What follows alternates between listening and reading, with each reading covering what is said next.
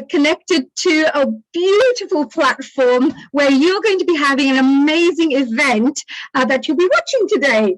I'd like to say, first of all, a real namaste to all those people who are going to be joining us today, all the contributors, because if you've just tuned in from any part of the world, you're going to find that you're going to meet the most amazing professionals, health practitioners, who are going to share some of the most profound wisdom and knowledge with you. So today, I just wanted to say from Dr. Hani Kalaria here, global namaste to everyone and all our Healing Our Earth family members. Now, to start off our program, I always do a little prayer. This is just so that we could say, we could pay our salute and our salutation to all those gurus. And I consider all the doctors and health practitioners as our gurus who are going to be passing on our knowledge. So with that, I'd just like to say, Guru Brahma, Guru Vishnu, Guru Devo Maheshwara, Guru Sakshat Param Brahma, Tatsmai Shri Guruve Namaha. To all our wonderful practitioners out there. But before then, I need to perhaps introduce you to a really amazing gentleman. This is our one and only Dr. Rajiv Gupta, who's going to be, of course, hosting this particular program with me today. And not just that, he is a real, I just find him an amazing man. He is going to be bringing so much change to this world through the integrated global health forum that we are setting up, and he has founded. So Rajiv Gupta is a qualified medical doctor with 26 years of experience in the National Health Service, which is based in the United Kingdom, of course. He's been the chairman of the Regional Council of BMA and Regional Consultants Committee, and he's a chairman also of the Central Specialist Committee of the Royal College. He's a yoga teacher, which is something that I'm very interested in, bringing, I would say conventional medicine with spiritual medicine. He's a yoga teacher, has an interest in complementary and alternative medicine, and is the mastermind on integrating the conventional medicine with other disciplines. He believes that no branch or discipline is perfect and has a cure for all ailments. And working together, we can help the patients a lot more, of course, and particularly if we understand the benefits and, of course, weaknesses of different disciplines of medicine. Now, outside medicine, he's a professional life coach and award-winning entrepreneur. He's he's very keen on digital world and has created a Sur Chapel digital sales assistant, which I need to still ask what that means, which received an International Hermes Platinum Award. He has mastered emotional intelligence, and his book, Business Use of Emotional Intelligence, is, of course, extremely popular. So we are so proud to say a namaste to our dear Dr. Rajiv Gupta ji. Hello, Dr. Gupta ji. Thank you so much, Hani, for the kind introduction. And thanks a lot to Nil Kumar for masterminding this all Healing the Earth. I'm so proud to be part of it. Integrated health is so close to my heart. And I believe, being a classical doctor for like 27 years now, conventional medicine, allopathy medicine, whatever you call that, this is the most accepted branch of medicine across the world. Take the tablets, get the cure. And there is an important role that we have got. If you got heart attack, you need to go get it sorted rather than just trying to get the herbs working. Herbs might work, but it takes time. So there is a place for everything. And the idea is that now we bring everything together. What's good for chronic pain? There is not much in the typical conventional medicine. Well, there is a lot in terms of Ayurveda, in terms of hypnotherapy, and similar is homeopathy has got something for asthma, which conventional medicine hasn't got. So the idea is we bring it together and how we together help it. So I might actually share a little slide just to introduce the topic, if that is helpful. Let's go back here, a little bit back. And so we need to connect all of these together. So if we go here and see that this is all that we have got. So integrated health is not little thing, it's a big thing. because we need to have pieces from conventional medicine, pieces from Ayurveda, pieces from homeopathy, pieces from acupuncture, pieces from reflexology, pieces from hypnotherapy, aromatherapy, dance therapy, music therapy, Tai Chi, Qi Gong, yoga, and a lot more. And the idea. Well, I like that dance therapy you mentioned there. That's true. I'm glad you included that as part of the integrated health, because it is very powerful. And I can see, look at this, when you see visually how many pieces have to come together to make something happen. And you are actually masterminding all this as well, of bringing everyone together. What a wonderful leader you are. It's amazing. So for that, we need interprofessional collaboration and interdisciplinary collaboration, so that working together, we can bring it all to achieve the common goal of providing an optimal, ideal, evidence-based care to our client, patient, or whosoever what we call. And therefore, nobody is disadvantaged by a single thing which helps. And this is how I see it. And I don't know whether you can see it, putting all hands together in this integrated health. If you want to see inside the hands, you can figure out a face. Yes, I can say, what a beautiful, a very powerful image. Yes, and you always also talk about, Dr. Guptaji, that you know, we always think about the patient. Nowadays, what happens is a patient just maybe a doctor tells them this is what you need to do, and that's it. That's all they follow. And sometimes it doesn't work. There's no solutions there, and there's still suffering. But here, the way you're mentioning this is everything's focused on the patient. Everything. They get choices, they get options, they get the knowledge. And of course, you bring all the professionals together so they can provide that knowledge to these patients. So yeah, there's a choice. So this is fantastic, because the face shape, it's actually the patient that we're talking about, aren't we? And putting the hands together from all disciplines. And if we all join our hands together, we can get there and get it done. Absolutely. So the one part is interprofessional collaboration, which I think is a big focus here now. And that happens if we not only put our thinking together, but also our strategy together, our system together, our strengths together, our trust together, our gestures together. Because if we don't trust each other, we are not going to really achieve a big deal. What we are going to do piecemeal integration, and that's not what I would really like to do. And the next will be interdisciplinary contribution and collaboration. So group work and leadership, because what we plan to do is have groups of people, say for example from Ayurveda, groups of people from homeopathy, people from yoga, people from Tai Chi, people from hypnotherapy, but also an intermixture of the group, so that it's not a group thinking because everybody want to prove that their science or discipline or branch is better. But in fact, we allow openness, cross-questioning, and the communities are created which have got members from different branches to help and create a social complex which is going to make the difference.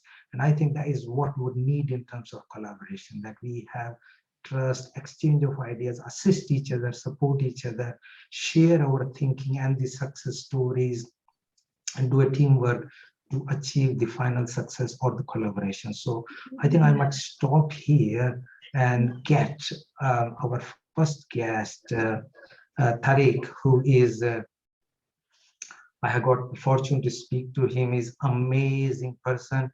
He has done a lot of work in terms of science.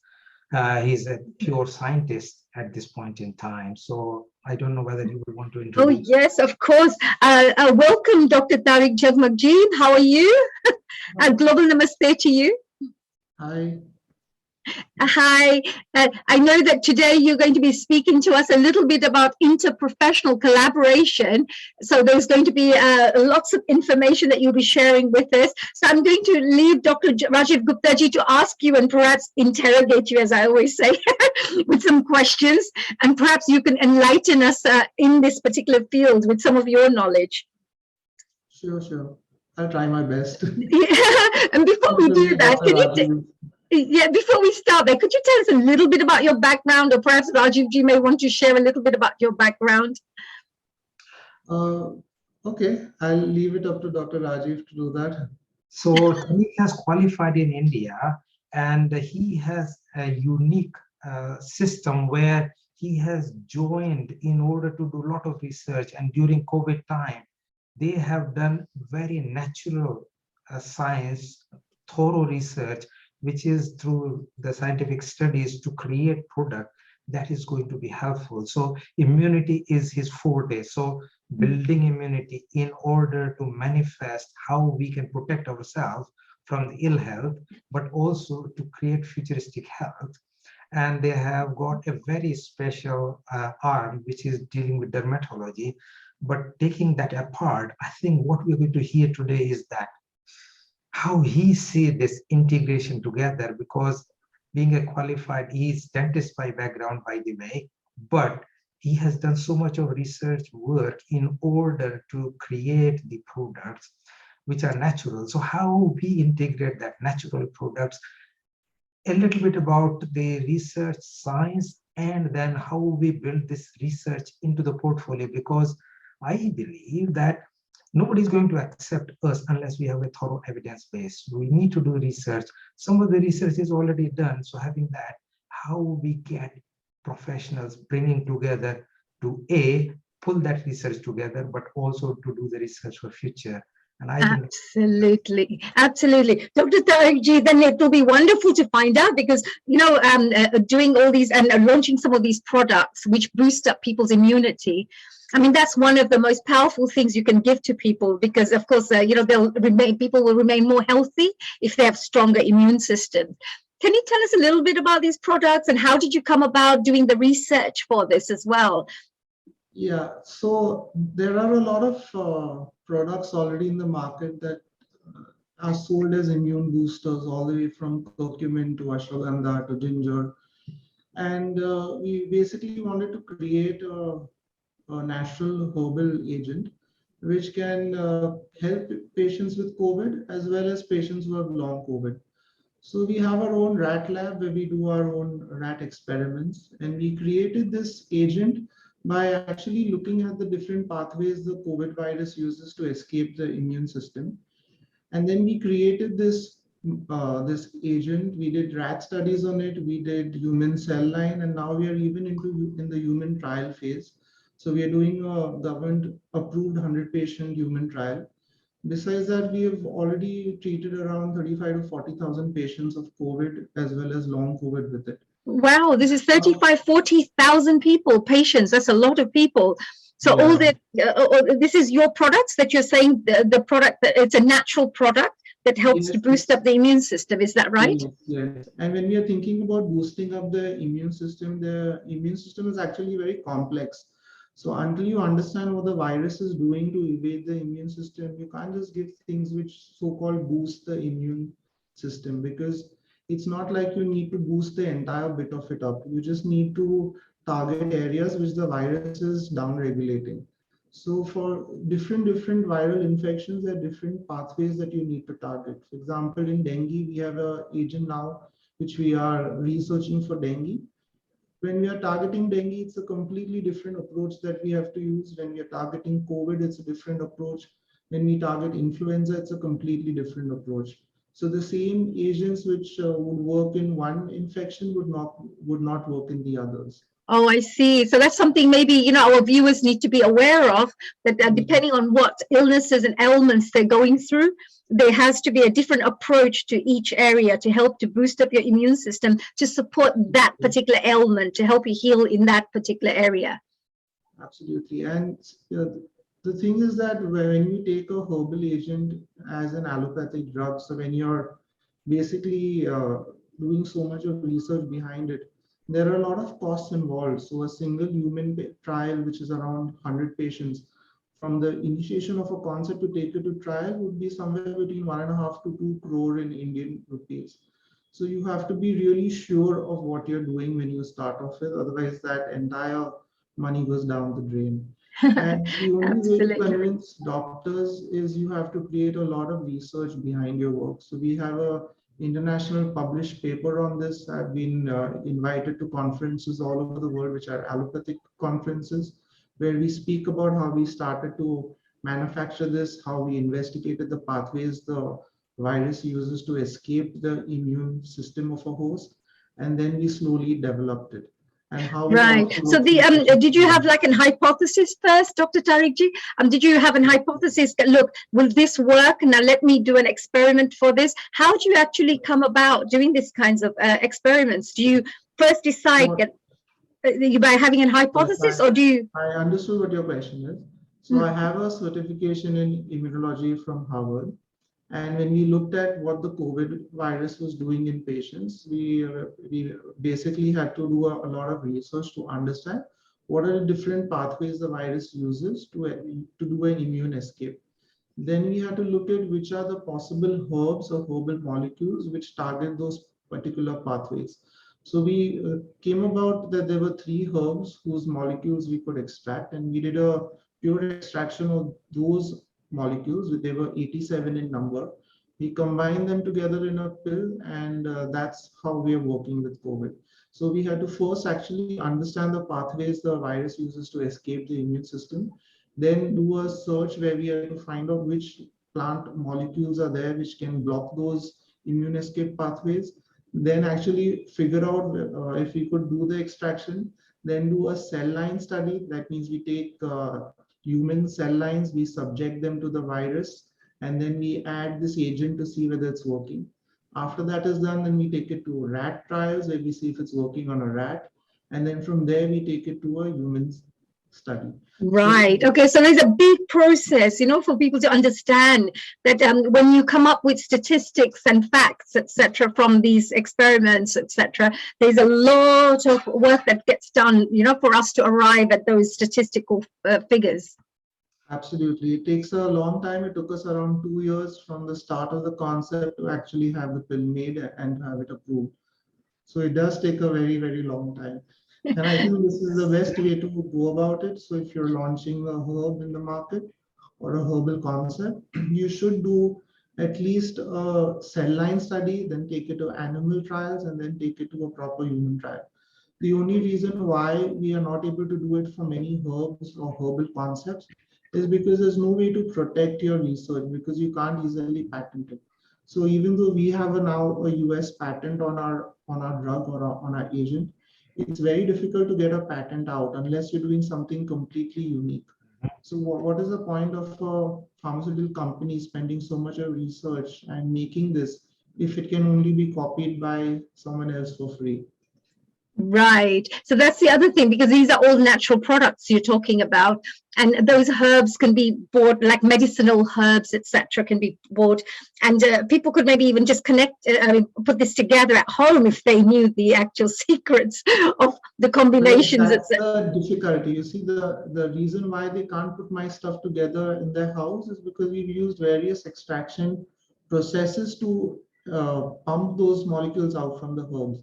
So if you simply take all 3 herbs together, which there are only 3 herbs in my med, and if you take all 3 herbs together, it will do you no amount of good. Right. So that's the important bit. Yes, I understand. Yes. Well, I'll ask Rajiv Ji to also perhaps, ask any of these questions, because I'm sure he's dying to ask you a few questions on this area. So Rajiv Ji, please go ahead. That's brilliant. So I think that is very, very good. I was thinking to just take it, knowing your background on this integrated aspect and the integrated health, as we discussed previously on phone, that it would need doing that. So how you think you would be able to get, because by the way, we are going to launch a journal, which is already in the process. And for that publication, we got all the permissions and everything else. It is the health practitioner. So for doing and publication, how we will use your help, knowledge, and expertise in order to do that integration, how you can help others. Because there are a lot of people, they have different backgrounds. Some of them have got, like, I have been a chief investigator of the multicentric double-blind control studies, but there are many other of my colleagues who haven't got. So we are going to pull together some of the people who have done and take them through the editorial process and also peer review process for the journal. So we perhaps need your help there. So that, and also helping, supporting, doing this research in order to prove the benefit of the integrated health, means connecting all together. So just your views on how the two things you would be able to perceive and move together. So what you can do is, in your journal, you can do two types of publications. One, what you can do is actually things like what we are doing, where we are taking it from a cell line trial all the way to human trials and work on publishing that data. But you can also actually publish case histories. So you can take single case histories and publish them, and that would make a big impact with other practitioners who are reading the same thing. So what we have done is, we have a group of now around 50 doctors who I train in immunology, and we have around, at least I think around 1,000 case histories already of patients, all the way going from asthma, COVID, long COVID, cancer, liver failure, all kinds of different case histories which these doctors have done, with patients' test reports, with patients' testimonies, all kinds of things. So that data that we have created is kind of overwhelming. And if there are any doctors out there who want to learn how to do this, or who want to learn how to get trained in immunology, they can simply contact me and we can help them join our group. They can attend one of my lectures for free, and they can see the doctor sharing the case histories, as well as, me basically teaching a different aspect of the immune system in that particular lecture. So this is what I could help you guys with. Yeah, perfect. I think that'd be very good. And so if your doctors would want to, because they have done that, they want to send case reports to us, we will be delighted to publish that. So that'd be a good thing. Yeah. Absolutely. So we can definitely do that. And also we are trying to do some courses for people how to publish, so that the other people who have not been to the deep end, but at least then we can encourage them. They are clinical practitioners, so they have done a lot of clinical work, and we will help them translate into it. So that would be quite a good thing to do. Yeah, absolutely. So I think that'll be good. So is there anything else you would just wanted to share? Otherwise, we can actually ask if other people would want to have that. Not really. I mean, the only thing is that with alternative medical practice, the onus of proof is much higher than with normal allopathic treatment. So if you're just giving an allopathic drug, you don't need that much of onus of proof to give it, because there are standard protocols already out there. Whether the drug works or doesn't work doesn't seem to matter much, as long as there's a protocol for its use. But in alternative medical care, it could be anything that you could call alternative. In that, the onus of proof is very high. So the only way we are going to get more practitioners to join is if we give them a very high onus of proof. And our entire focus should be on that. I think that is extremely good. So I don't know if anybody else want to ask question. There is one more which I wanted to ask you, and that is that what do you see is the challenge in this collaboration process, which we are going to launch? The challenge in the collaboration process is, one practitioner of one particular art doesn't know or understand what the other practitioner is doing. And every practitioner usually feels that their method is usually correct, whether it's an allopath talking to an Ayurvedic doctor or anything really. So how do we get people to speak in the same language, which all of them can appreciate and understand? That's going to be a kind of a challenge. And at times, what a practitioner would do is he would use a part of the system that he knows already and try to layer some other system on top of it. And as they keep layering different therapies on top of the one they already know, they make a mess out of it at times because they don't know each one perfectly well. So this is going to be a challenge to do. I saw Tina smiling. I don't know whether she wanted to say something here, but I clearly see that challenge. Tina, do you want to say? Oh, I was just going to say how much I can totally relate to that with, layers upon layers, as opposed to having an integrated approach to wellness. And yeah, you said it beautifully. Thank you. Brilliant. So I think let's try and tackle that as much as we would like to do it. And it's a mammoth task. It's a big task. And we will need, in theory, a battalion of people. We have got a lot of people, 50, 60 people who are committed to it. But I have one idea, Doc. Please so do. The idea that I have is to do webinars or do meetings with different practitioners on any one particular disease. So do it in the way that an allopathic conference happens, where let's say you pick asthma, for example, you'd get different practitioners from different fields talking about how they have helped in the field of asthma. By doing this, we could all come to know what each practitioner is actually doing and what kind of results they are getting. And then we could have a collaborative approach and say, well, look, these are the kinds of things that you could do which possibly work in asthma. So I think it's a this would brilliant be a good idea. approach. It's a brilliant idea, and that would also give us a little bit focus on what are different strands or disciplines and what they contribute, and how we can effectively utilize, like as you mentioned, asthma, diabetes, fibromyalgia, Exactly. Parkinsonism, where there is not like a proper cure on one or the other side, and how we can pull different branches together. And as you mentioned, if you do a proper like conference, even a short conference, people have got opportunity to present, and then there's also opportunity to have a cross questioning about Yes. it. Absolutely. Fantastic. So I think we should do that. Every month we hold one conference, even if it's virtual, and we have a topic, and everybody can contribute their case histories or whatever they feel like it and do presentations on it. Fantastic. I see a hand from Madan. He's one of the great guy who I have managed to speak, and he's just amazing doing cell biology research and wonderful work. And he's going to share some ideas. So Madan, do you want to just ask the question, and then we'll formally introduce you? Rajiv ji, namaskar. Greetings from Cambridge, UK. Namaskar ji. Hani, namaskar. Namaskar ji. Thank you and welcome to Healing Our Earth. And it's so wonderful to hear.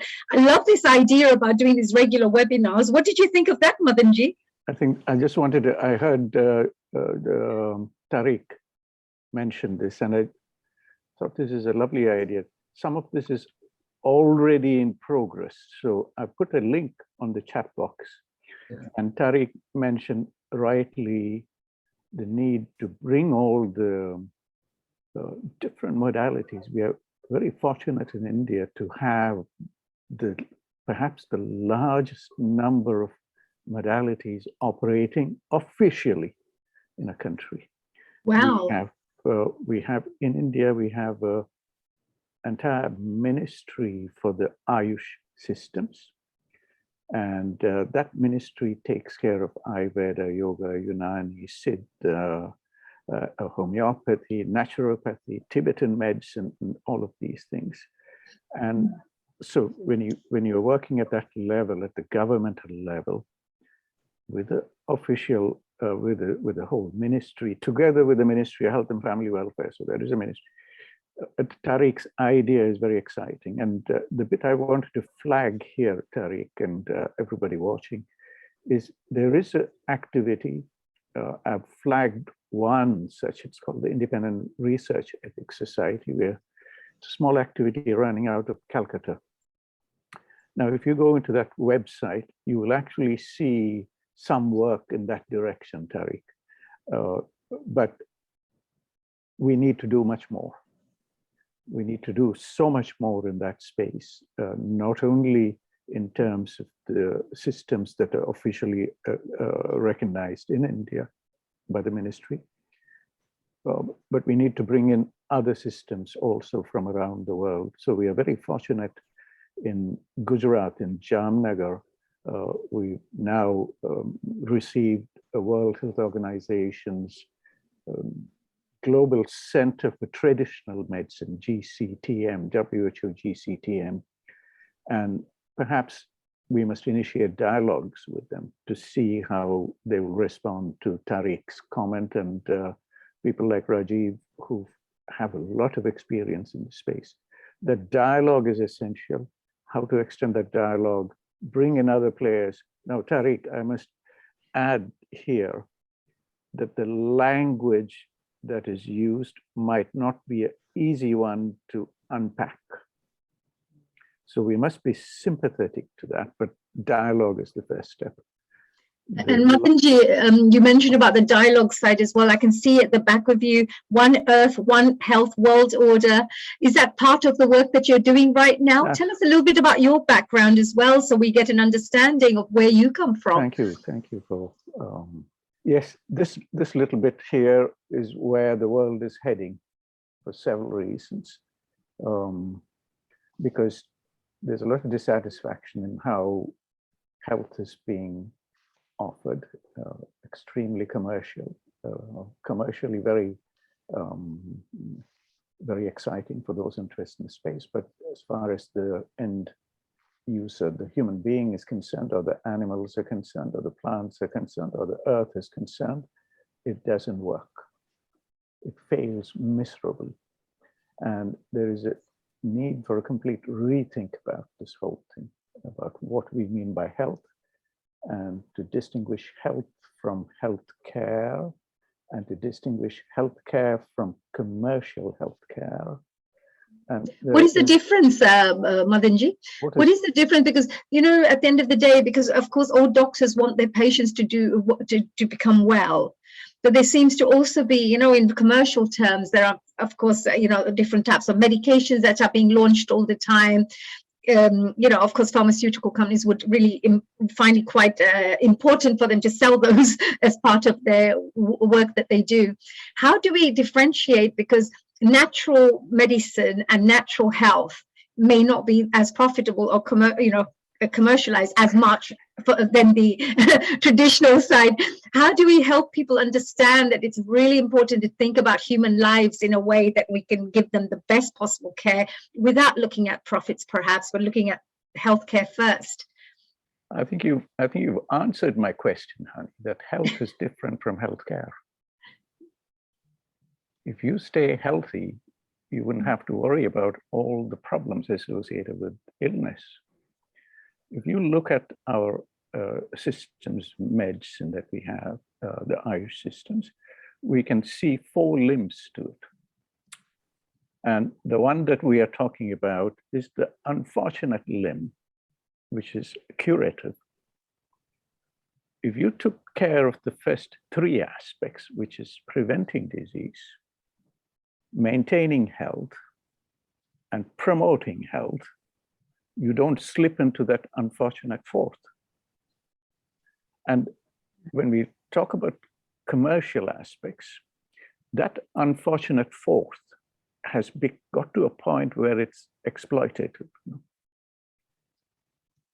So and I'll tell you why it's become exploitative, because the whole philosophy has within it a conflict, which is ethics versus business, ethics versus profit. And somehow they don't go together in the current framework. But if you bring the 3 other aspects of disease prevention, health maintenance, and health promotion, and you grow equally vibrant enterprises and businesses in those other 3 areas, if the emphasis is on profits, then they're equally viable. I think Amazing. That's amazing, Madanji. What you said is because there are all different aspects. Cure is one part, but that's the right extreme. Prevention and health promotion, because if you prevent and promote the health, that means you stay within this sphere of well-being and do not have departure from the health. And therefore, connecting the two and keeping on the left side of the tree is so important. So please, there is a lot more wisdom in you. And I would just want to bring you back in, but I was thinking that you've got Pratishtaji here, Acharya from India, and she is a master of the mind, body, and spirit. And it is so good to really have her here to re-enlighten us. You know, she is so powerful in thinking and influencing people. So how she would be able to do it. And I think it'll be good to have her and have her views on this. So maybe, Hani, if you want to introduce her, otherwise I will do so. We are so proud to have you here, and Pratishtaji, will keep connecting to each other because I have so much of faith in you bringing it together and helping us to taking it to next level. Well, global namaste to you, Acharya Pratishta ji. It's Pratishta ji, right? Acharya Pratishta. Well, I just wanted to, you look very young, and I'm so glad you're working in this field, right? Tell us, Acharya ji, what is your background? What do you do? What do you specialize in? Thank you. Integrated Health, especially Dr. Gupta and all the wonderful people from this organization. I am just a tiny yoga sadhak working for the promotion and propagation of yoga and Indian culture worldwide. And I would just say, Dr. Gupta said one word just now before I began. He said, we together can do. And then I was told that I have to speak on integrated health. So I just thought what integrate is. And if you look at the synonyms of integrate, one of the synonyms is to unite or united. So that means together, that means united. And there is a very popular program in India these days, Diplomatic Dispatch at national television.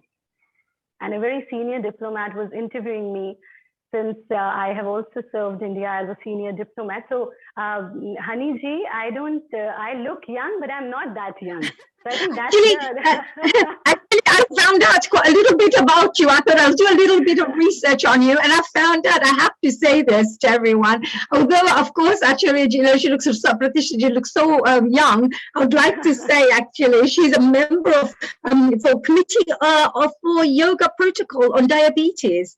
You also work for the government of India, especially promoting yoga. You're part of the yoga certification steering committee as well, especially with the quality control side of it for working for the Indian government, and the member of the Indian Yoga Association. I mean, that's amazing because I love yoga. I think it's a fantastic thing, and yoga is everywhere in the world, and it's wonderful to promote it in the right way.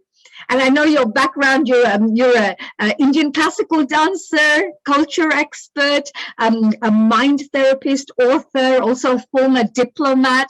When do you fit all this in? I just don't know how this yoga, I have to learn what yoga you learn. You look so young. And you've done more than 40 television shows on yoga as well, with leading channels from ZTV to so many other channels. Just wanted to say thank you so much, you know, that you're joining us here on Healing Our Earth with your wonderful variety of knowledge, because it's so wider. And I would like to also take this opportunity to say well done to Dr. Rajiv Ji. I don't know where he brings all these gems from from around the world. So we have to congratulate him as well for recognizing these gems from around the world and inviting them here on our Healing Our Earth, so we can inspire so many more people out there in the field of health. So please, so tell us a little bit about the kind of work, integrative health work that you're doing as well through yoga. Yes. So I was just saying that I was at this program, and there was a very senior diplomat who was interviewing me, and it was about the upcoming International Day of Yoga, which is coming on 21st of June. So he said, Acharya ji, you work so closely with the Indian government. I just want to know why we have taken yoga to United Nations. So I think the answer is the sum of the whole conversation. I said we took yoga to United Nations to give United Nations its true meaning. Today, when people are scattered, when families are scattered, when society is scattered, and even nations are scattered, we need science to synthesize. And that science to synthesize is yoga. So I don't know how many of you know Hindi, but if you look at the Hindi mark sheet, at the end, it's written yoga. You look at the English mark sheet, at the end, it's written total. So that means when we look at life in totality, when we learn to live in totality. Now, what is happening today is, even at the time of this crucial time of pandemic, our organization, Mokshayatan Yoga Sansthan, has worked immensely in helping people come out of not only their physical problems, but also their mental traumas, because during this time, everybody has lost something or someone. And that was a very tough time. And we came up as the first institute who gave the common yoga protocol for the COVID prevention and management. But the best part about that protocol was that, of course, we got a chance to give its first copy to Honorable President of India and then Honorable Prime Minister of India. But the best part was, it was not only about yoga. That protocol was made unitedly, togetherly, with people from modern medicine, then people from Ayurveda, then people from diet, from yoga, and even homeopathic experts were there. And then we came out with this common protocol for prevention and management of COVID. So when we look, it's very common that sometimes we have contradictions among two forms, but it should not happen because we supplement each other. And that is the beauty of life, beauty of world, and beauty of yoga, that we all unite. When it is about health, so all the expert doctors are here, and they would agree that if we look at the World Health Organization's definition of health, it is wellness at the level of body, mind, and soul. We never talk about only body, or just only mind, or only soul. And such is yoga. Yoga is a science that touches all the levels of human life, whether we talk about physical level, mental level, social level, emotional level, intellectual level, financial level, and even spiritual level. But this is unfortunate that I belonging to a family of yogis, because I'm the third generation. And throughout this time, I have seen the journey of yoga. First, yoga becoming yoga, then becoming yoga and pranayam, then becoming yoga and meditation. And then we say yoga is just a mere set of physical exercises. No, it's so there's not. now yoga dance, and there's yoga this and yoga that. So the actual essence of yoga has just been taken away, and the actual spiritual sense of the union of the mind, body, soul is just been taken away by taking little elements of it. Yes, absolutely. And Haniji, if you look at any part of your life, I say just forget about everything. Just look at dance, or just look at music, or just simply look at your heartbeat. There is a rhythm in everything. And that rhythm we need to accept. You know, our heart never beats like thuk, thuk, thuk, thuk, thuk, thuk. No, it's like thuk, thuk. So that beat, if we talk even about yoga dance, yoga music, dance is also a part of yoga. Music is a part of yoga. Our yam, niyam, asan, pranayam, pratyahar, dharana, dhyan, samadhi, this all comes under the boundaries of yoga. And then I still remember it was long back, because our Vandaniya Gurudev, my father or my guru, he was the one who initiated yoga even in the army.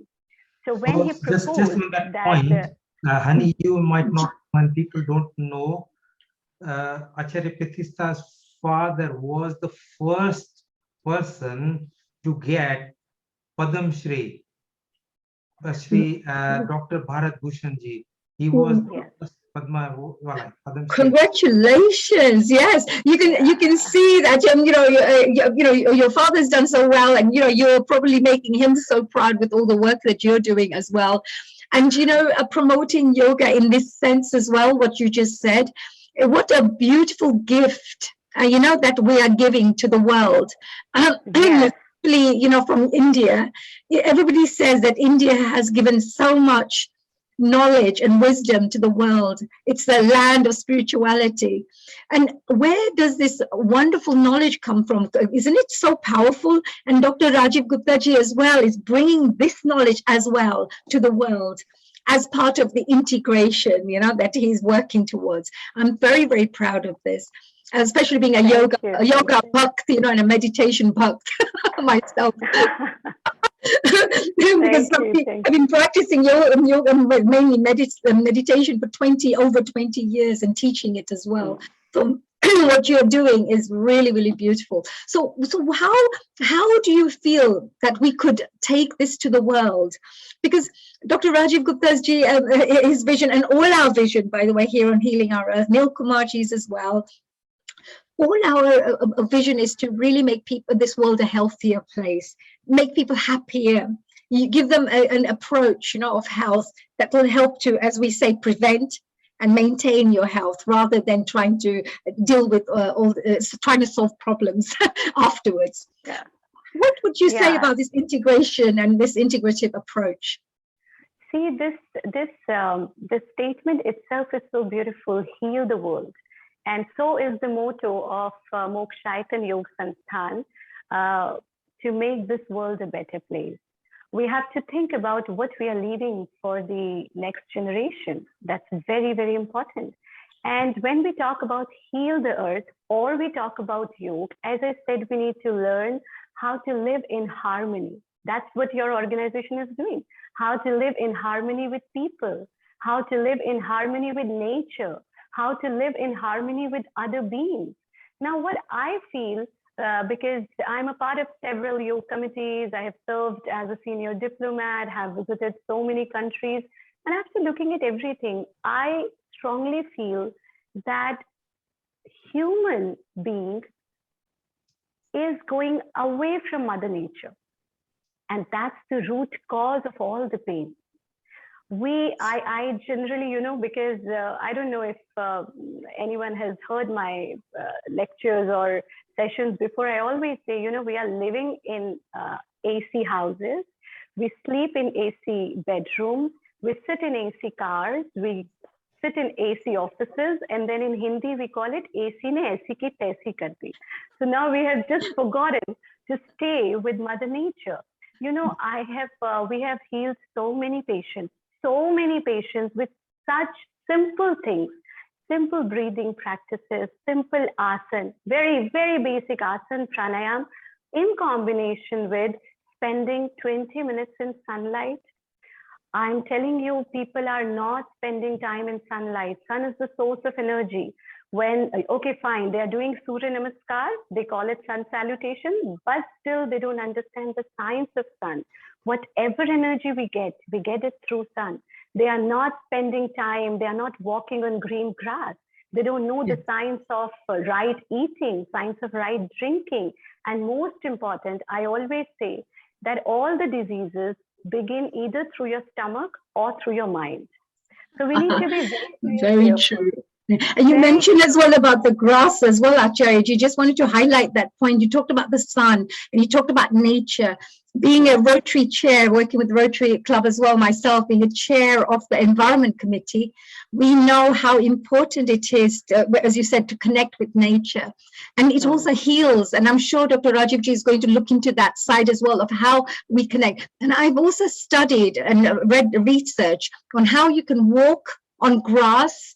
Even Gurujis, like spiritual gurus teach you this. But if you walk on grass, how it pulls and balances your body straight away. True. If you've got aches and pains in your body, if you just walk for 10 to 20 minutes a day on grass, tends to take away and relax your whole body through this. So I truly appreciate when you're talking about the nature side as well. Yeah. I think So that's 20 minutes. Yeah. So I'm thinking is that I would share my experience. You know, I'm a kind of doctor in hospital, and being consultant in hospital means all the stress just pushed up to you. You are the final answer, and it can be quite draining. And I like myself walking on green grass without shoes or socks Yeah. for 5 or 10 minutes and breathing deep with the trees actually oxygenate the body and mind. And as Pratishtha ji said just now, is that body and mind is interconnected, and WHO says it's not just physical health, physical, mental, emotional, and spiritual health. So it's all together. And more we nurture each part, they help regenerating energy that allow you to be a better human being and heal others. So healing is very different than treating, and therefore we are trying to move away from the small part of treating to healing and the difference and being well-being. So I don't know. It's a powerful statement, Dr. Rajiv Ji, going away from treating to healing. And that's a very, very powerful statement, because, you know, maybe from the efforts that we're, working on in yourself are working on, and people like Acharya Ji is working on, you know, on an individual basis, but coming together, we could create maybe, as we say, the unity, the collectivity, the force, as we say, to bring this into being in a much faster way as well, much quicker way as well. And of course, we have Dr. Amalia here, who's another one of our global namaste to you, Dr. Wai-Ching, my dear sister on Healing Our Earth, all the way from Ecuador. I know that you're a firm believer in natural healing, and you're an energetic healer as well yourself. Did you have any questions for Acharya Ji while we've got her here? Because yes, she's a wealth of knowledge by this, you know, like wherever she's going, she's bringing this wealth of knowledge with her. Would you like to perhaps ask her any questions? Well, I just want to say thank you for your work. I can feel your presence, your calmness, your clarity, and your groundedness in what you do. So this is what's needed, you know, especially with feminine power now that we bring out in the world, but in a soft, natural way, without any effort and force, which is the natural way. And then it just like, this whole conversation has just put me in a beautiful state already, just talking about the grass and putting the feet. I mean, just sitting here in the building, you know, we can actually help people with the mind and meditation visualize putting their feet on the grass, and that already we begin to resonate. And that's the power of the mind, as you mentioned. So, you know, I just want to just thank you for, you know, your work and out in the world, and it's what all we have to do. And I just want to ask you then, you know, we are very idealistic, us. We are beautiful spiritual beings. We are idealistic. And you have been a diplomat, or you still are a senior diplomat. And there are many aspects of deception and collusion in that world. How do you bring the light there? And how do you bring that illumination to the people you work with? What a beautiful question. Please. Yes. You know, that's true. Working as senior diplomat comes up with several challenges. And I think, as I said, that rhythm is very important. So whenever life is up and down, we need to just remember that we have to make it smooth. And under all stressful conditions, because yoga is not only about, as I said, it's not a mere set of physical exercises. It is a complete philosophy. It teaches you yam, niyam. It teaches you nonviolence. It teaches you love. It teaches you peace. It teaches you how to be truthful. And I have seen generally, to answer this question, I'll just share a very small incident. It happened when I was in a very young age, and I thought, you know, I just want to choose the path of path of Vairagya, which is leaving everything behind and staying alone and doing your sadhana. And that was the time when my guru said, staying in mountains all alone and doing sadhana is very easy.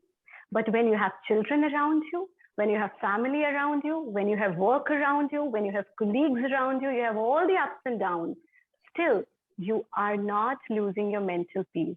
That is the biggest challenge. And that is what yoga teaches us. So he said, he gave me examples of all the great yogis. He said it started with Lord Shiva, who was a grahasti, who looked after so many things, but still he was not he never was a part of all the ups and downs. So the crux is that once we learn how to, the biggest, in our yoga philosophy, it is beautifully said that biggest pain of life is that we are searching for permanent things in a temporary life. Let me have a permanent house. Let me have a permanent job. Let me have a permanent relationship. Let me have everything permanent. And then all of a sudden a virus like COVID comes and we realize that not even my body is permanent, So that is the moment we realize everything is temporary. Once we learn to live with this awareness that everything is temporary and we follow the path of Ishwar Pranidhan, that's one of the niyam of yoga, which means you do your best, do your 100% and leave the rest to that divine power. Let him take the charge. And that one thing will never let you have hypertension and high blood pressure. I assure you that, because this approach itself is so soothing, which gives you physical and mental well-being, and you learn how to be stable in all ups and downs of your life, which is the exact message of yoga. This is so powerful. What a lovely answer you have said. And it brought another question, and I don't know about yourself, Dr. Wai-Ching, because you also travel in many countries around the world, and you represent many committees as well internationally on the health forums. I just had a question here. Wouldn't it be wonderful to bring yoga to all the leaders of the countries? Because as you're already doing this, like Dr. Modiji, for example, Dr. Modiji, he also does yoga, and look at his, he's done amazing work for India, I believe. And having that kind of clarity, focus, humanitarian nature, yoga tends to develop that within you automatically and helps you to get a more positive approach towards life as well, just by making you a bit more balanced. How do you propose that could be one of the things as a diplomat? That because by having leaders appreciate this will make even our life much more easier, because they will be more open to integrative, medicine, integrative health solutions. What would you say with that, Acharya ji? Yes. Hani ji, right now, because through Government of India and even through our missions abroad, High Commissions, embassies, we are already doing this. I would just I would love to share with you 2 years back, because since 2 years, because of COVID, travels were hampered and people were not able to travel that frequently. So the last IDY physically International Day of Yoga that we celebrated, it was the President of Suriname and President of India performed yoga together in Suriname, and our Gurudev, my father, my Guru, he was the one who conducted that session. So even other than that, when I was posted in Mauritius, it was His Excellency, the President of Mauritius, who joined us at International Day of Yoga event, and he performed yoga with us together. So it is now happening. And as people like you and Dr. Gupta and everyone here, when we unite together, anything, I'm offering prayers or I'm meditating all alone, of course, that will leave an impact. But when we all do something good together, that leaves a more stronger impact. So now that, everybody has joined together, this message will definitely go very far. But at the level of government, this is happening. And government is trying its best to explore the knowledge of yoga to the world. Wow. Well, we'll be with you all the way because we're firm believers that you're doing an amazing job. We also have, Madanji here again, Madan Tangavelu, and he's also been speaking about such wonderful work when it comes to integrative medicine, health, and to have a One Health approach. So, Madanji, is there anything that you may wish to ask here or any thoughts that come up that you would like to share with us? No, thank you. Thank you, Hani. There's several things I would like to share, but I'm never very good at presenting this like what Acharya Pratishthaji has presented. If you will permit me to share my screen briefly. Please do that. I'll just take through a few images just to convey what's in my mind. And the other thing I wanted to share here, because we have senior doctors, physiologists, and practitioners here. Rajiv ji connects also with child health and many aspects. A question, and Pratishtha ji has told us about the significance of yoga. Now, over the past few centuries, the entire scientific machinery is stuck elsewhere. It is the way the prism that they use to view the world is slightly different. And so for me, the big question is there a way in which we can change the direction of this prism just a little bit so that they see the truth? They see what is reality through the perspectives of what the Indian systems have offered. Our systems date back to a long, long time. We have all the darshanas, we have Ashtik darshanas, Nashtik darshanas. We have great minds like Adi Shankaracharya who gave us Advaita Vedanta. But how do we make this palatable for contemporary minds who are rushing elsewhere? Very deep question, very deep question. Yes, how can we bring it out to minds who are looking in a different direction, but most times their mind is in the right place. They want to help people, but the only tools they have are derived from another way of looking at the world. So just a few images just to show you where I feel we should go. I'm just tell me if my screen shows. This might be the best way to share these few thoughts. Number one, please go ahead, Madanji. I think the share would be working right now. Thank you, Haniji. This is the first image I want to show you. This is about, it is connected deeply with yoga. It is connected deeply with all those so-called esoteric areas of chakras and nadis and all this stuff that yoga has so much understanding. There are textbook level information about all of this. Now, this is work that comes from a team in Berlin. And for the first time, they have shown that if you look at the spinal cord in yoga, we all appreciate the importance of the Sushmana and the two other Ida and Pingala. nadis. So we understand that. But it sounds too esoteric in terms of trying to show that there is a connection between that old thinking and what is the real biology behind this stuff. Can we put this together? So from Berlin, I pull up this recent press release. You can see it's very, very new. It was just a few days ago, 24th of May. It says the mysterious system of this sensory system of the spinal cord. So we know about the chakras, we know about the nadis, the 70,000 nadis that run through the body. And all of this is pointing to some anatomy, anatomophysiology, neuroanatomophysiology for medics who are here with us. But what are there modern parallels? So this is the research. And they correctly say long known, but hardly studied. When they say long known, they might not know it as well as we understand in terms of Patanjali's Yoga Sutras and in terms of pranayama and all of these things.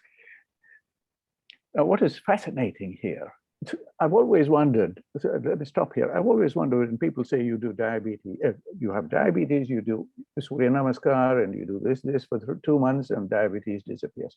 You have hypertension, like what Pratyush Ji has just said. You have hypertension, you do yoga and it goes away. And you say, how the hell does this work?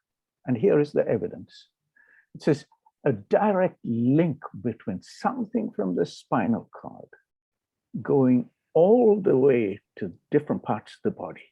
And they've done these studies. They can see where these cells are. What is the connection between some neurons that actually senses the spinal fluid and connects with the rest of the body? Isn't that amazing that we now have evidence for this? Now, I'm going to stop sharing here because I want to show you something else. I want to connect this with something else. Tell me if my screen is visible. Not shared yet, but I think it is a wonderful thing, and we would want to hear more. In fact, we will try and take that to our forthcoming journal, which will be hopefully ready in July, to have that publication, because this We should, where science is brought to the real life. So Rajiv-ji, I think your comment is so important because it's very fresh, implications are huge, and it please go ahead. Validates whatever we are talking about. You know, we are talking about personalized medicine, and we're talking about predictive, preventive, participate, and all those little things that we're talking about. And we're talking about cardiovascular disease prevention. And there's a lot of work that's been going on in different parts of the world. This is a WHO sponsored activity in south of India and Kerala. Now, if you step a little into this and see where things are with the Indian government that's giving such incredible leadership in trying to integrate all these things, this is what we see from the Department of Animal Husbandry and Dairying. They're so bold in wanting to highlight this one health agenda. And the thinking somewhere is coming from the concepts of Adi Shankara and Advaita Vedanta. And you can take that thinking that's been with us for about 2,000 years or more and use it like a scalpel, or like a surgeon. You can go in and ask about the realism, idealism, and the challenges to big programs that the world is talking about, like the United Nations Sustainable Development Goals. And if you say, can you reduce this to practice? How would you bring this to the ground? Here is an example of an event that was held at the Department of Physiology, All-India Institute of Medical Sciences. This was held the early 2019 now. For many in the audience, they might not know that the All India Institute of Medicine was set up around 1959 in New Delhi. And 1961, there was the first ever paper of EEG studies on yogis that came from India, from this Department of Physiology by the two founding professors, Dr. B.K. Anand and his team. Now, all this knowledge is there with us, but we are not in a position to bring it out to the world. I don't know what the reason for that is. And we are talking about emergencies and emergent physiology and the links that can be made with India's traditional sciences. Some activities that we are doing here across Europe with the Medical University of Graz, with research workers in France. We are touching some of these questions. Now, what is exciting is that we have people like Professor Gregory Nino, who is at the oldest medical university here in Europe, in Montpellier. And they have an understanding. So the mind can only think in a certain way in the grand scheme of things, but the way you would phrase this would be different for different people. And this is from Gregory Nino, who's just authored a book called Non-Pharmacological Interventions, and the subtitle being An Essential Answer to Current Demographic Health and Environmental Transition. So Gregory is grappling with some of these ideas that Adi Shankara and others have worked with. If you go into simple thing like hypertension that we talked about, and we unpack hypertension based on our contemporary understanding, you will see some of the reasons for hypertension based on environmental pollution, how it damages certain parts of the kidney.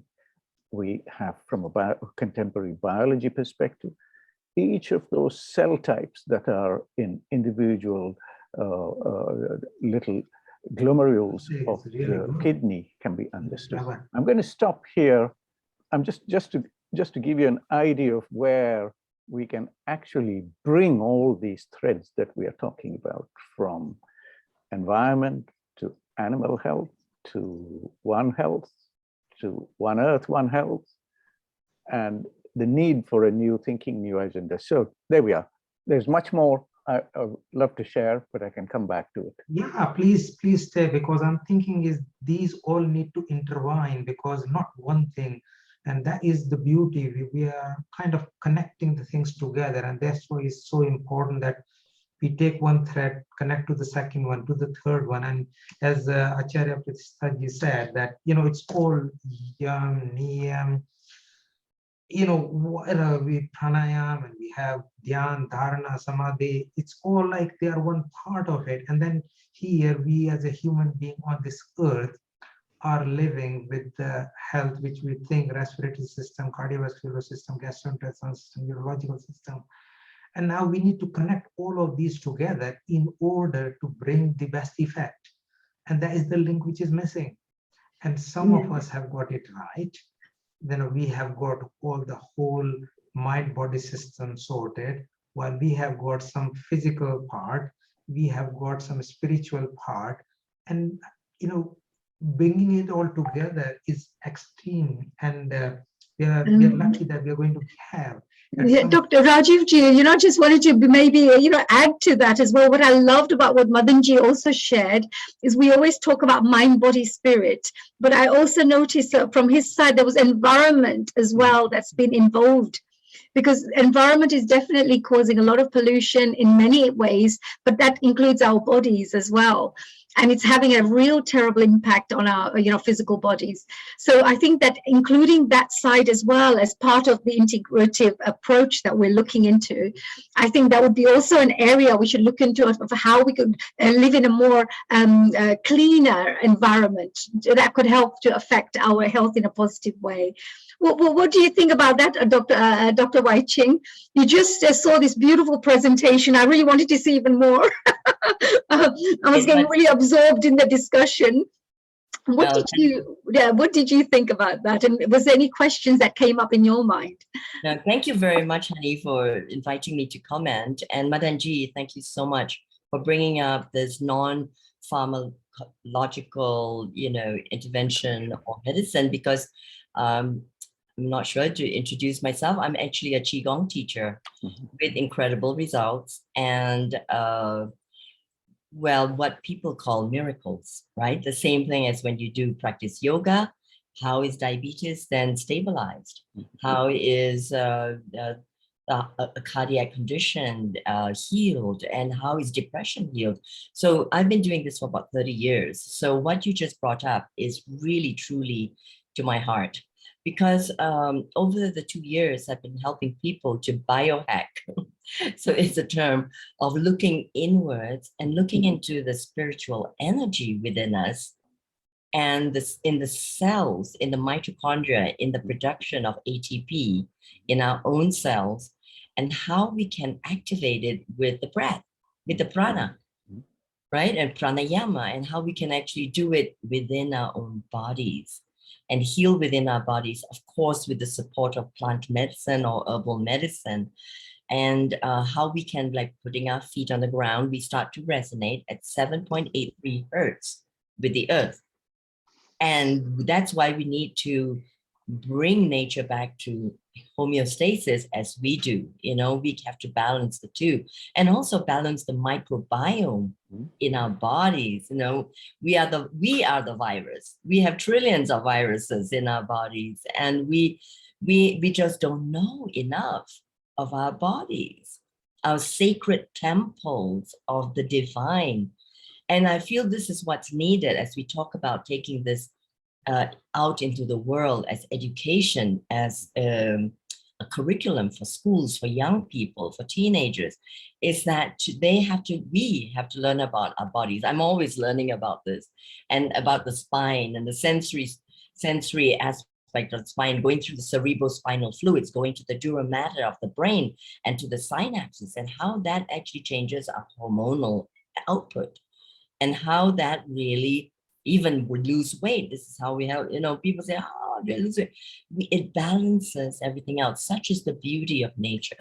So I feel that this is where, while we are exploring plant medicine and this whole wonderful integrated health forum, is that you brought up, Madanji, very important point.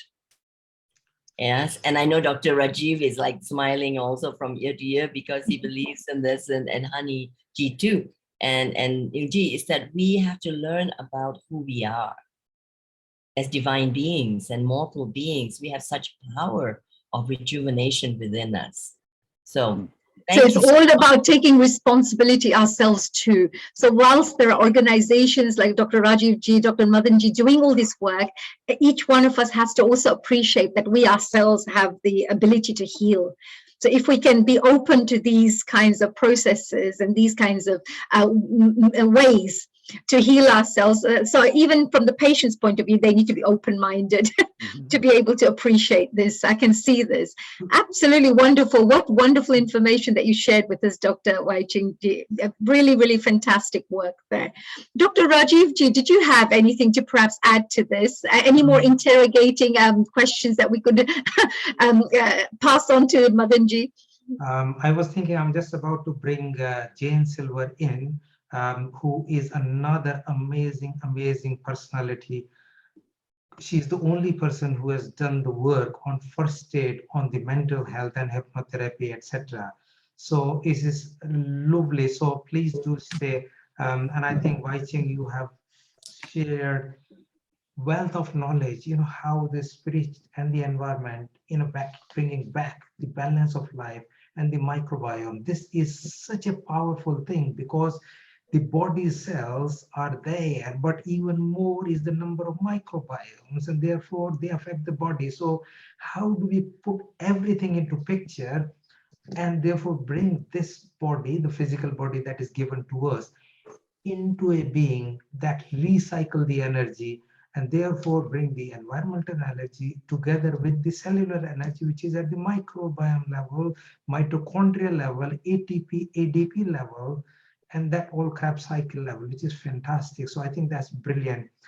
I just hats off to you all. Madanji, you want to ask a question and then we'll get.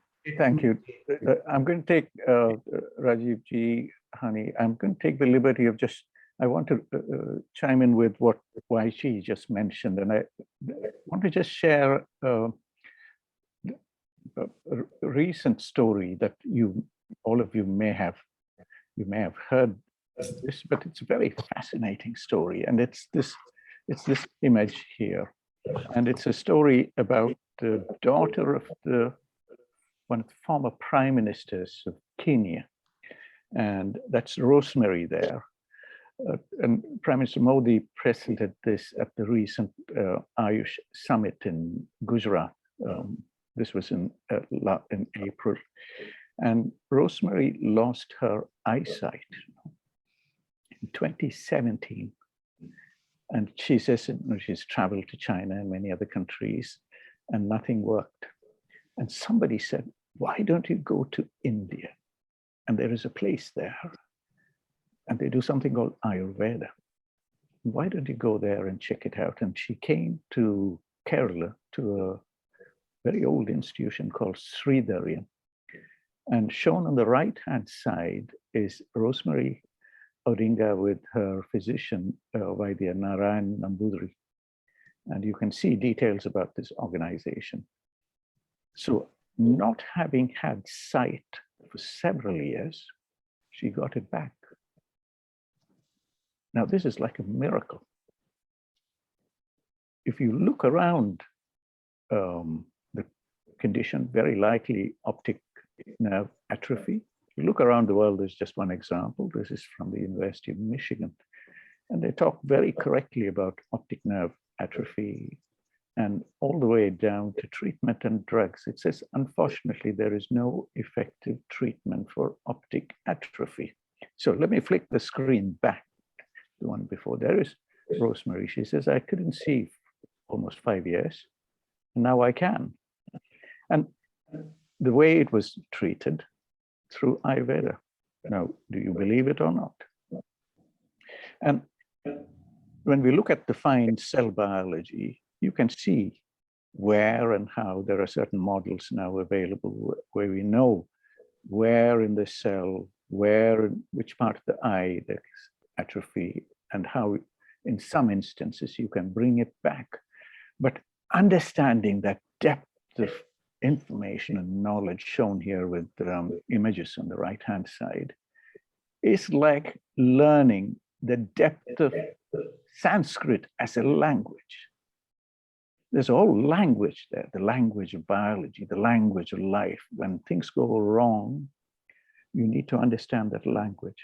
You need to understand, in this instance, the M word that was raised here, mitochondria. It seems like there are certain conditions where, for some reason or other, you get hypertrophy of the mitochondria, and this can lead to demyelination and atrophy of the nerve. And if you do the right things, which is in this instance would be feeding the optic nerve and that part of the eye using special treatment procedures, you know, you do something called netra tarpana. You localize treatment directly on the eye using ghee and medicated herbs, and everything comes back. So, do you believe wow. it? Dr. Rajiv Ji, I'm so excited to hear these wonderful stories and, you know, real life examples, because it gives so much hope to people who are watching right now. People from all over the world have tuned in right now. Some people may have been going through these kinds of issues. Absolutely. And they've been told that they will never be able to see properly again. But there is hope as well. So these kinds of platforms are communicating these very powerful messages with the world, that there can be other alternatives that you could look into. And that's how our global forum and global integrative association that's going to be set up will be able to give those choices and that knowledge and access to people. It's Honey, amazing. if I may just, apologies for interrupting here. In the flow, I just want to add this a little bit now. Look at that treatment. So on one hand, there's a person who lost eyesight, but she was well, you know, had resources enough to travel around the world and come to India and then treated. Now, look at the treatment that was used. Most likely it would have involved ghee, because ghee is considered a very important substance for moving things across the body. It would have used a lot of herbs. So ghee has to come from cows, which is cow ghee is the one that's used here. The cow has to feed something, has to feed the grass that we talked about. It produces milk, and the ghee is taken out of the milk, but the essential fatty acid in ghee that is known to be pharmacologically important is one called CLA, conjugated linolenic acid. Now I'm going into the technicalities, but this I need to go in here for a reason. CLA is not made by the cow's cells. It is made by the microbiome of the cow. So you can see this oneness, this integration of many, many things that need to be brought together. And then we talk about biodiversity. We now know that the Indian cows have a very special microbiome that makes special kinds of fatty acids. And so the stories that we have connected with certain breeds of cows, when we look at read Charaka Samhita, we talk about specific breeds of cows that have special properties. But the ancient people didn't know what those were, but they experienced something. And they could fit into practice. This is amazing, but we want to hear so much more. So we got some more time. We got some more time because we would really want. So please do not go away. It is so important. It's so powerful. I'm thinking is that Jane is patiently waiting for us. So let's. and then we get you back in, because there is so much things which is like very common. And as you mentioned about the neurology, the linolenic acid, the optic atrophy, they're all interconnected. And Indian cows, which produce very different type of the fatty acid, a lot of people don't know it. It is a wealth of information. I would want it to go into the periodical journal as well. But I think is the mind, the neurology you connected, and Jane Silver is a master of amazing. So let's hear from her. She brings a wealth of information, and how she see how we can use minds of people to connect people and the professionals and bring a big help to the humankind. So I know Jane for quite a while, and as I mentioned, she's the first one who has provided the first aid for the mental health disasters. If you know, in London that has happened, thousands of people struck, and she's there, and she has so good emotional freedom technique is kind of her specialty. So just by a few tappings, she increased confidence, she released pain, she does all miracles. So I would probably want to hear from her at this point in time. And we'll please do not go away. If there are any questions from the audience on the Facebook, Periscope, YouTube, etc., please keep firing. Our panel is still here, and we'll keep hearing from them. And Tina also has something else to share. And Wai-Ching, please, that'll be brilliant. So fantastic. Let's talk, let's hear from Jane. Over to you, Jane. Good afternoon, everyone. My name's Jane, and I live in the UK in a small place called Manchester. Well, it's not such a small place, it's a city, but it's smaller than London. I want to bring you a story today because I think it actually tells you a lot about where people get stuck. When I was 14 years old, I had a teacher who basically hurled across an exercise book, screamed across the classroom and went, "You're thick and stupid and you will amount to nothing," she said. At that point, that was like a dagger in my heart. I became anxious, I became stressed out, I became worried. I became nervous. My belief system was that I was a failure and that I would actually amount to nothing. So what I did was I switched off. I did nothing. I hid behind everything, everybody. I became just introverted, I suppose, when I'm not really an introverted character. And it wasn't until years later, and I'm talking years later, probably, well, even now,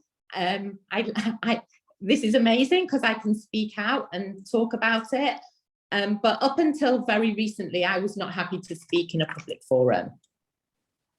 And that told me a lot about the nature of belief. Now, belief plays one huge part in everything. If we believe that we're not good enough, if we believe that we're anxious, if we believe that we're stressed, if we believe that we're sick and we're not getting any better, that is detrimental to our physical health, our spiritual health, our emotional health, in fact, everything.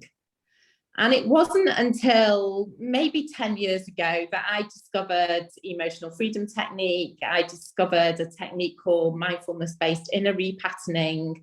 I discovered yoga. Even though I'd been practicing yoga a long time, I didn't really connect the dots between yoga and how I felt.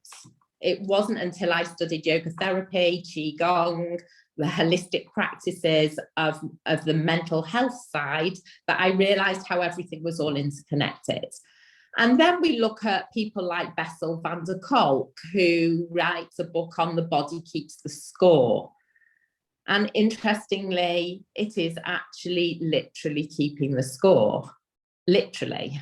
We know from mental health perspective that if we are stressed or depressed or low, we carry the weight of the world on our shoulders. That then pressurizes the back spine, the spinal cords, all of the central nervous system.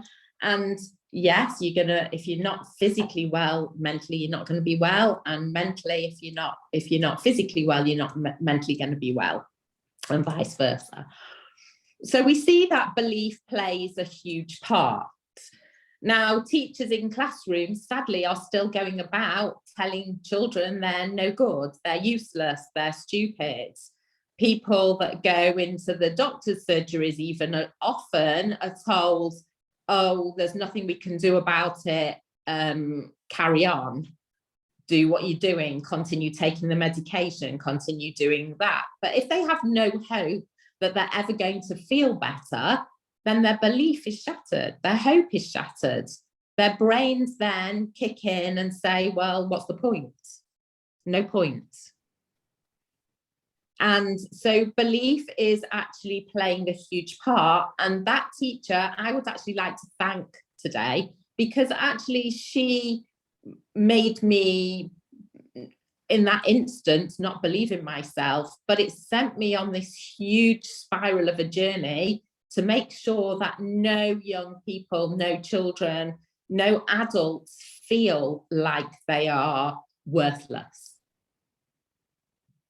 And she did that in a classroom where lads were laughing. Not sure they were laughing at me, but that was the impression and the memory that came in my memory bank. And I think it's really important now that we change the belief of lots of these people to say, hang on a minute, we have to take control of our own destiny, our own health. If we can't get in to see doctors, why not? Why are they not seeing patients? Why are they doing video calls? Why are they not seeing patients? I still don't know the answer to that. I don't know why they refuse to give people appointments, but I think now is the time to take control of our own health. And we have to do that in a forum like this, whereby everybody is singing from the same hymn sheet. We are all singing the same song. We are all doing it from different arenas. And there are lots of people out there singing from this hymn sheet, but there is no connected picture. So how do we connect the picture? How do we do that? That's a very, very big, very, very difficult question. But I think that we have to do it through lots of different arenas. There's the body keeping the score, Bessel van der Kolk. There's also the Peter Levine stuff on somatic theory and how we hold on to feelings, sensations. And those can be shifted through the chakra system and through energy psychology and energy medicine. And if we get the message out that these things can be changed and shifted, and we get enough evidence, which I'm currently working on with the EFTI organization, which is the Emotional Freedom Technique International. They are currently gathering many, many, many case studies of people who have lost hope. They've lost hope because their belief system tells them, sorry, there's nothing to help you.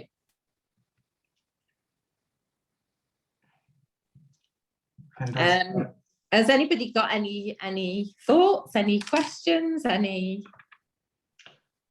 So I think, Jane, you are absolutely right that, these simple techniques, and it's a difficult, connecting is not easy. I just say that we would like to take it as a jigsaw puzzle, and there are not hundreds, there are thousands of small pieces, and we have that challenge of connecting them and connecting the right place. Otherwise, we will not have the whole picture. So it is amazing what you have shared. You got Madan here and Wai-Ching here. Both of them are amazing person. And Wai-Ching, let Wai-Ching, I want to hear Wai-Ching before I. Okay. Wai-Ching, all right. I want to say that I'm so excited as usual with life, and also that the ancient principles of knowing the sacred geometry of our body is coming into the mainstream, in this case as EFT, which is actually based on, as far as I know, and of course this is not a claim to possession, it is something, a wisdom, ancient wisdom. We all know that when we're not feeling well, or when a child is distressed, or you know, that there's even a physical problem, what does a mother do? You put the hand on the head, right? You soothe the head. There are amazing portals of energies within the head area, within all this area. If you just hug someone or stroke their faces, it's healing if the intention is coming through the hands. And this is the same with EFT. All this is then based on ancient Darwin practices. That's Qi Gong, right? And the gallbladder and kidney 2, kidney 27 is here. And then the sternum, C17. And then if you do this, this is all the central vessel and governing vessel. So what's wonderful is that it's available out of the context of romantic language, out of the context into modern mainstream. So I'm all for that as we move into what I call, this is my book writing, it's called Ancient Future Medicine, Sacred Science. So this is like, it's all exciting. And it's what you're doing is collating all the stories. That's what we all need to do, is the direct experiences of people, and then knowing and remembering that we are all miracles of the divine. So kind of Wonderful. so wise words, because that is where it is. And it is so beautiful that we have got like pearls here, and they are all here who are in the same thing. We just need thread through to all pearls so that we all become a big garland or a necklace, and then we radiant through the world in order to show that we all can make it happen, and it is going to happen no matter. Thank you so much. Madanji, you come. Thank you, Rajiv. I think, Jane, thank you so much for your very moving kind of account and sharing with us your own experience. Now, I have here with me a book. I'm just going to hold this up. I don't know if it's... Oh, yeah.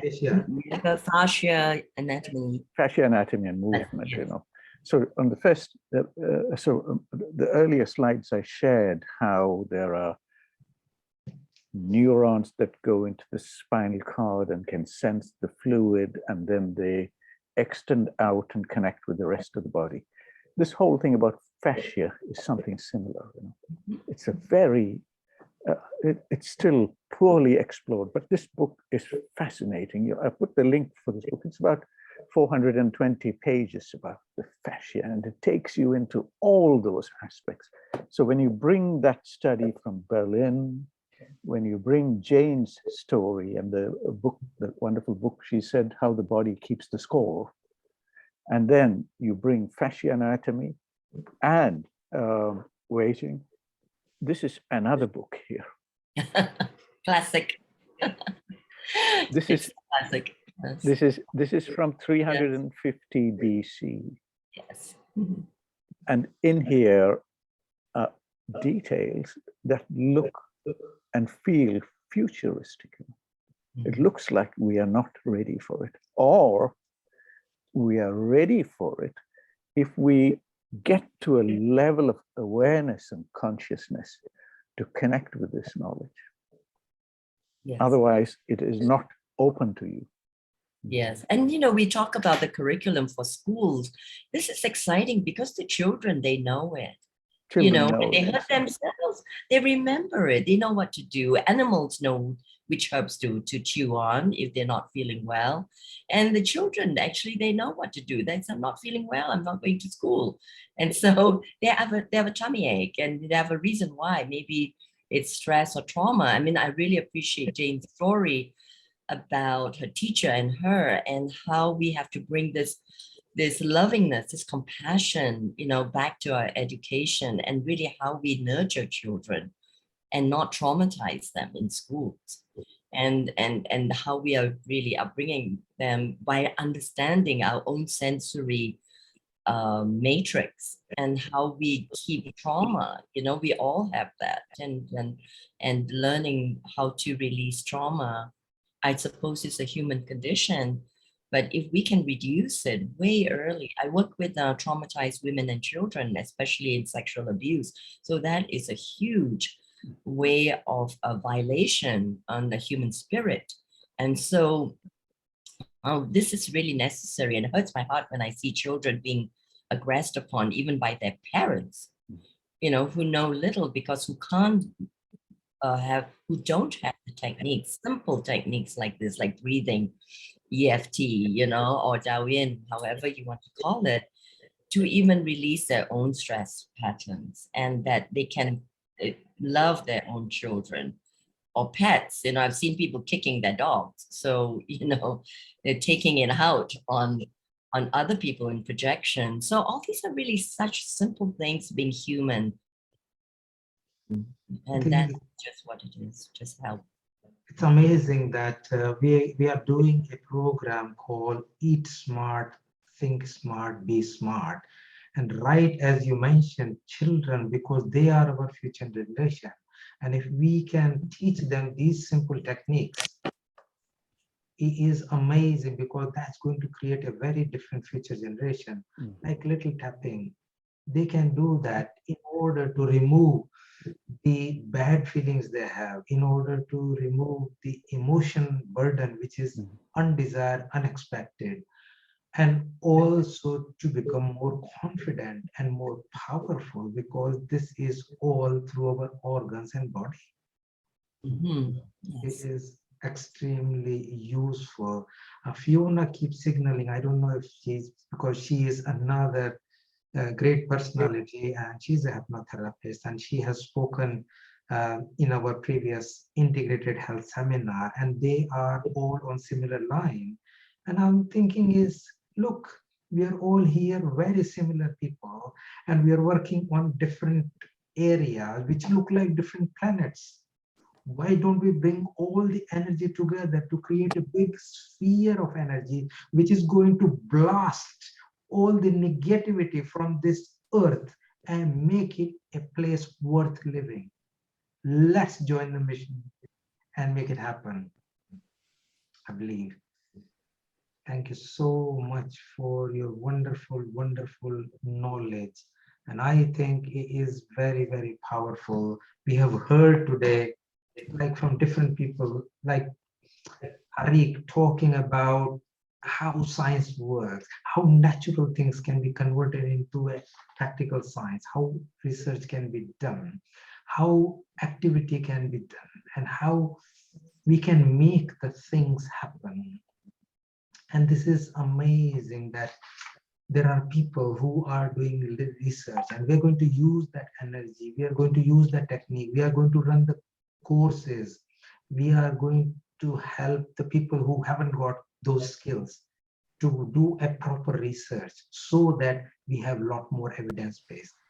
And we are also in process of collecting the evidence from the people.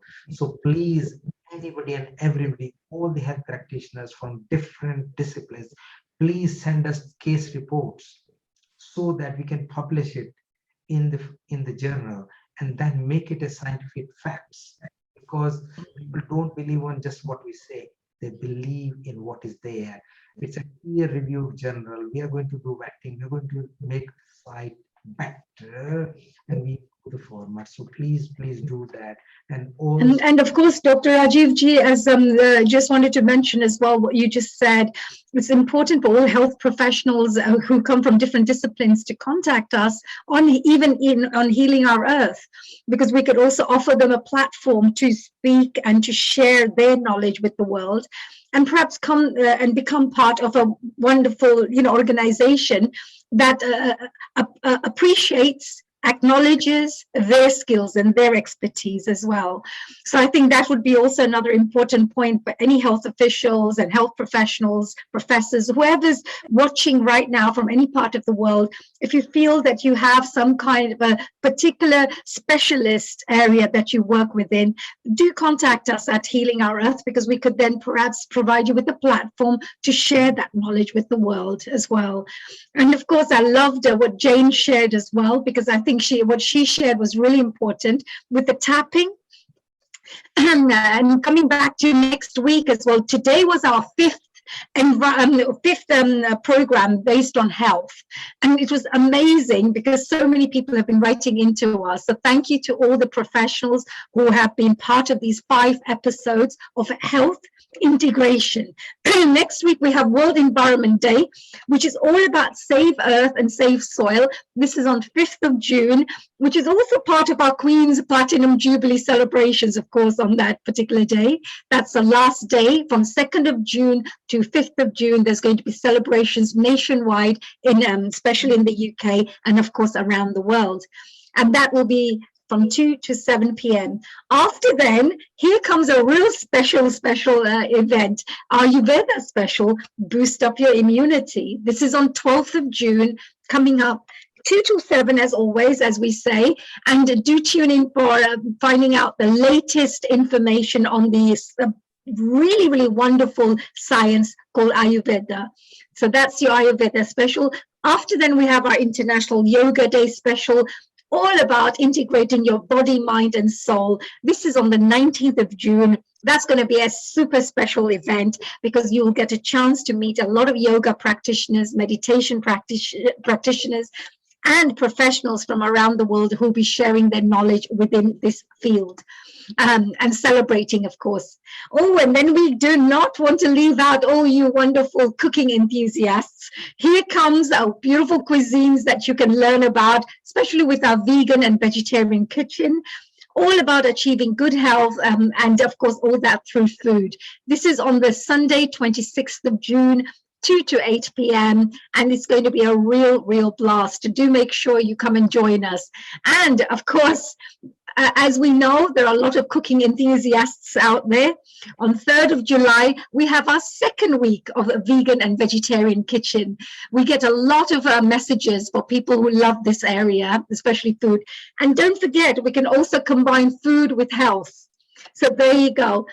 Our work here on Healing Our Earth, as you can see on the screen, is all about promoting happier, peaceful, healthier, and more inspired global communities, mainly by delivering multicultural online education, entertainment, inspiration, information. And if any of you would like to get involved in, of course, Healing Our Earth, our doors are open to the whole of the world. If you want to perhaps become a presenter or a host, maybe help with creativity, maybe support us on social media, you may want to just share some thoughts and comments so we can perhaps organize a show based on what you are looking for as audiences, the things that you want to learn about.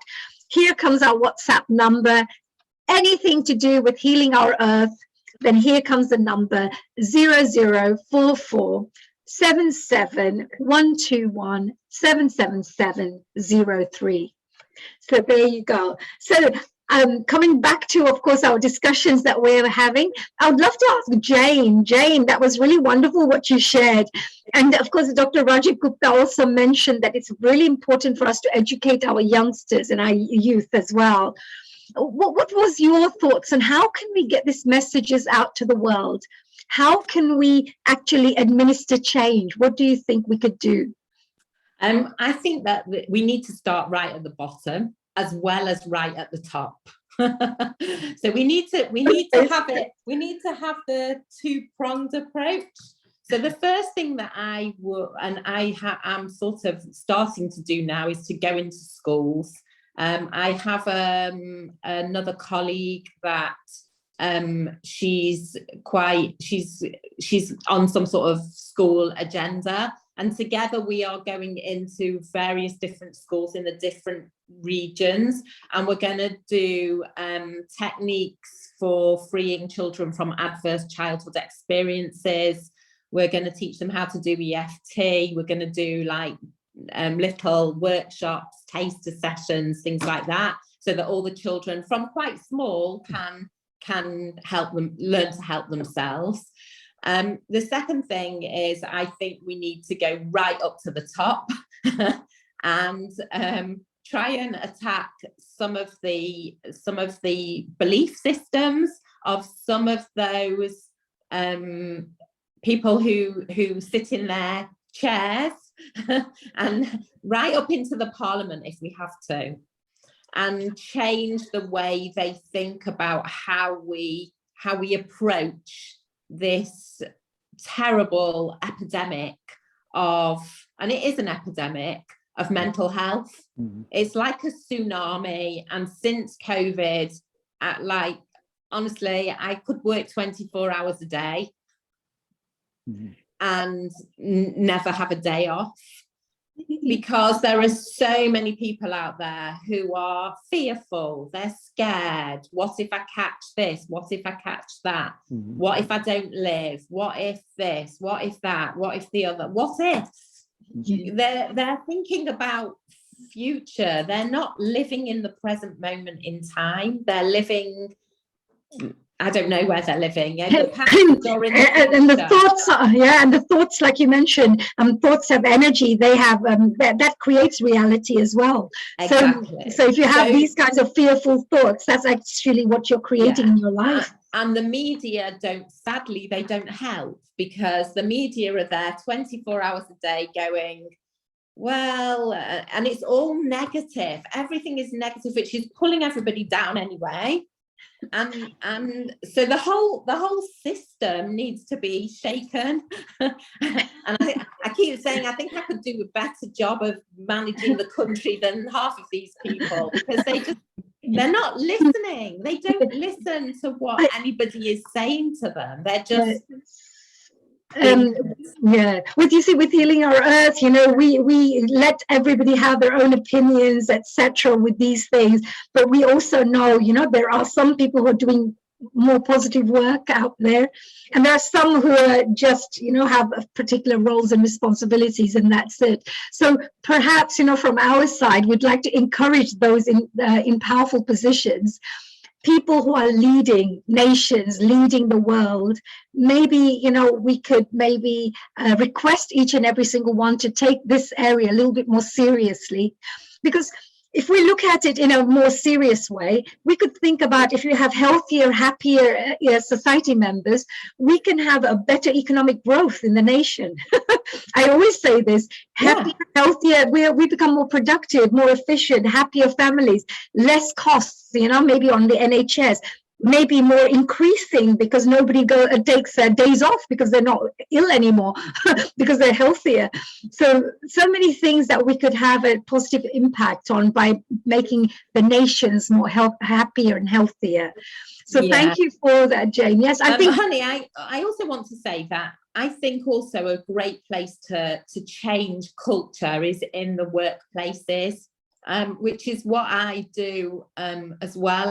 I go into the corporate world, corporate companies, and teach people about managing their own stress levels that then they can take to their children and show their children that to manage life, they don't need to be always stressed. And I give the parents who are working in these big companies, global, corporate, big organizations, and when they go away and think about what I've taught them, and then they teach that to their kids, they notice how calm the environment they are then living in changes the attitude for their children and how they work, how they motivate themselves, how they build confidence in themselves.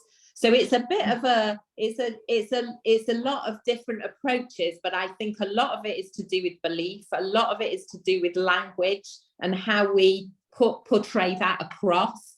Because if we are portraying it as, airy fairy, this isn't, and there is no nothing from a medical point of view that says, why don't you go and try this, or why don't you go and try that?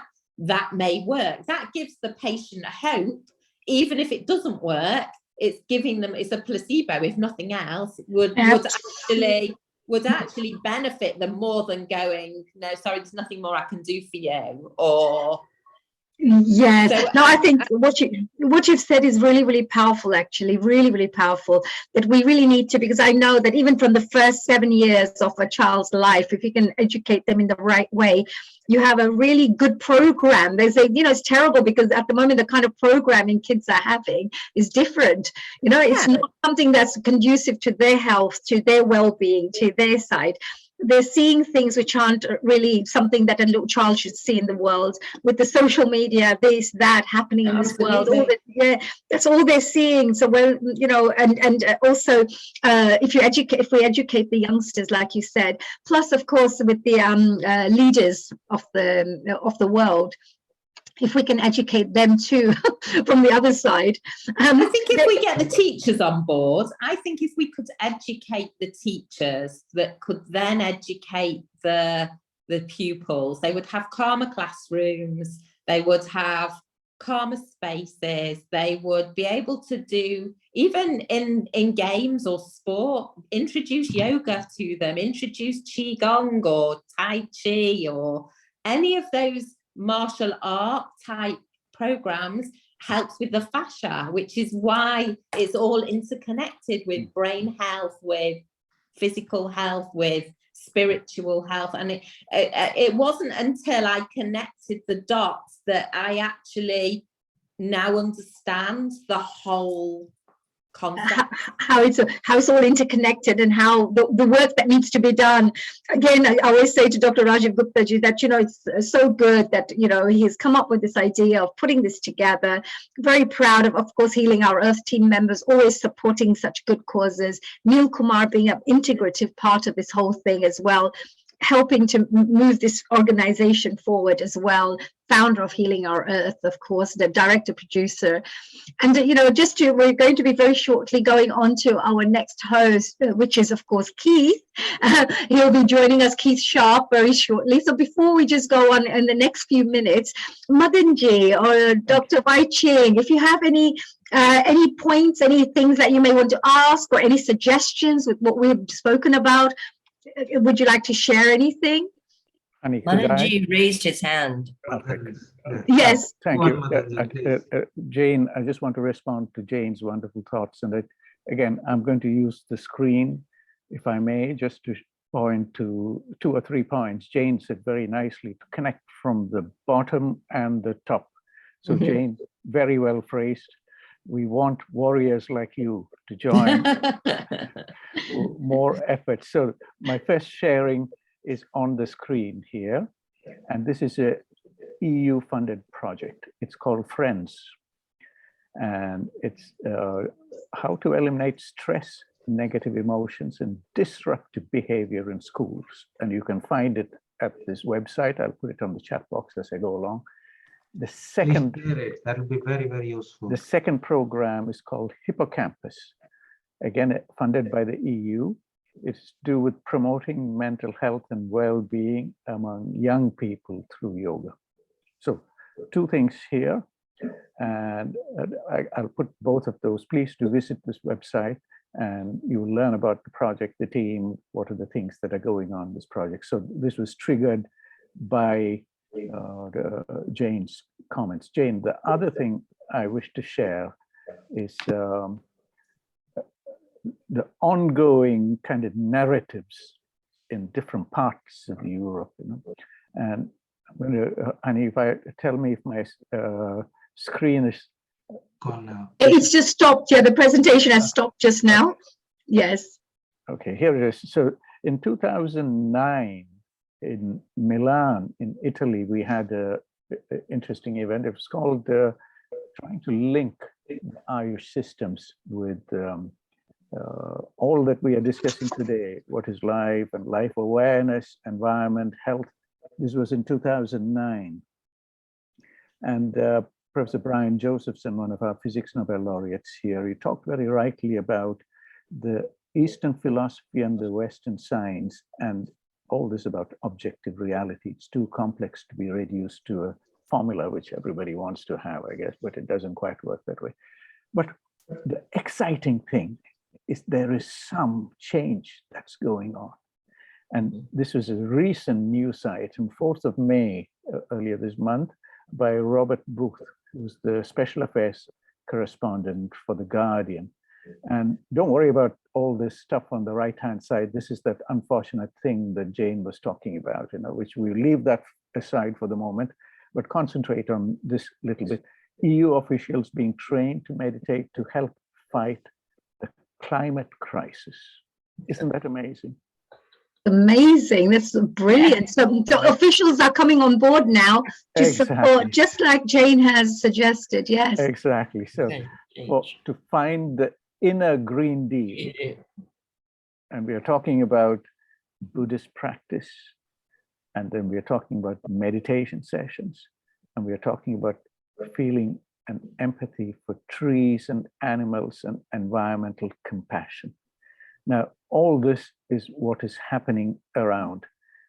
As early as the late 1800s and 1900s, there was this gentleman here, John Hewlins Jackson. He was a neurologist, an early neurologist, founder of what is one of the most prestigious neurology journals today called The Brain. And so this is going back 1860 or thereabouts.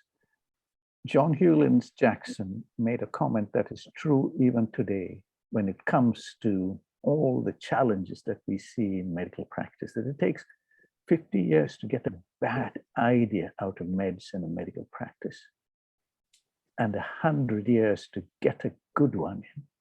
And if we remember this and we can keep in mind that these are the kind of challenges that we have to grapple with, I'm so conscious of time. Then it takes time. We have had knowledge with us for thousands of years, whether it is Chinese, whether it's Indian, whether it is from any corner of the world, Korean, Japanese, we've had it.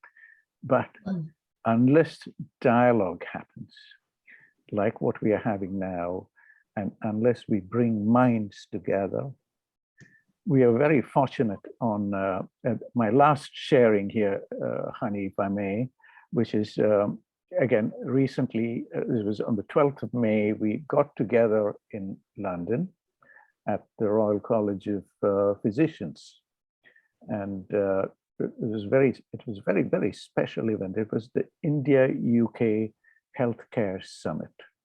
And if you can see, if I can put my screen up, just to show you what was the venue and what happened there and what I learned on that day from there. We had our yes, perhaps we can make this our last slide because I need to move it sharp, but of course.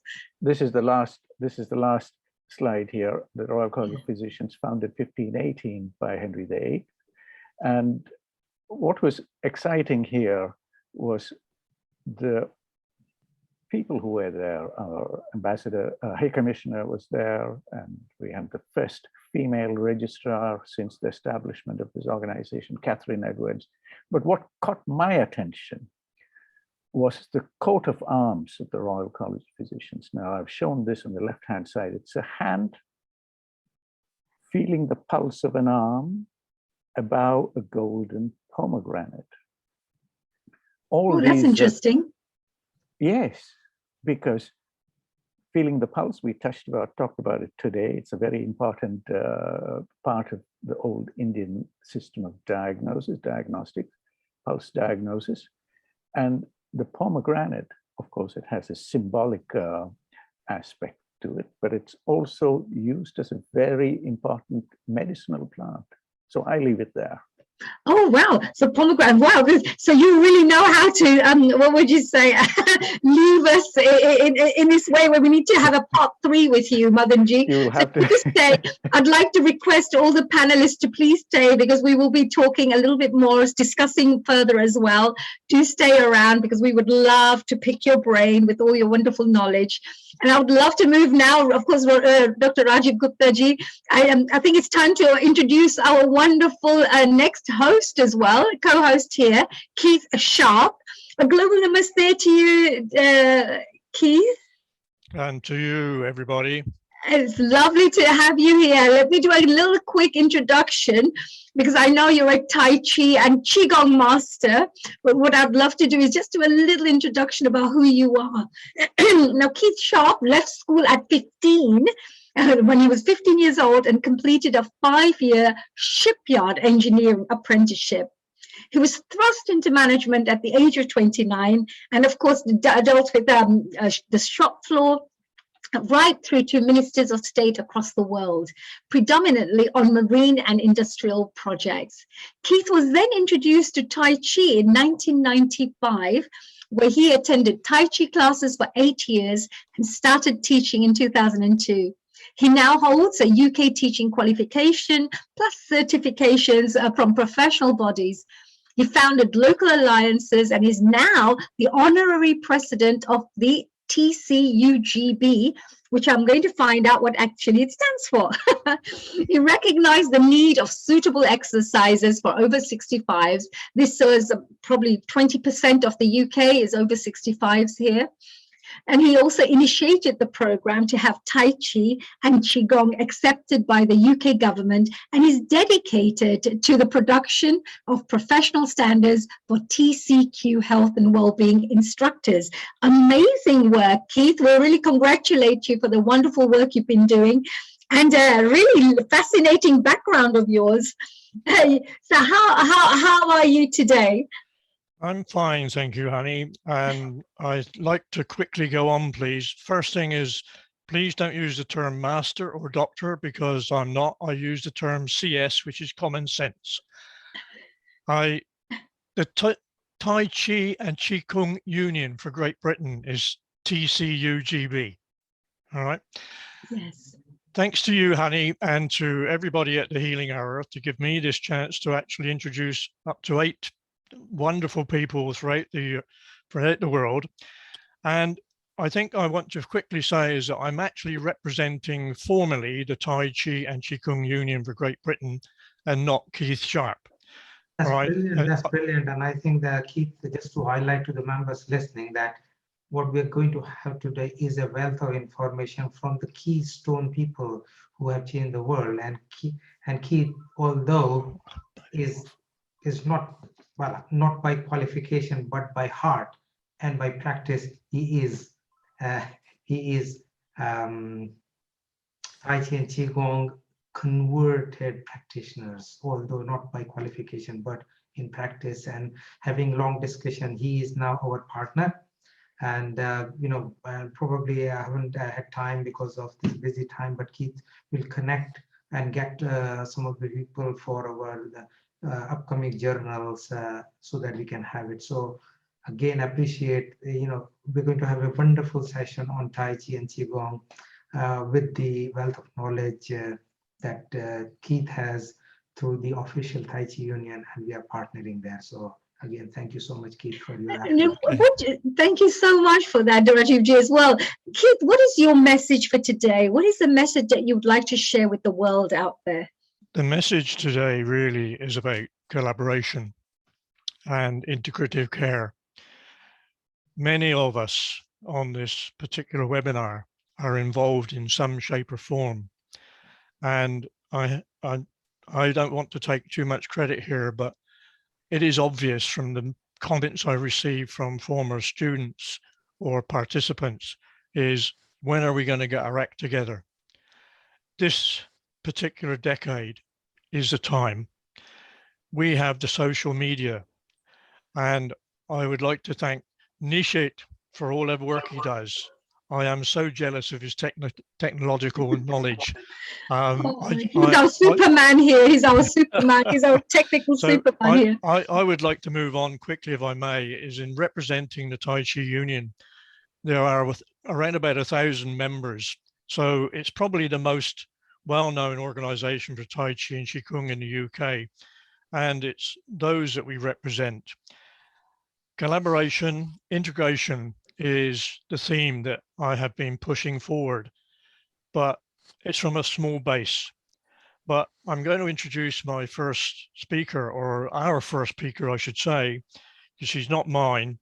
And it's with great pleasure that 2 years ago, I saw an image of a lady who is obviously a world-renowned yoga person, and she was holding what we call is a standing pole position in Qi Gong and Tai Chi. And from that inquiry, we ended up with an agreement called Qi Prana Wellness, a fusion of traditional Chinese and traditional Indian therapies. It is just a knowledge there, but it's a very, very large start. And so without further ado, I'm going to introduce this lady from Hong Kong, who is currently at 11 p.m. at night. And I do thank you for that. And Ambika Devi Karma Yoga, the platform is yours. Thank you. Hi, Keith. Thank you for that. Okay. Hello. Thank you for having me. Global Namaste. To Global healing our Namaste to earth. you, dear Ambika. It's so lovely to see you here. And thank you for joining us here on Yeah. Healing Our Earth. But please, do go ahead and share the message that you have with the world about health or any aspect that you feel would support us in this area, that in the area that we're working in at the moment. Yes. First, I'd like to apologize for the lighting. I live in the farm in Hong Kong, so where I'm living off grid, so we only have like a little bit of light. So I live in nature, that's the segue of my sharing, is that I feel in this time it's really important to us, if we can have time to come back to nature, to remember, to reunite, to reconnect back into nature whenever we can, to try to live in nature, to breathe in with nature. Here at the farm, I work with the farmers, I work with the land, and we work with the soil. We see the sun set, we see the sunrise. We are very in tune with the weather, you know, with when is it going to rain, and the sun is coming. So we are, when the sun sets, when the sun rises, everybody is up, everybody is moving. We are working at the farm, you know, we're really moving within the time frame of nature. So our body rhythm are really moving and flowing within the time of the time and the rhythm of the day. And as soon as the sun down, and that's the time that nature is telling us, okay, it's time to slow down, it's time to rest. So our body, when it is in harmony with nature, it's automatically become healthy, because we are now moving or flowing in the same pace as nature, which is we are nature itself, but we forget that we are nature. Because especially when we move to the city, we separate ourselves. We get distracted with all this technology and, you know, in social media and all this high tech, all this industrial, because it's more into the fast pace of life. But then the more we are moving into the technology and the fast pace of life, the more we are moving away to our true nature, which is being with the trees, breathing air, not breathing with dehumidifier at home, or have a natural vitamin D by just getting up in the morning and receiving this sunlight directly from the sun, not from artificial sunlight, you know, that we have at home or in some saunas, or watching the sunset as it goes down, or just listening to the bird or the sound of the chirping birds or the frogs, or instead of just, you know, bombarding ourselves with, you know, noises from TVs or radios or computers. So my invitation is that if we can find time, it doesn't have to be all the time, but if all the time, that would be great, is allow ourselves, gift ourselves to go to nature. I know when I'm in UK, wow, the nature there is really beautiful. There's so much there that you can go to, you can run. And then here in Hong Kong, we are just so grateful that 75% of Hong Kong is natural park. So we can just, for an hour, we can be in the mountain, we can be in the ocean, we can be on the beach. And I'm just so grateful that I can live in the farm. I mean, when I tell to people that I live in the farm, and they said, "What? I thought Hong Kong is like skyscrapers and big buildings and so high tech." I said, "No, that's just the city. But you move away from the city, we have natural parks, we have lagoons and beaches and mountains, and we all have that all over the world." So I feel that it's the most natural thing for us to remember ourselves, the most simplest thing. And I feel that in this time and age, especially what happened in these last 2 years during the pandemic and all the social distancing lockdown, is that it's time to go back to the very basic, to the simplicity, to just return back to the earth, return back to nature, return back to the soil, return back to simple living, to growing our own food, to going back to our family, just revisiting our family, our connection, that love, that humanness, feel them instead of our hands filled with different phones or looking at the computer. Really look at someone's eyes or our family's eyes, our loved ones, really talk to each other, touch each other, love each other fully, be present, that humanness. I feel that is the most healing, the most integrated. There's no medicine that can counter that being just full present with someone, listening, being, touching, eating together, laughing together, really looking at the eyes, listening to each other, and family, bringing you guys are talking about kids, putting the children into the center, in the conversation, in our dinner table, in the community. When we put children in the center, when they are the core of the community, how can we ever go wrong of what we need to do to the earth if we put the children in the center? Because if the children are in the center, how can you hurt anybody that will support that? You will protect that to the teeth, right? And so as environment, and so as our grandparents and grandmothers and the animals, because the children is in the center. So when we reconnect to ourselves and we come back to nature, we realize, wow, there's this connected to our children, that's connected to our own children, their own inner child. And that's where healing begins.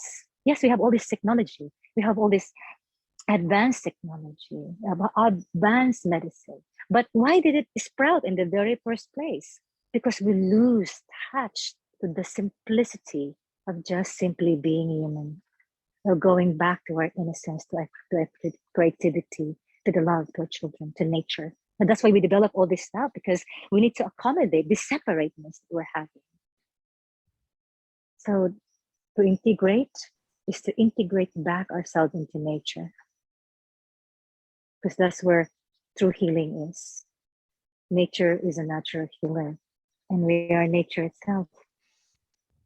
And with that, I send love to the earth, to all the people in the world, to all our children, to all the grandmothers and elders, to all the women, that is bearing child, or the creator, to all the women in the world.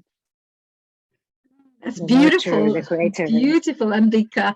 Yeah. So wonderful. And I love this powerful area that you talk about, is how to connect with nature, teaching youngsters. And that is very, very true. A lot of the practitioners and professionals are sharing that with us as well. That it's really important to educate our youngsters. Right? And what beautiful words of wisdom you've shared with us. Thank you so much. Very shortly, of course, we're going to be going off to our next guest soon. Thank you, honey. No, we're still here. Don't you worry. Feng, and he's going to be talking to us about white tiger Qi Gong. So let's find out a little bit about him very shortly as well. But Ambika, I just wanted to ask Keith. Keith, do you have any particular questions that you would like to ask Ambika from what she has shared? I think that the difference between us is very important, in as much as that I come from a practical background, and Ambika has all the knowledge of yoga and the history of health. And it just confirms that we really do need to integrate now. And it's been there. I was asked the other day, why am I doing it? And I traced back to 2002 when I attended a couple of weekend seminars in Manchester with a lady called Linda Chase Broder. And she had started up a group to look at what was Tai Chi for special needs. And I take the inspiration from that. And if she was able to see what is going on today, she would be very proud, because many of us come from that type of initiative and not the martial backgrounds. And I think that with the work that Ambika is doing with all the people in Hong Kong and our worldly knowledge is fantastic. And we do speak quite regularly. And so therefore, I don't have any real questions other than say, I hope the future brings more and more integration. And as I have to look here, Jane Silver mentioned about the government. Yes, it's the governments we need to convince. Thank you very much indeed, Ambika. Yes, thank you. Thank you, Keith, as well. Love Thank you. Keith. And Ambika, you've got this beautiful energy about you. And, you know, we love having people like yourself, you know, who are part of this. I wouldn't say it's a movement, actually. It's something that really needs to be done to have an organization as Rajiv Ji is putting together at the moment. Amalia, I know that you've known our dear Dr. Wai-Ching, that Ambika, you've known her for a very long time. You've actually introduced Ambika to the platform. So can you tell us a little bit about what you thought about what she just discussed? Well, as you know, as a fellow Qi Gong practitioner, Yes. Oh, I have to do that myself. being part of nature, Yes, yes, I was with spiritual warriors. Yes. So, yes, I mean, we had Ambika, we invited Ambika into our Quantum Qi documentary. And it was lovely that Sharon Rose and I invited her to be part of it because of her beautiful feminine spirit and how that would embody Qi Gong as a very strong force, but natural force, you know, and as nature, we are also very gentle, but also we can be very forceful, right, Ambika? So yes, absolutely. let's not Ambika's gentle. Yes, I've heard this, dear Dr. Wai-Ching, because Ambika, I've heard that with Tai Chi as well. It's so soft, and it's even pensioners do all this Tai Chi, but the techniques you learn as well, they're a great way to also defend yourself through that as well. There's a really great way to also enhance your health, as we know, you know, from the actual movements. So there are so many positive aspects of Tai Chi that we should all be, you know, appreciating. But I really do appreciate, you know, that you've come on Healing Hour to share, and you continuously do so. So thank you very much for that. I know that we have Jane here as well. Jane. Thank you so much. Thank you, Ambika. Jane, as you were here, thank you, Dr. Wai-Ching, for such a lovely share there, as always, highlighting all the good qualities about people. And Jane, how about you, from what we spoke about and what Ambika spoke about, the importance of nature and connecting to nature? What do you think about that area? Absolutely. Grounding is something that we use all the time, or I use all the time in my therapy, because a lot of people are, I know it sounds really strange, but a lot of people detach their heads from their bodies. So they are living permanently in their thought process with thoughts going round and round and round in circles. And I liken it to a roundabout with no stop button. It's no wonder they're getting dizzy and sick. Yes, a very good example, by the way, very good example. Yes, yes. So grounding is a very important technique for me to do to help calm down their nervous system, because until I switch off their fight, flight, freeze part of the brain, they're not going to learn anything, or they're not going to be in a fit state to take away that stress. And interestingly, pranayama, breathing techniques, are something that I always incorporate. And I liken it to when first aiders use paper bags to blow into when people are having panic attacks. They blow into a paper bag, or they stop them, they you know, hold on to their pulse points.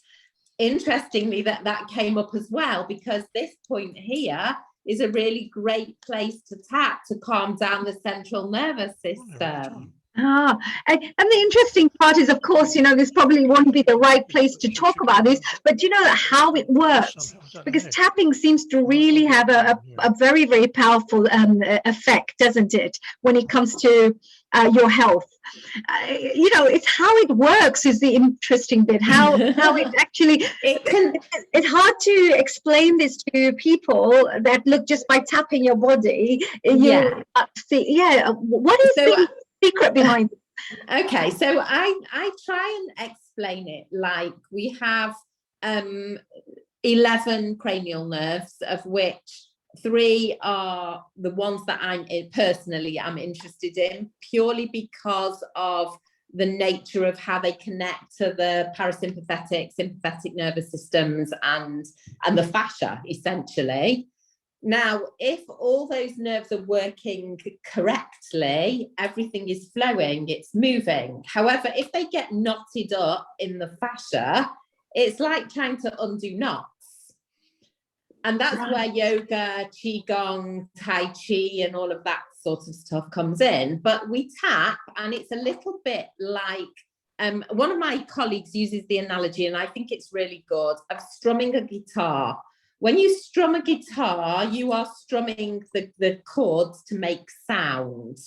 When we strum or we tap on the various meridian points, it's sending messages to that nerve to say, let's calm down, let's stay safe. Hello, I'm listening to you. Right. And if we use analogies like that, then it's much easier for the general public to agree to do it. Right.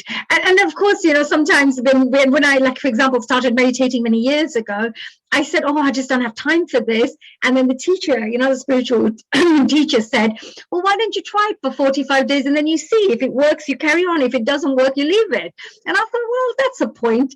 I tried the meditation, and suddenly within 21 days, I felt so much more peaceful, grounded, balanced, and so many changes took place in my life. But I thought, how could sitting down for half an hour a day change my life so much and my outlook towards life? But it actually does happen. Yeah, so, it does. And I use colours a lot. I use colour therapy quite a lot to ground people.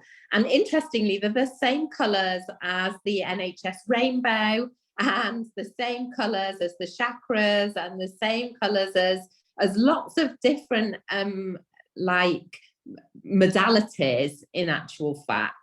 And so red would be roots, and orange would be safety, and green and yellow's the gut, and green's the heart. And you can connect it all together by asking the clients to paint themselves or to imagine bright lights. And it really does work. If you get them to imagine the sun shining down on them, their brain doesn't know the difference between what's real or what's imagined. So actually, by getting them to imagine that they're by a beach and breathing and they can hear the ocean, it's the same as Ujjayi breathing in yoga. Thank you, Jane. That was wonderful. We'll come back to you a bit later. Keith, we've got Tevya, who is having a video problem. I'll see if I can bring him on a sound. Else we will move on to Mark's video message first, and then you can introduce him later. So stand by for a moment over here, and let's see, Tevya, if you can hear me, unmute your microphone so you can speak to our wonderful Keith over here. He's there. There he is, yes, go ahead.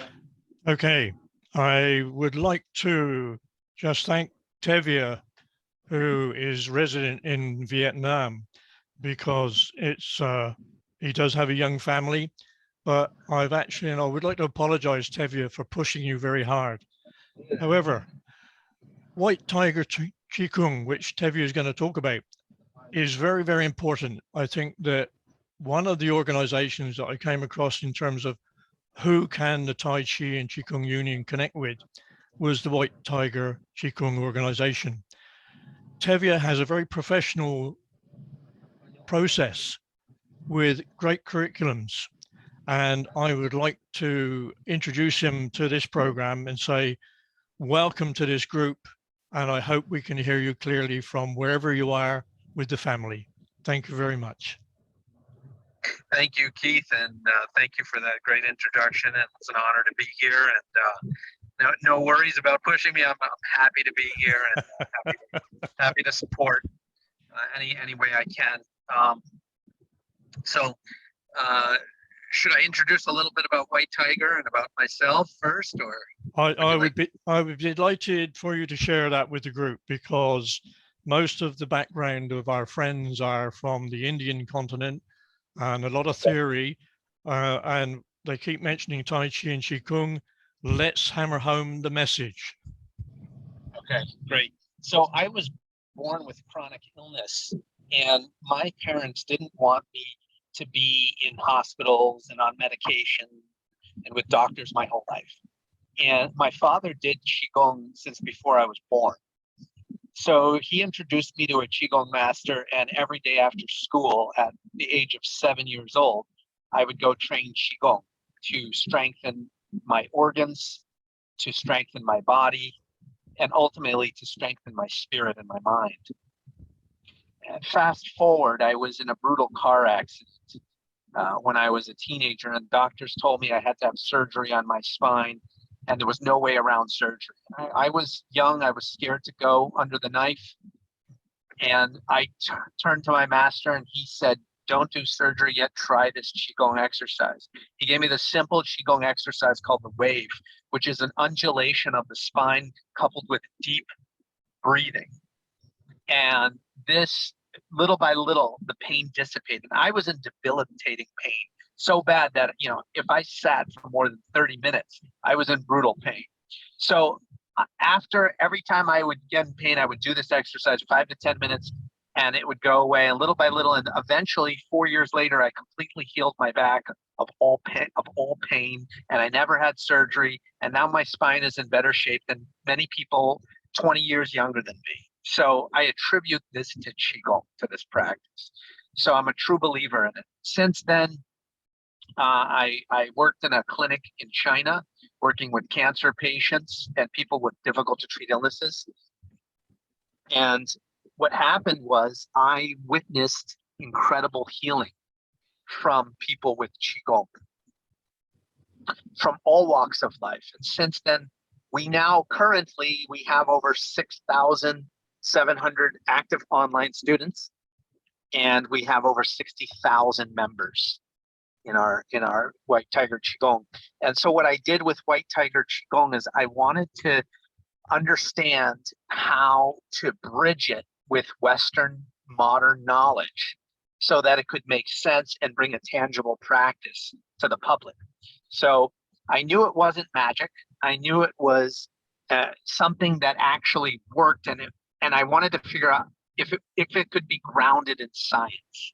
So I worked with sports science experts, I worked with neuroscientists, and I found so many correlations with neuroscientific benefits and sports science benefits. And so I spent the past decade fusing this ancient practice with cutting edge science. And so that's what White Tiger basically is, this ancient Taoist Qigong fused with cutting edge science. Now, how I started putting it together in a more professional format was I worked with curriculum designers and professional education experts from Harvard University and Stanford University to put together a university style curriculum that's based on modern professional educational standards. And also we work with leading members of one guy, he's a director of Cirque du Soleil. He's been a director of Cirque du Soleil and some pretty big ballet and theater. And he helped also, he's a White Tiger Qigong student, and he helped with the curriculum design based on a lot of the standards that are used in modern theater as well, in teaching. So we fused those concepts and created a really powerful curriculum that can be taught in a step-by-step fashion. You know, with this is an ancient practice that can be felt like it can take years and years to get, but if you can break it down into bite-sized chunks that are easily digestible, and that's what we did, and create a standardized rubric, which is used in education, and have very clear checkpoints on how everything should be done and the different levels. So we have different levels. We have levels 1 through 3. So we have the body level, which is all the checkpoints where everything should be. And then we have the Qi, the breath, which is level 2. And what I did is I integrated a framework from sports science called kinetic chains. And it gives a very clear framework. And I found that the correlation with how Qi moves in the body and how you move Qi, and for those of you who do Tai Chi, you would totally understand this, because you have the kinetic chains in Tai Chi very clearly when you do Tai Chi. So when you can apply that framework, you can start to create a specific list of checkpoints that can be used to show that the practitioner actually can move in a way that is conducive for Qi flow in Qi Gong. And this is probably difficult to understand just by speaking and by hearing my voice and just by talking about it. So seeing is really the next best thing. So you really should see this in action of how we've applied it. And number 3 is the spirit. So level 3 is the spirit level. And because Taoist Qigong integrates the spirit, and how do you put that into an actual rubric, right? How do you put that into something that's tangible that, you know, an instructor could look at that person and see, are they doing it or not? Now that sounds even more difficult, but that was the challenge that was laid out before us, and we met that challenge. So for example, we have 5-element Qigong where that the practitioner needs to mimic the elemental movement. So you have the wood element, for example, in 5-element Qigong, where the practitioner moves. Yeah. Can I just interrupt if I'm sorry to bother you, but I'd just like to know how people could contact White Tiger Qigong. If there's anybody left in the world out of the 60,000 you already have. I'd be delighted to have it. We're running a little bit behind time, and I do apologize, but if we can focus now on how to contact White Tiger Qigong, and knowing your curriculum and syllabus is fantastic, and I really do appreciate, and once again apologize for interrupting.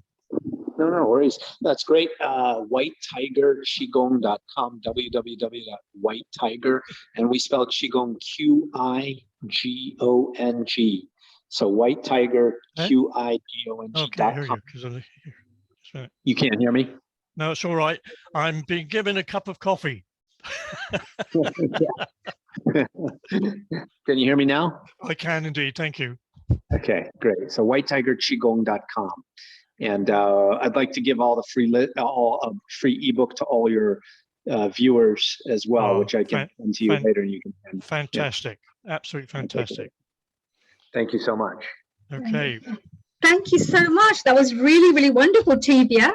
Thank you very much for also joining us all the way from Vietnam and sharing your wonderful, stories and your real life examples, because that's been very, very, I would say, inspirational to see how Qigong can transform someone's health in such a positive way.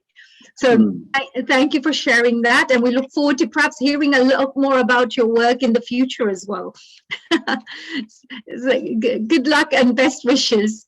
So there you go. I believe we're moving on to our next guest who's joining us. Keith, who is our next guest? Right. Okay. Before we start on his video, is that this gentleman and I have been working together since 2016, when I made a presentation to the Tai Chi AGM about health and well-being, Tai Chi and Qigong for our over 65s. And it's cascaded. And Mark and I have been working together, and he has so much experience in Tai Chi and Qi Gong. I try to keep away from questioning anybody who has even a small amount of knowledge more than I do. Mark has found himself in a position of being the chairman of the Tai Chi Union, which has undergone some changes in the last few years. I'm not going to bother you with, but he has held everything together. Tai Chi and Qigong Union is a community interest company, which is a non-profit organization, and it's registered at Companies House and therefore has to have all the necessary gizmos that you do with compliance, procedures, etc. And Mark is a major thrust on that. And because some of the information that we share or try not to share is very sensitive, we do apologize to a lot of our members in the Tai Chi Union for not being able to share some of the initiatives that we're dealing with. But without further ado, aims and visions and a personal input from Mark, who for personal reasons cannot be in attendance live today. So over to you, Neil, for switching him on.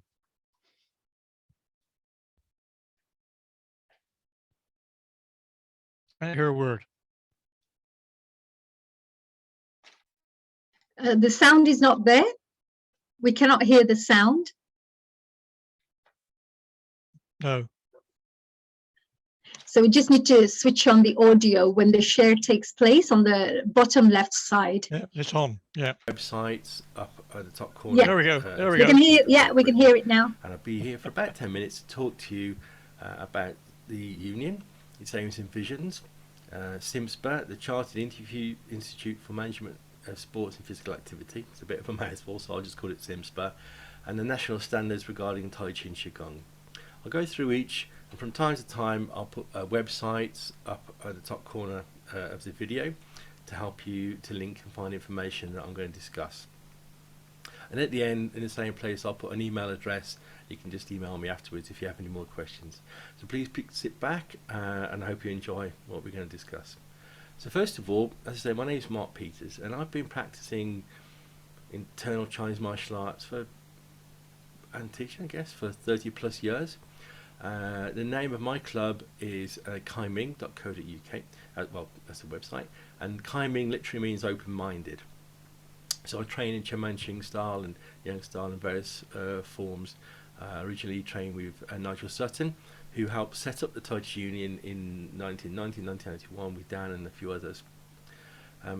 Part of what I do now is, well, originally I suppose I started teaching the whole art. I practiced the whole art. I competed nationally, internationally.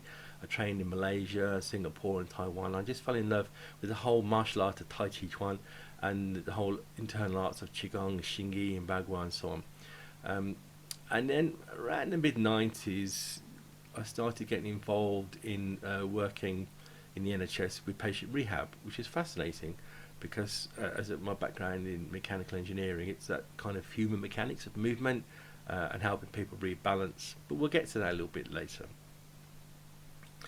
So now, as a chairman of the Tai Chi Union for Great Britain, well, the Tai Chi and Qi Gong Union for Great Britain, I've taken on the responsibility of chairing and hopefully directing where we're going.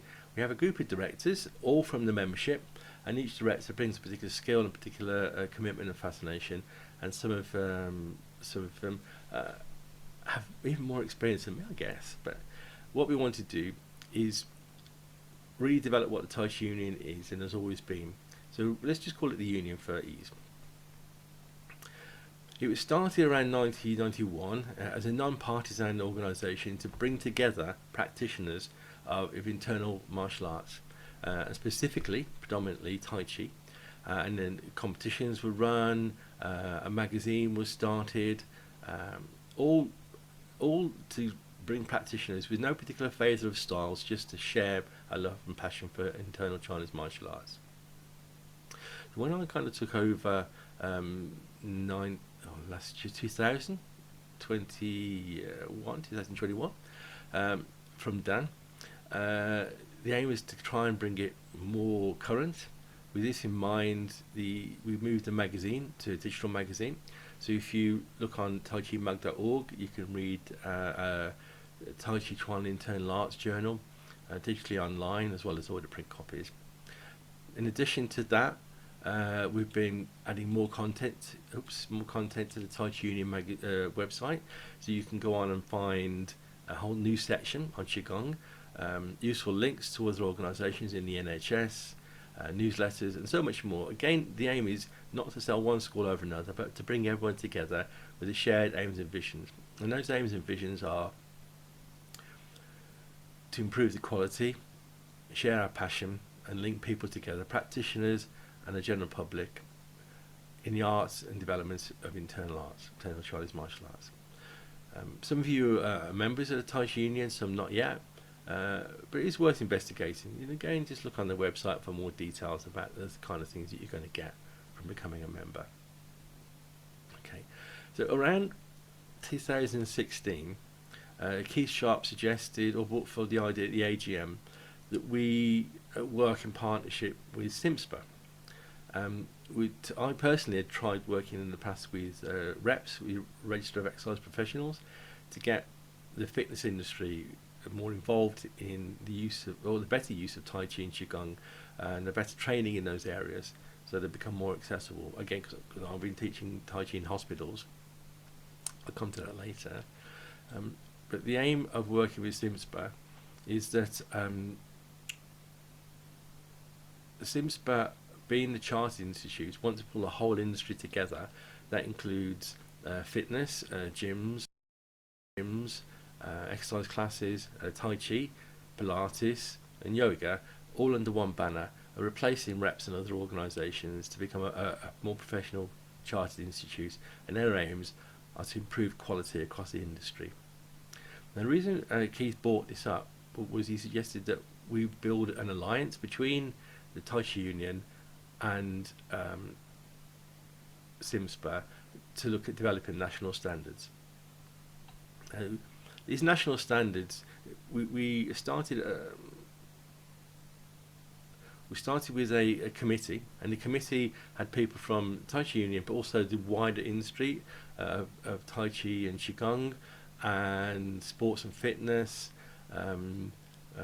well-being, the NHS, a whole range of people to come together to look at how we can develop standards specifically in the area of health, well-being and rehabilitation. So not the whole arts, just that particular area of work. So it means everyone who wants to practice more traditionally can still do so. And we started then, much later, developed a tripartite agreement, a partnership between the TCUGB, SIMSPA, and BCCMA, the British Council for Chinese Martial Arts, as the governing body. And us working together meant we could develop standards that the industry could be proud of. This is really important in the UK because it gives confidence in quality control. So organisations like the NHS can feel happier and stronger, and they know what's going on. And working those groups together meant that these standards then had parts to them, and over the years of developing and redeveloping, and we went out to public consultation, and SIMSPA even told us that out of all the standards that they've ever developed, the Tai Chi and Qi Gong standards had the biggest response, the biggest level of interest, and the biggest feedbacks. That was all showing the greater value. And this all fed into the development of those standards, and we've been working together over the years to get that. And this May 2022, been officially released, and they'll be out in the wild, so people will be able to map training courses to do that, just as I have. The kind of gold standard, I guess, is understanding what the standards are and how we can map to them. So my own training, which is midlandstaichirehab.com, where I specialise in training NHS staff in Tai Chi and Qi Gong for patient rehabilitation, so falls prevention, cardiac rehab, COPD, a whole range of medical conditions. Again, you can just message me if you want to find out more. But doing that allowed us to use that as a benchmark to see what was required in these national standards. And we came up with a two-part package, one being the core coaching element, and on top of the core coaching, which would be a level 3 qualification, on top of that core coaching, there would then be the technical standards, and those technical standards will be Tai Chi and Qi Gong. And so the core coaching within it, the BCCMA level 3 coaching course is similar, ideally meets the requirements, and it has anatomy and physiology training, safeguarding training, teaching skills training, condition awareness, awareness of people's abilities, and so on, so we can develop a coaching standard as a core at level 3 or above. And then from there you can add on the technical standards, so the technical standard for Tai Chi and or the technical standard for Qi Gong, because although they cross over each other, they're separate requirements. And each of these standards are available by request. You can just email me, and then you'll be able to get access to the details, or you can wait till they're published and they become more available for people to read more widely. Okay. And so the standards will include best practice, how to teach best practice. It will include skills, so the arts, skills in the arts of Tai Chi and Qi Gong, client knowledge, client ability, adaptability. Again, just to be clear, this is teaching Tai Chi and Qi Gong in the areas of health, well-being and rehabilitation. So there's no aspects of weapons training in there, there's no push hands in there, no martial aspects, because it's just a particular sector that we're working on. Now, these national standards also enable us to start to delve more deeply into research, because the research can be mapped to the standards. Research including working with long COVID, mental health research, physical health research. All of this can bring things together in a way that's more helpful and useful. And all of this from the seed of the Tai Chi Union's aims and visions of being more inclusive, of connecting the young and older population and the aging population, which is just growing and growing, so people can be more physically and mentally active. Linking up with SIMSPA has allowed us to bring out and develop national standards that people can work with and be happy with and confident with. Okay, so I hope you find that useful and interesting. If you want to email me for any more information, there's the email address, okay, which is healthandwellbeing@taichiunion.com. As I mentioned before, if you just want to know a little bit about some example training courses, you can look at brilliancetaichirehab.com, which is my own personal courses. Obviously, there'll be much more courses coming in the future with other organisations, but that'll just give you a framework of the kind of things that people are doing. If you want to read the Tai Chi magazine online, you can get all the copies on our own union website, taichiunion.com, or you can look at the digital versions on taichimag.org. Okay. Well, thank you very much for listening today, and I hope you found it helpful and useful. Have a great day. Thank you. Bye-bye. Oh, how about that? All right, that's from the leading person within the UK, as far as most of us in the Tai Chi Union concerned. Mark mentioned Dan. Those of you not in the Tai Chi field would not know who the dickens Dan is. Dan Docherty was his name, a Glaswegian who was one of the founding members of the Tai Chi and Qi Gong Union. But his claim to fame in many ways is he was a part of the Hong Kong police and was an officer in that organization. And during that time, he became the Southeast Asian champion in a particular form of martial arts. Now, for a Westerner to achieve that, one had to have a great deal of respect. He was a hard guy, he was a blunt guy, and we spoke quite a number of times before his untimely death last year.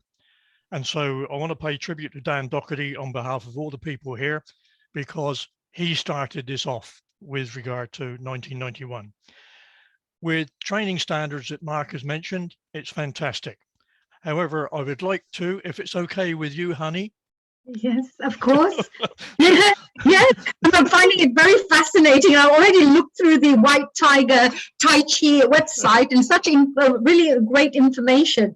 So Right. just want to let the audiences know as well, so whilst we're going from one special guest to the next, and those of you who missed out on that information, of course, you can go and check out the whitetigerqigong.com and find out a little bit more about Qi Gong. It explains it really well.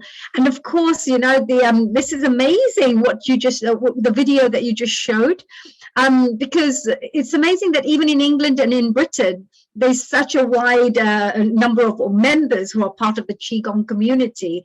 And Mark Peters has really spoken very well, you know, about the information and the work that they do. Thank you for that, for sharing that, Keith. Okay, pleasure. He and I will be in touch much more over the next few years. And I said to him, at my age, I won't be around for long. And his back comment was, don't you go and die on me yet. That's right, Keith. We need a lot more of you, you know. Anyway, let's move on to our next guest and speaker. This guy I've known for over 20 years. We live within a few miles of each other. We attended the same martial arts school, and we co-founded a small organization called the Tai Chi for Health and Wellbeing. And Mark and his partner basically run that just for a few of them. But the one point I want to make is that at the end of the day, with all this good going on, is that people who take up Tai Chi and Qi Gong for instructing purposes need to make a living. I am going to say, without Malcolm's permission, that because he's made a living and an income out of Tai Chi and Qi Gong, he may be one of the few people in the UK who have moved over from landscaping to Tai Chi and Qi Gong. And I now, because I don't run any classes, I look forward to attending one of Malcolm's classes on a Monday morning and standing at the back of the class and just doing. Malcolm, can I hand over to you? Thank you very much, Keith. First of all, thank you for inviting me to sort of share a few things with you. Yes, Keith and I met a very long time ago at a Tai Chi class, funnily enough. And over a period of time, we got very friendly and became great friends and really shared the same sort of passion. My entry into Tai Chi was similar to Tivia's in that it was through ill health. I developed really bad asthma when I was about 30, and I was on several inhalers and things, and the only way forward, well, the next thing was going to be steroids, and I don't like taking drugs, never have done. And a friend of mine, a chap called Charlie Lahuke, he actually recommended Tai Chi and Qi Gong to me. Now, at the time, I was working all day, so the only classes open were evening classes. So I attended a class through Wu-Tan Martial Arts in Southampton and decided that I liked it. I did ask lots of questions at the beginning, which wasn't very popular. Some martial artists, teachers don't like being bombarded with questions from their students. But anyway, I stuck with it. Started off doing one class a week and then gradually progressed to 2 and 3 classes a week. And I used to practice every day at home and also at work, which was highly amusing for my work colleagues because they thought I was absolutely nuts. But the whole thing was that within a 2-year period of practicing Tai Chi and Qi Gong, I was off all my inhalers and I've never used one since. Now that was about 36 years ago, something like that. So I decided that it was really important that more people should have access to this wonderful way of staying, fit and healthy and looking after yourself.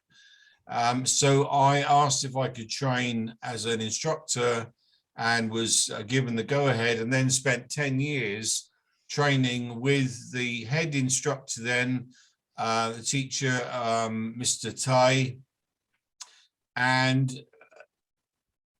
worked a long time with him at his classes and also with tuition of my own. And then one day out of the blue, he just said to me, he said, I know you want to teach. He said, do you mind going along to Eastleigh College tomorrow night and running a class there? And I said, well, no, as long as you're happy. So he gave me a teaching certificate and off I went. And that was my start, really. But Keith and I had identified the fact that through his work through the Primary Health Trust, that there was an opening for over 50s classes during the day. And also the fact that the balance was a big problem with over 60s and 65s. So we set about a program where we could access daytime classes through various organizations at first, and then latterly privately. Now, I started teaching full-time in about 2000. And we started off just with a few classes in between my other work. And then slowly, as the classes developed, we were able to sort of pack up the daytime jobs and just carry on teaching. Now, prior to COVID, I was actually teaching 25 plus classes a week. All of the classes daytime, I don't do any evening classes. And all the participants would have been over 65. My oldest student is 102 this year, and she still avidly practices and believes that the practice keeps her alive and keeps her fit and healthy. As Keith said, I've managed to design a way of making a reasonable living out of this. And I think it's important for instructors moving forwards. A lot of people don't see Tai Chi and Qi Gong as a way of earning a reasonable amount of money. But you can, if these classes are structured properly and they're properly self-funding, there is no doubt that you can make a really good income. And in fact, myself and my partner both practice full-time.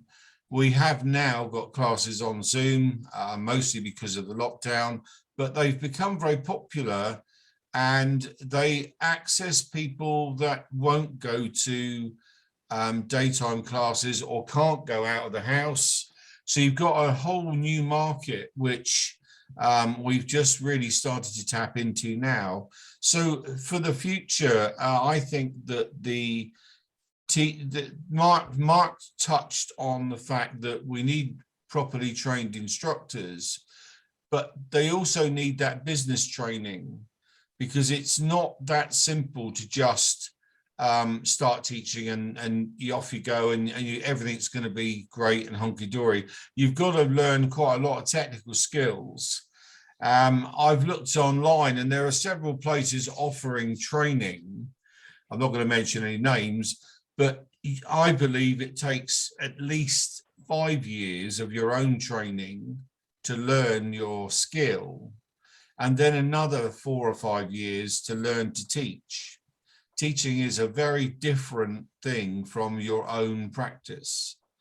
And I'm happy to talk to anyone who's interested in full-time working, to pass on what knowledge I have. And it was something that Keith and I talked about a while ago, actually, about possibly writing a manual or a book or something to try and help people who want to teach full time to just go through all the things that all the things that I've learned along the way and pass on that sort of general information. But the other thing we realized, the more people that we were exposed to in classes and the more ailments you come across, is that there is nothing, I believe, that you can't, I won't say cure, but you can certainly learn to control and slow down some of the problems that people get with chronic illnesses. And I know in my own case, latterly, in the last sort of 6 or 7 years, I've had bowel cancer and various other things. And I know that without the Qi Gong and the Tai Chi that I do every day, I don't think I would be here. I've had quite extensive surgery over the last, certainly the last 3 or 4 years. And, but I've managed to carry on teaching and also change the way I teach because I wasn't very mobile for quite a long time. So you do learn, you know, quite a lot of different skills, and it's really, I think, really important to pass that information on to the up and coming teachers. The big problem with Tai Chi is that in general, people don't start to want to teach until you get to like 55 or 60, because that's the time, or that's when you've got more time to be able to teach. So unfortunately, I'm going to say unfortunately, in the nicest way, most Tai Chi instructors, I mean, I'm 67, and most Tai Chi instructors are either my age or older. There are a few that are younger. Well, you know, there are a few that are younger, but not that many, I don't think. But we do need some, you know, younger generation to teach. And it means getting people into Tai Chi at a younger age rather than starting, you know, sort of later in life. So, but anyway, thank you very much. I was just going to say, if you want to contact me, you can contact me via my website, which is taichi4healthandwellbeing.com. And if you have any questions, I'm happy to answer them. You can email me via the site, or my phone number's on there. But yeah, thank you very much for giving me the opportunity to speak. Malcolm, thank you very, very much indeed. All right. And I'll see you tomorrow. Yes, mate. Okay. Right. I'm going to immediately, if I may, move on because we're a couple of moments behind schedule, but I think it's so important that these good friends of mine actually get the chance to talk. I'm going to introduce a guy that I came across, like I have done many times, is I go searching for what I don't know, and I came across this gentleman who is a support to me in as much as that he is considered to be an older gentleman. We should have been receiving our TV licenses free, but we're not. I'd like to introduce, and a short bio which he kindly gave to me, Jim McRitchie. He's practiced acupuncture for 45 years. When he lived in the US over 30 years, he was the founding president of the National Qi Gong Association in USA in 1996.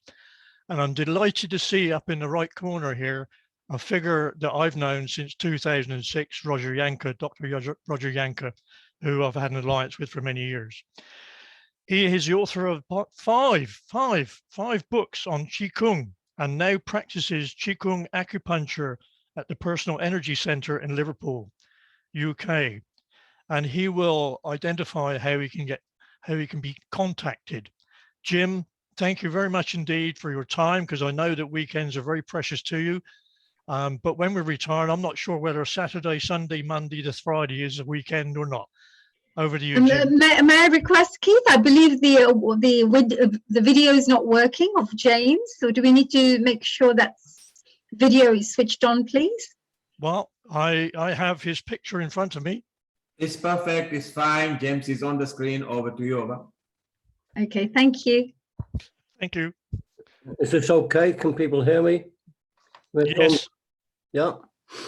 Okay. I have to take some little, you know, contention with Keith's introduction of being an older gentleman. I mean, I might be older, but the gentleman thing is a little bit too much, that, Keith.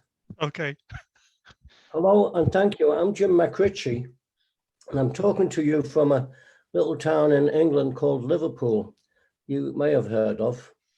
And I'd like to thank Keith and the Healing the Earth organization for inviting me. I was asked to talk about acupuncture and energy. That was just a topic that appeared on the poster, but I can't do that without including Qi Gong. I did practice, started in 1977 practicing acupuncture. From one point of view, acupuncture is actually a form of Qi Gong. Qi Gong can be translated. I'm not sure whether everyone's familiar. Some of the people that are involved in this conversation are very experienced over decades in this field, and other people may be hearing it for the first time. So forgive me if I'm being repetitive or simplistic.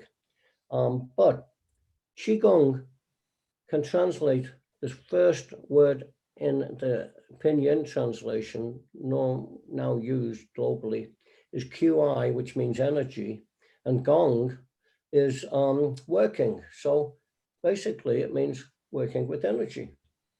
In fact, it's not called acupuncture in China. That's a Western word. It's called Zhenju, and it means needle and heat. Heat meaning moxa, which is a way of, warming the points. So it's Zhenju. After being involved in this field for 40 plus years, I have concluded that the best translation into English of the word Qi Gong, which you can't pronounce, it's not kind of phonetic. How do you say, and the normal person, I mean, we might be familiar with it, but I live kind of like in a very real and on the ground kind of city and community and country. How do you say Qigong? For one thing, it's not English, it's Chinese. My best translation of this is personal energy cultivation. And one way of understanding that is that the more energy, the more life. The better your energy, the better your life. Everyone wants that.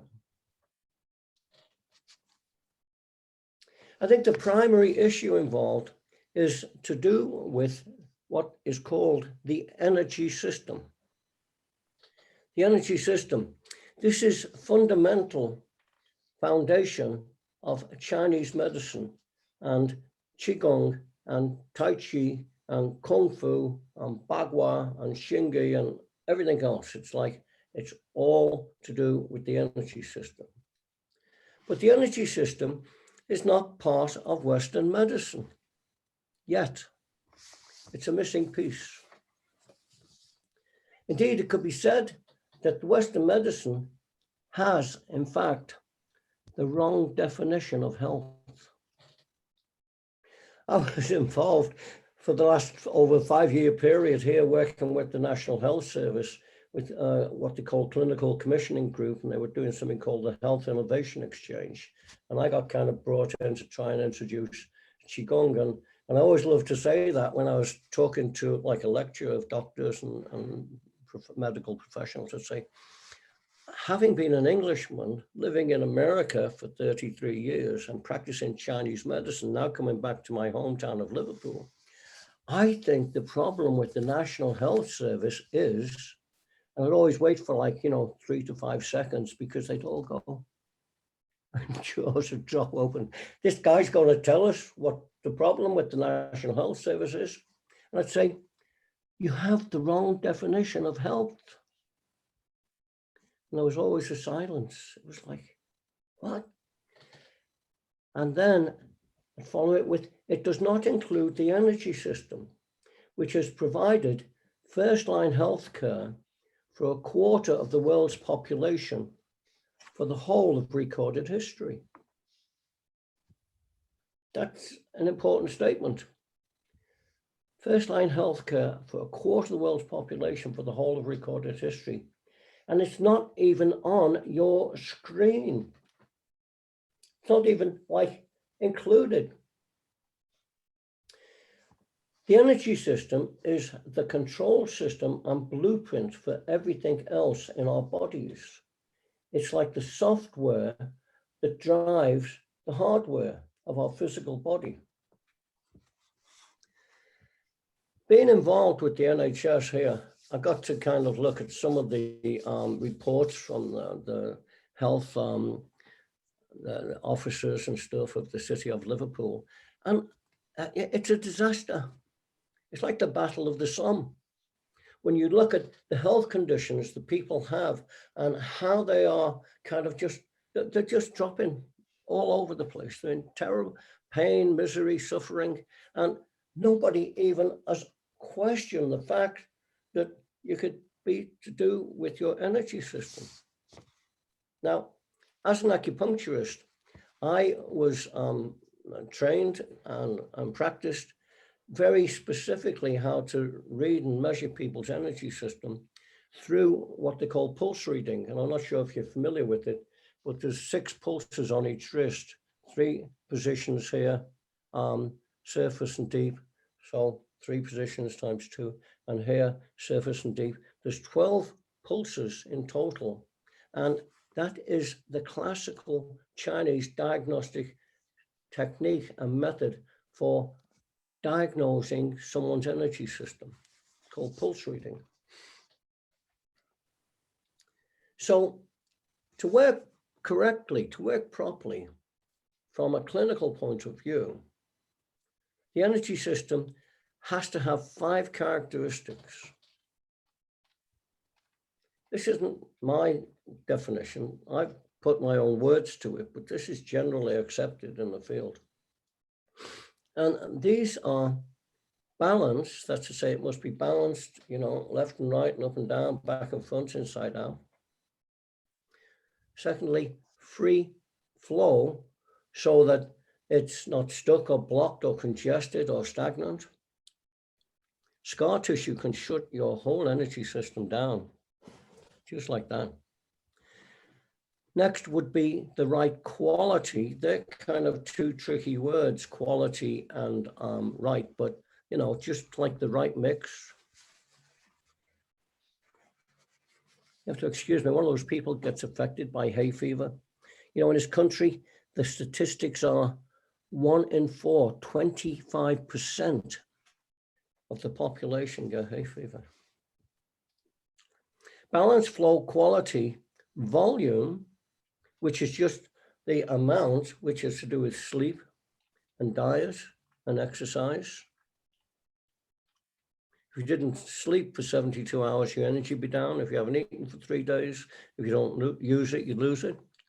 And then the final one would be relationship, proper relationships. That's to say between the various internal organs, or what they call officials. So balance, flow, quality, volume, correct relationship, as read and diagnosed on the pulses on the wrist. That is the sum total of all of that, could be described as correct function. And correct function could be also described as health. Health. Jim, if I may, just a very quick one, is that we're running a little bit behind time, and sorry to interrupt you. Very, very important, but we must get on to some other speakers in a few minutes. So if you could summarize, I'd be very, very grateful. All right, all right. I've tried to practice it. I rehearsed it and wrote it. Anyway, so I think that skipping to page 5 here, you know, I think that when people have their energy operating correctly, and if you think of it in terms of personal energy cultivation, then it becomes kind of very understandable. And hopefully that will be a way of communicating it to people. I think it's my opinion, if people practiced Qi Gong and also Tai Chi and yoga and meditation and Ayurveda and all those good healthy things, it go a very long way towards healing our earth and ourselves, and the sooner the better. So thank you and appreciate it. Okay, thank you, Jim. And Jim can be contacted where? It's called, you don't have to write this down, it's called www.personalenergycenter.com. And there's free books you can download and audio tracks as if you're in the class and everything else. So I would not only like to thank Jim, but for attending today, but for the work he did in the States. And he is rather modest in as much as I understand that he was working out of Colorado, which is where Sharon Rose actually resides. But I think you can take claim for a lot of people in Colorado, Jim. I think you told me once, and I don't know whether it was supposed to be confidential or not, so hard luck if it is. You started, and there's now 30 plus organizations around Denver that you are responsible for. And I'd like to thank you on behalf of the population. I don't know if that's the case, but I do know that Roger Yankee is on the screen here. And Roger Yankee, who's very highly regarded in this field in the United States, and I kind of sat in a piano bar in Beijing in 1993 and said, hey, let's form a club. We'll call it an association, and the whole thing kind of flourished from there. So and that association, for anybody who wishes to know, is the National Qi Gong Association of America. And we have some very, very incredible people who are members of that organization. And we've just learned that the states were freed to select Qi Gong on its own, as opposed to having to have qualifications in acupuncture, Jim, and I think massage before you could go to any state and ask for permission to teach Qi Gong. All right. Anyway, on to the next one, and we're going to get a little bit formal here. All right. And I want to introduce a guy that I first met. I think it was in 2019, Colin, in a pub in the Birmingham area, where we had lunch, and we decided on a program because we were both attending an AGM for the Tai Chi Union.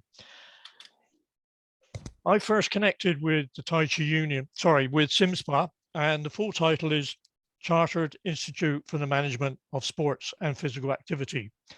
And I had a note in from a Madame Tangavelu about standards. And so I suggested she listen to Colin, all right, so that we have this arrangement.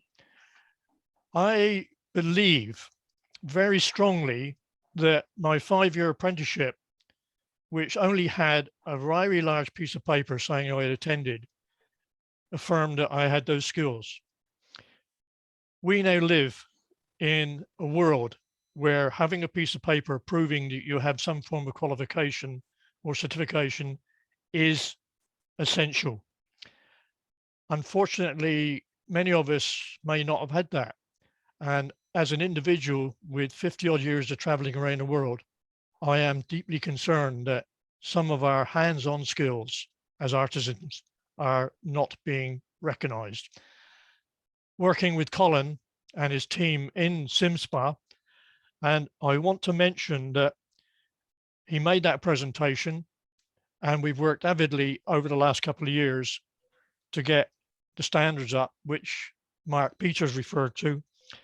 And the Chartered Institute, SimSpa, is the holder of a royal charter on behalf of the UK government and Her Majesty the Queen. And I've read that document, and it goes back to the 1600s, I think, Colin, something like that. Anyway, I'm going to hand you over to Colin, who is the Standards and Regulations Manager for SimSpa. Welcome to the team, Colin. Thanks, Keith, and good afternoon, everyone. Well, afternoon where I am, may not be afternoon where you are. And firstly, I do all my best work in the pub. So that's not uncommon for me, Keith, to be having meetings. Okay, thank you. So yes, I thought I'd start with a little bit about me. It's always interesting to know why this person's on your screen. When you're listening to him, why should I listen to him for the next 10 minutes? What's he got to offer? I suppose I wanted to talk about my motivation, really, of why I'm here. You may consider the UK an affluent nation, and it is in many cases, but in some cases it isn't as well. We have quite large health inequalities in the UK. There is a difference in life expectancy between the most affluent and the least affluent of 12 years. The quality of life expectancy as well as you get older, depending on where you live, is quite varied as well. And for me, the relationship with the Tai Chi Uni of Great Britain and my motivation for being involved with them was based around that, about making sure that everyone has an opportunity to extend the quality of their life. And Tai Chi, and I'm not the Tai Chi Qi Gong expert, I'm going to say it incorrectly, please please bear with me on that. I'm the education man. The opportunity that this provides in terms of people accessing Tai Chi and Gong activities could have a profound effect on the quality of their life. So for me, that's why it's always been important to have the relationship with Keith and Mark in particular, and make sure that we fully understand what the training and assessment requirements are for instructors from there, and give credibility to the people that deserve it as well. So I'm slightly different here today because I'm representing my organisation rather than myself, but I thought it was important to know where my personal motivation comes from for this relationship as well. So as Keith Simsper, I work for Simsper, Standards Regulation Manager, I've been there for 5 years. It's my job to make sure that people who are delivering activity have a respected and recognised profession in the UK. So they are seen, and I was listening to Malcolm, it was really interesting when he talked about business skills and the ability to make a fair living out of being an instructor as well. That's why our organisation exists. It's to make sure that people have a recognised and respected profession in the UK. It is understood that people have the skills and the competencies to do a fantastic job to support people to be more active. But also on the other side, to make sure that you know when you go and access that activity that it is safe, and you will be treated correctly. And there is a recourse if you aren't as well, if there's somewhere to go and complain and to hold for somebody where people can be held to account as well. So that's the purpose of our organisation. Our intention is to make sure that there is the recognition for, I'd love to listen to Malcolm earlier, people like Malcolm, that he's seen as a professional who is competent in his field, who's invested a lot of time and energy and money into himself in making sure he's the best he can be. And for us in the UK, public recognition of that can only then lead to more work for Malcolm. So if people understand what a real charter is, as they do, as Keith said, if I go and seek services from a professional, I'll be going to look to see whether they have the charter in certain professions. That's just not the case in our profession right now, but there's no reason why it couldn't be. So that's our intention, that we can increase public recognition and increase public confidence in our people that deliver activity, which from a local and personal level will increase the amount of people taking part in Tai Chi and Qigong. And then from a policy level, where I spend most of my time very boringly, we can convince the people that invest in sport and physical activity that investing in Tai Chi is a good, safe place to invest that's going to have a massive impact on people's lives. And I know Keith shared a diagram with me 5 years ago about how we can support the joining up of the healthcare services in the UK, and I'm sure that will be work in progress for the rest of my life until I retire. That is definitely our intention. So as Keith said, I've been working with Keith and Mark in particular for quite a while now to develop what we've got in terms of a set of professional standards, as we call them. So they outline what the job is. So what is it to be a Tai Chi and Qigong instructor? What is the scope of that job? What should you do and what you shouldn't do? And what are the skills and competencies that are required to perform that role effectively as well. So therefore, we've got a minimum benchmark for anybody that wants to instruct activity. And that then allows us to both accredit any education provider that wants to deliver training for Tai Chi and Qigong instructors. So we can say, yes, this education provider does deliver that training to the right quality, and we can hold them to account on that. We'll quality assure them. So when people are looking to train to become an instructor, they'll know who are the credible organizations to go and train with and who aren't. And it also provides instructors with an opportunity for support from their professional body if they wanted to have that as well. So they would provide them with an opportunity to be members of both Tai Chi Union Great Britain and a member of Simsper as their professional body as well. And then our medium to longer term ambition is to have, if you like, in your language, grades of recognition as well. So We have the opportunity to have a basic membership, of which, yes, you've met the minimum standard, or we have the opportunity to have a higher level of membership, which is a charter, which says not just have you met the minimum standard, but you're an absolute expert in your field as well. So at some point in the future, I'm sure myself, Mark and Keith will be talking about what chartered means and how we can allow instructors to access that as well. That's more my end than it is Keith and Mark's end. I'm sure they would love to do that tomorrow, but I'm not quite ready yet. So yes, that's what we've done in the last 5 years. We now have a set of standards, which is fantastic, which we're about to publish very shortly. We're just going through the final dotting the T's and crossing the I's. I think it's the other way around, of those standards, and making sure that they are professionally published before they land on our website, which will happen very shortly as well. So again, that will then enable us to do that endorsement piece and provide a level of credibility with that as well. I thought it was really interesting what Jim said about national health. Final thing, Keith, don't worry. No, it's fine. I understand we're short for time. I just thought it was really interesting what Jim said about healthcare settings. And yes, the energy systems are absolutely missing from that, but also the emphasis on the solving the problem rather than the cure is something which I'm constantly banging the drum to healthcare professionals about. So where is your investment in preventative medicine rather than just rehabilitating people that have already contracted disease as well? And for me, that's where Tai Chi and Qigong could make a massive impact in preventative medicine. Thank you. So yes, fully on board. Thank you for the opportunity today. Lovely to meet you all. If anybody would like to learn more, would be happy to follow up. Colin, thank you very, very much indeed. I believe that with your knowledge in the training regulation field, it's not just Tai Chi and Qigong. I'm sure the majority of people on this webinar who are involved in various energy fields will find the benefits. And I know that yoga, the Wheel of Yoga UK, is actually one of your teams. And it will be interesting to know, because I think that what we're doing at the moment may have a spin-off even onto the well-established and recognized organizations. So thank you very much indeed for your time. And I wasn't waving to wind you down for a couple of minutes.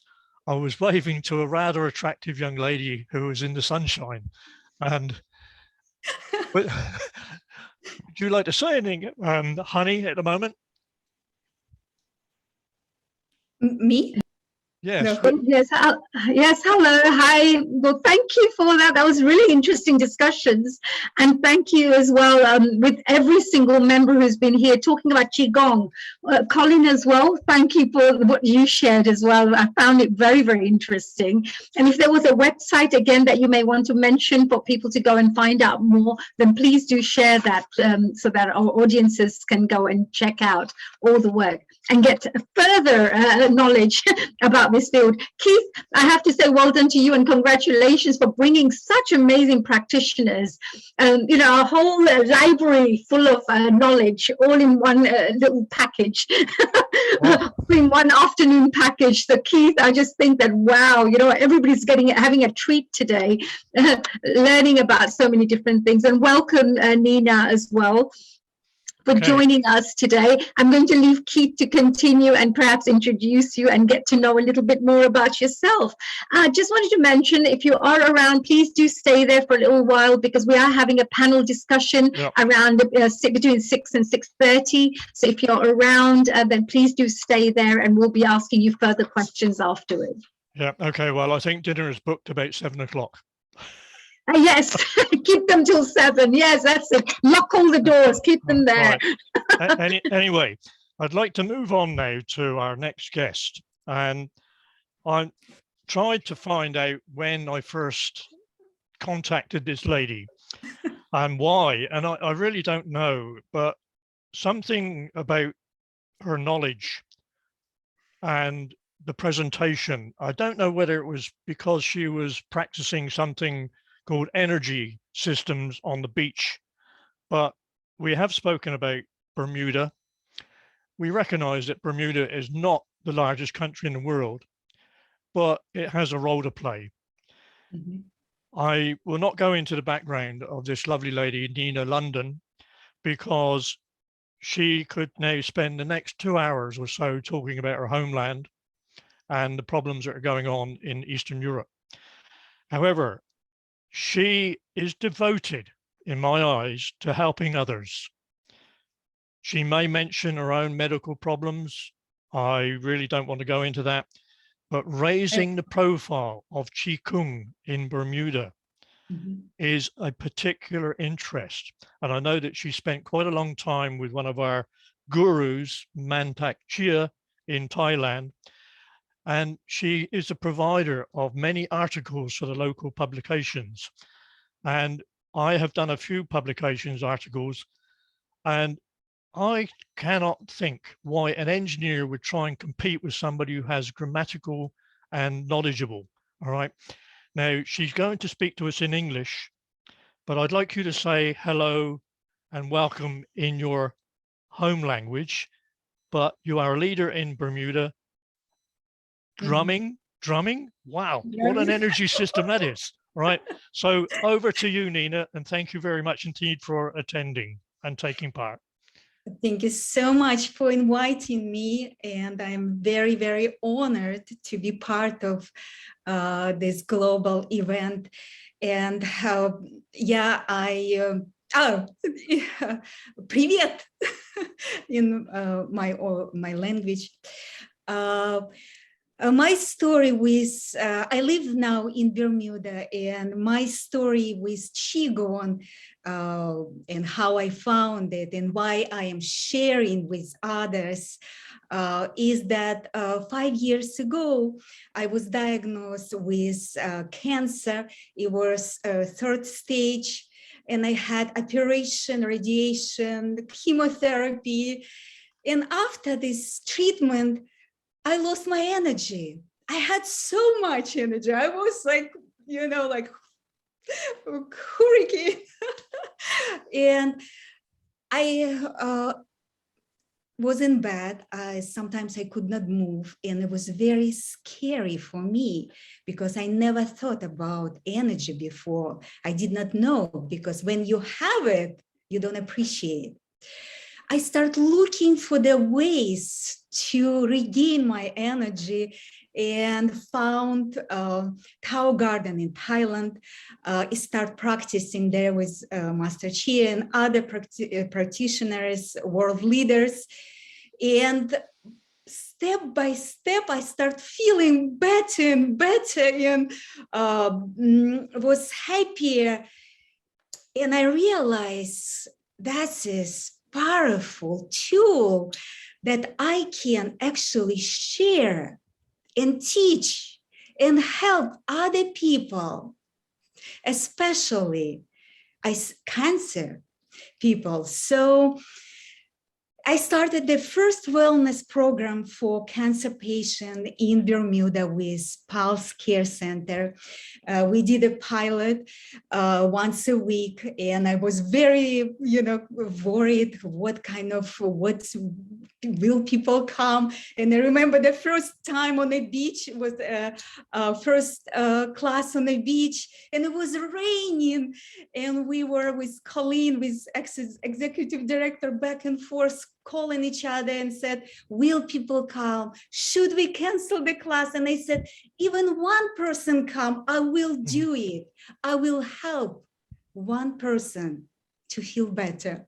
And I come on the beach, I came up to the beach, and there were a group of people, and that's how we started the program, Healing Vibes. It's a third year now. I did another program, and elements come in the water, movement for healing, to release tension in the body, increases flow of energy, ocean of energy. So this part is this part of the helping cancer people is doing fantastic, is doing so well.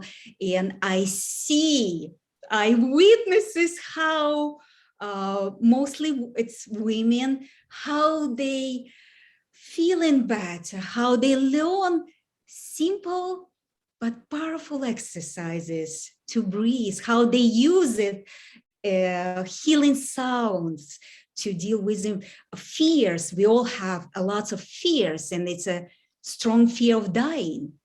So how to deal this, we are practicing every Saturday, and it's beautiful. It's something I'm very, very proud. Then this summer, beginning of this summer, very interesting thing happened. I was on a beach. I always practicing on a beach because Bermuda is made for Qi Gong and there is no Qi Gong. So I'm kind of ambassador because we all have 5 elements: water, air, rocks, coral beach, pink sand, sun, everything. The energy, nature energy is so powerful. So I was practicing in the beach, and then I turned and I saw kids was sitting and watching me like with, like they were fascinated. And I said, would you like to practice with me? And they said, yes, what is this? What are you doing? And I was doing one of my favorite exercises, flying birds. And I said, like, okay, let's do it together. So we did, and they love it. And I thought, this is something I have to develop. This is next step. It's naturally happened. And I developed a program for kids. Now I'm working with the 2 schools trying to do extra curriculum, like 8 weeks program, also once a week, based on, I read lots of research in how people do based on the program pilot program they did in Illinois, and went so well, helping people especially with stress, focusing. And so on the top of this, I also do working with women, do one-on-one sessions, and it's also amazing. And I did not advertise. It's interesting that I did not advertise. They found me because I write a lot in the local newspaper, the Roll Gazette, about promoting Qi Gong, promoting the simple ways, what we can do every day, even 5 minutes a day to feel better. So, and we, with Keith, we are working on now to open Qi Gong, Bermuda Qi Gong Association, which I'm very excited. And I think it will change, looking forward to help more people, elderly people. So there's so many aspects of we can, work. Right. So Nina, if you have any questions, yeah, I would love to answer. I'm just going to make a point, if I may, which I think is my prerogative, is that you mentioned Qi Gong Bermuda, which we just raised not too long ago. Mm-hmm. And when I was asked about this program, it was about collaboration and integrative care, right? And I believe that we've shown through the few programs that people like yourself are running, we're already there, but we need to carry out what is a business model. We need to carry out proper marketing. Awareness is not just through the medium of webinars, but hopefully with the collaborations that I have in mind with some people in some organizations internationally, they will see the common sense to work together to a common bond and a common purpose. And that is what SimSpa, the Chartered Institute, are providing for me. All right. So if anybody's got any questions for this rather wonderful lady in Bermuda, please go ahead and we can get on to the last and final one of our speakers. Well, I think, Nina, first of all, I love your enthusiasm. I love the energy and the fact that you're bringing something new, you know, to Bermuda. Isn't it amazing? Anytime I think of Bermuda, I would think about the Bermuda Triangle. So that's my thought that comes in first, you know. But to think about the fact that you're bringing Tai Chi and this particular type of healing methods and launching it and introducing it to Bermuda, and I think that's fantastic. Let's find out from Amalia, Dr. Wai-Ching, to find out what she has to say. She's herself is a practitioner in terms of Tai Chi, a master, I would say, a master in Qi Gong. So Dr. Wai-Ching, please tell us, what did you think of the wonderful share and the message that Nina had? And is there anything you would like to ask Nina? Well, not ask per se, but I said, Nina, I want to come practice with you. Please. I was in Bimini Uh-huh. and swimming with the wild dolphins, right? Bimini, Bermuda, and Bahamas, and the Qi was amazing, of course. And my favorite thing is to do Qi Gong on the beach. Yeah. And yes, so I'm resonating with you, as they say. And definitely, I mean, we're just in the flow with Qi Gong on the beach. So thank you for starting the association that definitely will come and coalesce with you. Thank you for doing that. And I do a lot of work with cancer patients too. So and I actually potentially heal my potential cancer, ovarian cancer, with Qi Gong as well. So you know, it's just basically put it simply that it can be changing the mutation of the cells. Yeah. Right. And working on the emotions and the hormonal basis of our imbalances. So, you know, it's so wonderful, isn't it, that we discovered the secret of rejuvenation and youthing. Yeah, yeah. I find it very interesting with both of you speaking about Qigong and, you know, Tai Chi. And, you know, of course, from the Indian and the Asian subcontinent, we talk about the prana system, we talk about the chakra system, etc. That there seems to be this energy, ancient methods always seems to be concentrating on the energy system. What do you find is similar, you know, to the two styles? Like Dr. Wai-Ching, if you could perhaps answer that, because you have the chakra system, the prana, the nadis, and all that side from the Asian side, and then you have the Tai Chi. Yes, well, the systems are very similar because we are really one anatomy, right? We have the basis is our bodies, our sacred geometry. And so we have the meridians, we have the nadis, and of course we have the Sushumna, Ida Pingala, and the nadis and the mama points. Very similarly, we have the central vessel, governing vessel, and so and the different meridians and the different sunbow, or the tree treasures, and so on. So these are just names. These are just other belief systems, you know, that's imposed on our cultural realities, right? And so it's just, we can just study all the systems that we want, but the most basic important thing is to come back to ourselves and stillness and to the innate intelligence within us. Yes, coming back to, of course, the global integrated health, you know, association that we're setting up as well. To even sometimes we may find there are a lot of similarities with all the practitioners that they could share about, and you know, it's not about differences; it's also celebrating the similarities and combining the similarities together so we can enhance that messages in a more powerful way, perhaps. You know, I know we're moving on to, of course, very shortly to our next guest, Keith. So I'm not sure whether David Ross is with us at the moment, but as soon as he joins us, can we keep this quorum up? We have a situation here where I think Nina mentioned that the majority of participants were ladies. Yeah. All right. The classes that Malcolm Calvert and I have run over the years are predominantly ladies.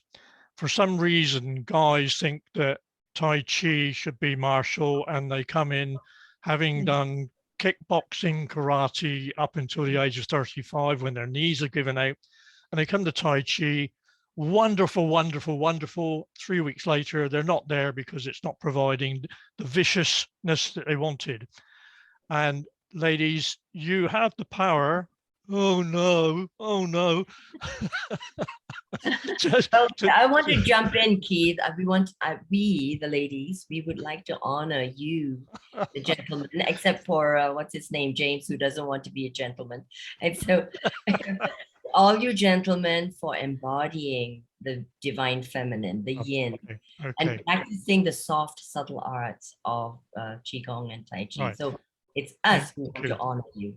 Okay. Look at the subtle energy that you talk about. It's so powerful. It heals. Can you imagine? We talk about it being so subtle, yet it's so powerful, isn't it?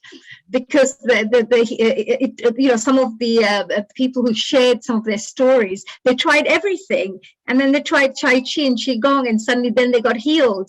So, I would say there's a real powerful energy behind this particular topic as well that we should appreciate and really, really look into it more seriously. And if possible, if the Western world can appreciate the energy system, I think there could be a lot of real powerful changes that could take place in the health industry. Okay, well, I think the messages that we've had over the last few speakers are somewhat in need of not resuscitation, that's not the right word, but I think Colin mentioned prevention, and the whole emphasis of prevention in the NHS and National Health Service is about when they are discharged from hospital, that's their prevention, which in my terms is aftercare. How we get prevention is through and I'm going to read here something that's been sent to me by a bloke called Neil Kumar. By the way, we are not a webinar, we are a global online community channel, live streaming on many platforms. I just wanted to just clarify our dear Neil Kumar. And we should all be very grateful, of course, to dear Neil. He was the founder of Healing Our Earth. He's the one who came up with this fantastic platform 2 years ago when COVID came on all of a sudden and took over the world. And then Neil Kumar thought that, well, we need to really connect with people from homes because there was so much fear everywhere. People were not going out, etc. So this was a way of coming and communicating and connecting with the community.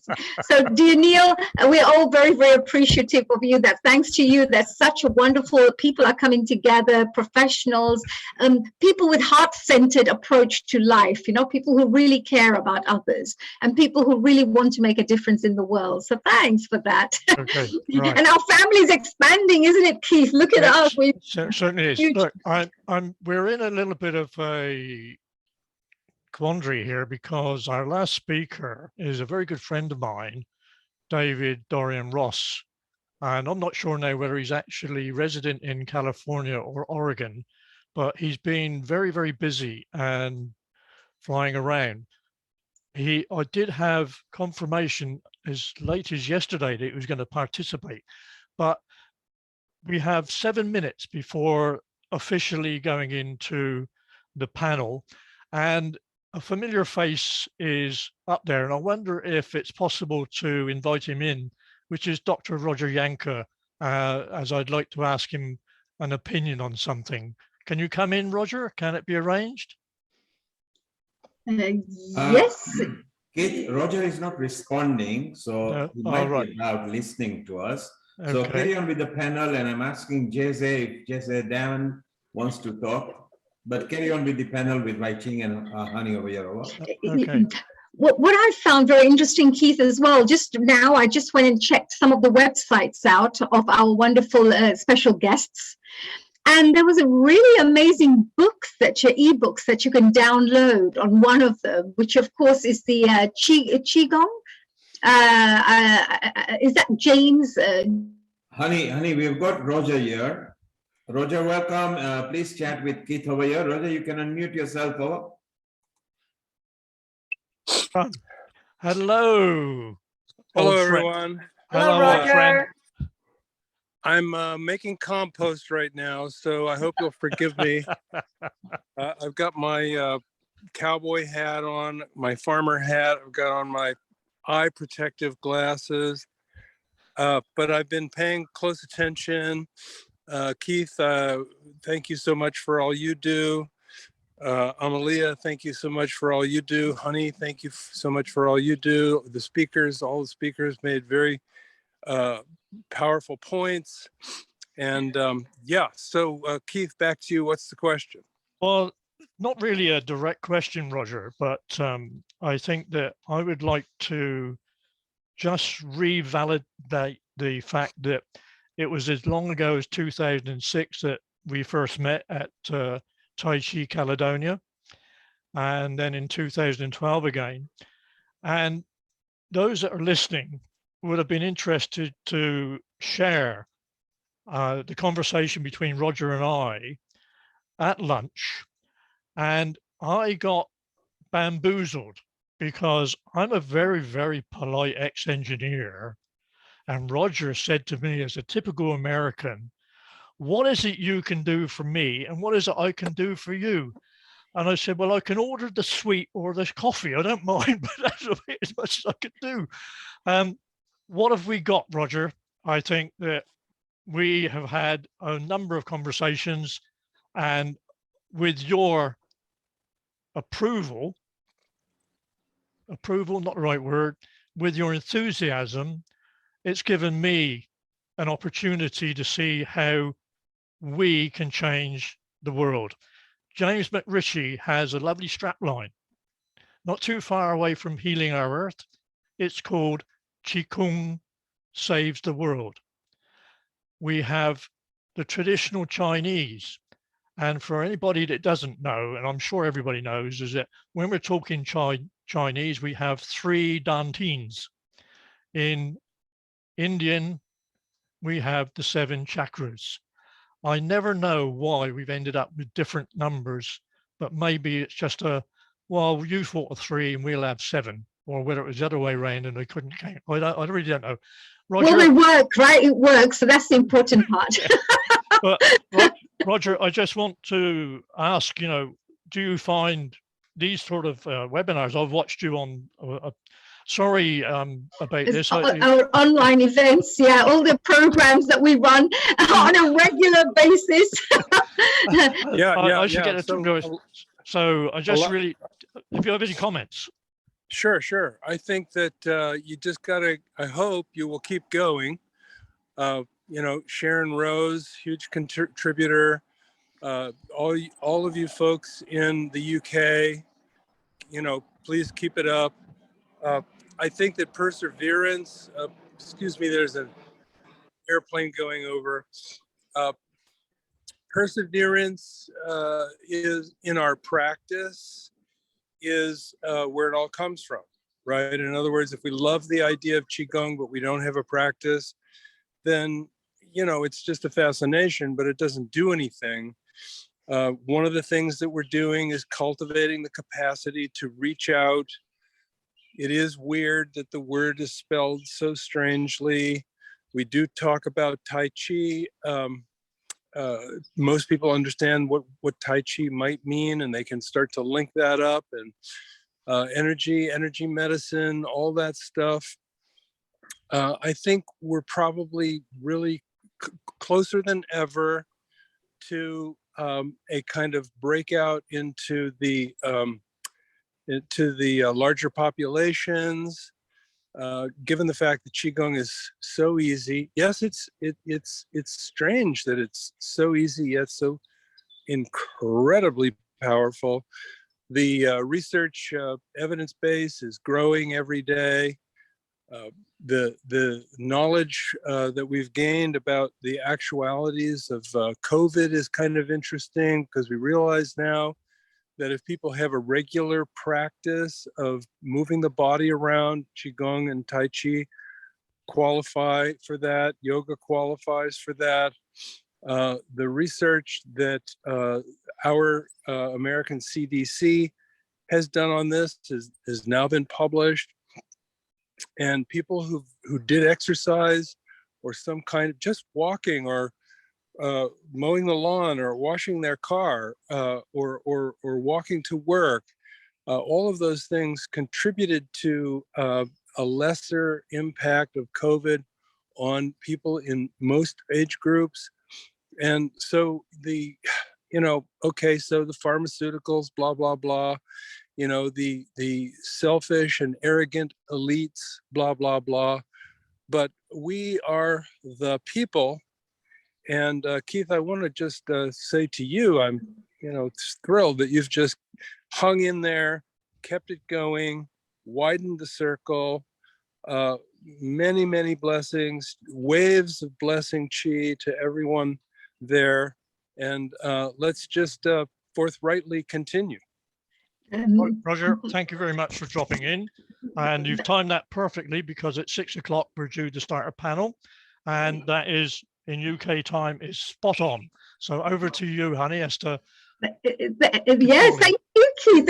Real from the bottom of our hearts, sincere thank you to all of you for your wonderful contribution for today. Really amazing. And also Dr. Wai-Ching as well, really great questions, great insight as well. So being part of the panel discussions, and perhaps we can continue with our panel discussions right now. I just wanted to share actually that I went and checked James McRitchie, his website, and he's got some amazing books, and I just wanted to let the audiences know as well that if you go and check out global Qi, you would call it, project.com, which is globalqi.project.com, you will find a whole load of books that you can download, all free ebooks you can download. And I'm very, very grateful that, this information is available. I can just see what a big heart people within the Tai Chi field have. They really, really want to spread love, happiness, and health. And you can see that it touches on all areas of your life, this Tai Chi does. It's not just about health, it's mental health, physical health, spiritual health, so many other areas are connected to it. So I really, really admire the work. Look at this, about 8 books are there for you to download, ebooks, free ebooks that you can check out. So I just thought I'll share that with with our audiences. So coming through to Mita, you've been listening, and I could see some really great, Mita Joshi, welcome here on Healing Our Earth. Global namaste to you.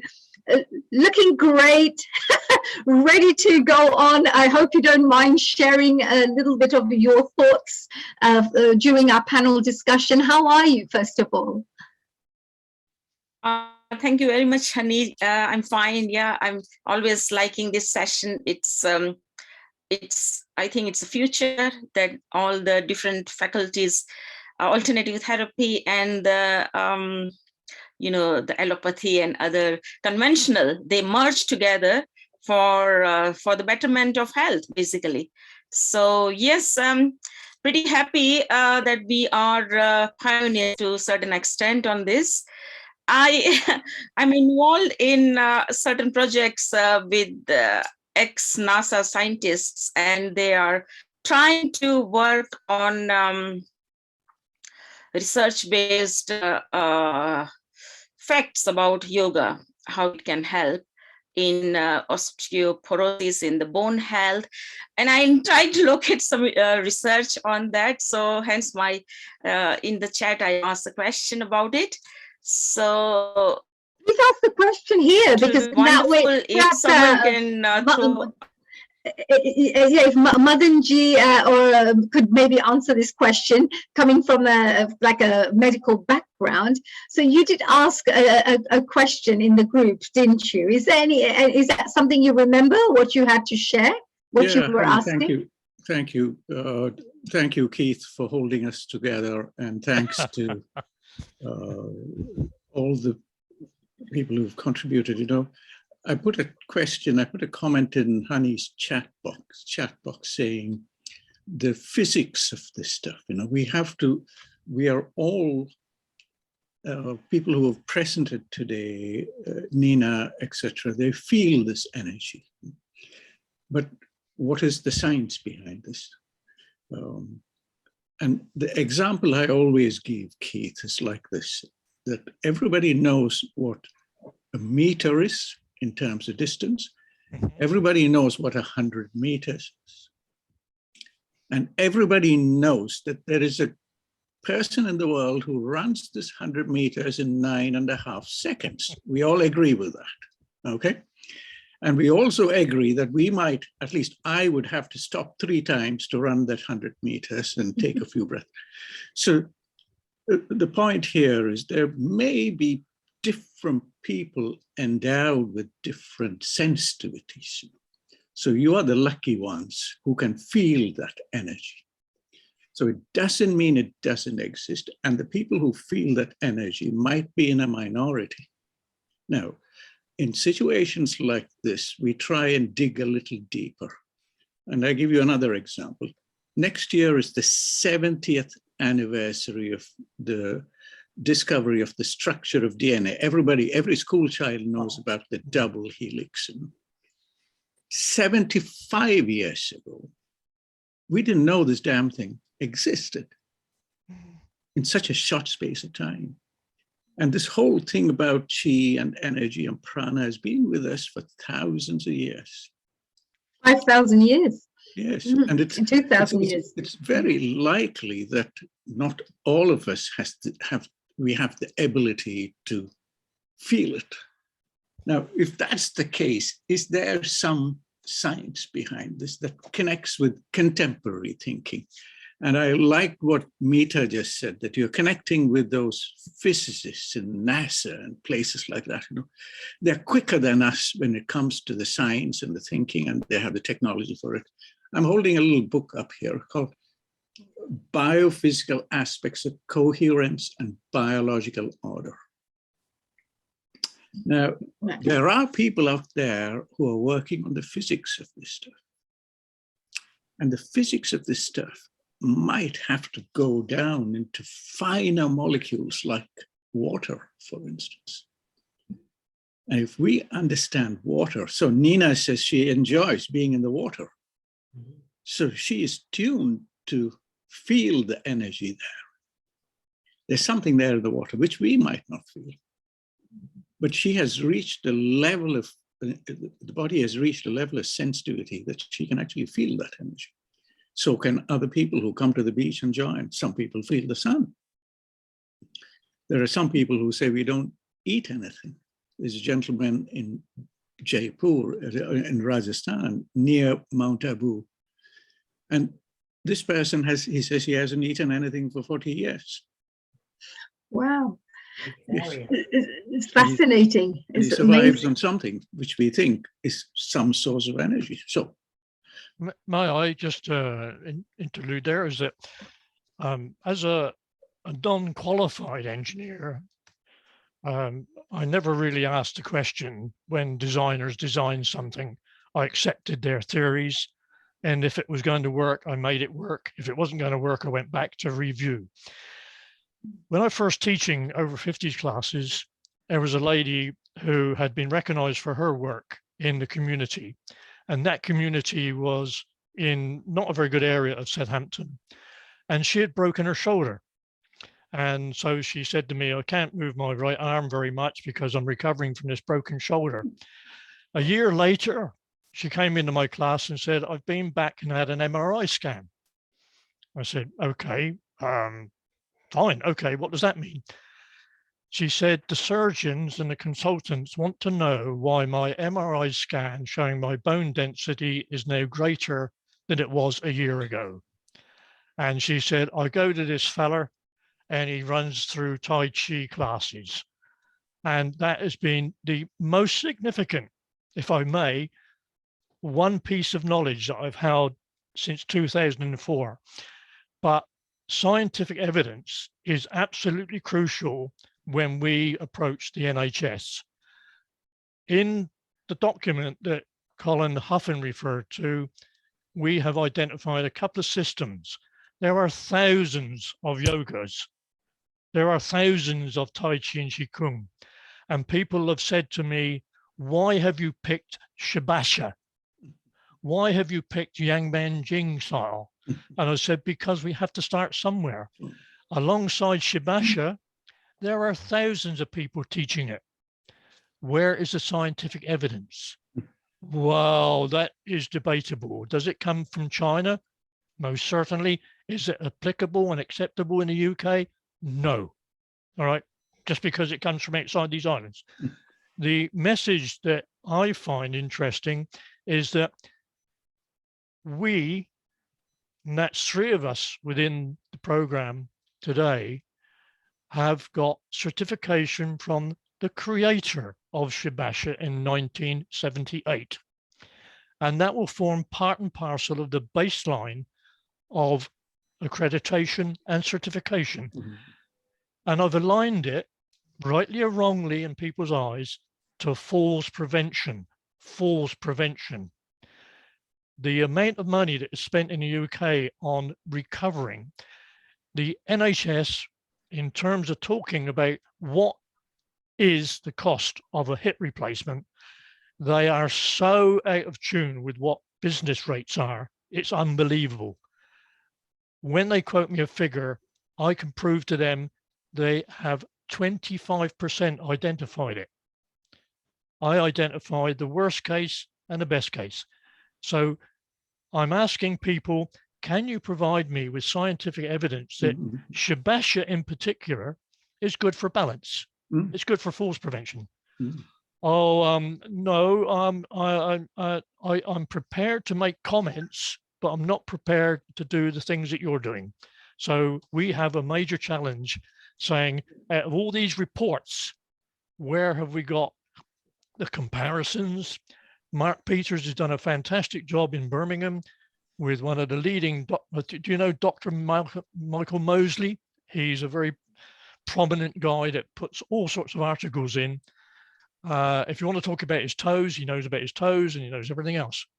But interestingly, it is a case of saying, take a group of people doing X, Y, Z and take another group of A, B, C and see what comes out of it. There are so many records, so many registers. I don't know where to begin. Maybe this lovely forum is going to be able to produce that on behalf of all our modalities. Absolutely. I think that's a really great point, Keith. And also, you know, what you said, it helped to trigger off another idea in my mind, that if you have one of the special guests said that they had 60,000 members. I believe it was a white tiger. Tai Chi. Yeah, they said it was 60. No, I just thought that if every single practitioner who teaches Tai Chi, if we're talking about that particular area, or yoga, what about when somebody joins and they just fill out one small questionnaire? And as 3 months go down the line, they fill it out, and 3 months, and then 1 year later fill out. Because at least that, because I come from, I did my Master's of Science in Public Relations. And we used to do a lot of statistical, experiments. So either it was through a hypothesis, or it could be qualitative or quantitative, research programs. But at that moment in time, you still get good information that could really help. So maybe that could be a way to start, like every person who joins a class will just fill out a form. Are you having any health issues, or whatever that standard questionnaire is. And everyone could be sent that to just start giving it to the new people. Because in 2 years' time, 5 years' time, that research would be really useful. And nowadays we have technical as well. We have we've gone forward technically, so we have technology there where people can just fill out quick little forms, online. And that could also help us to maybe put it all together in one forum, like let's say this global integrated forum. All the information comes through there, not the names themselves. Maybe each one has a number or something. So everybody's confidentiality is kept there as well. And at the same time, we could get the statistics that we really need. And we could see that, well, in America or in India or, UK or Bermuda, this how many percentage of people have improved by doing this.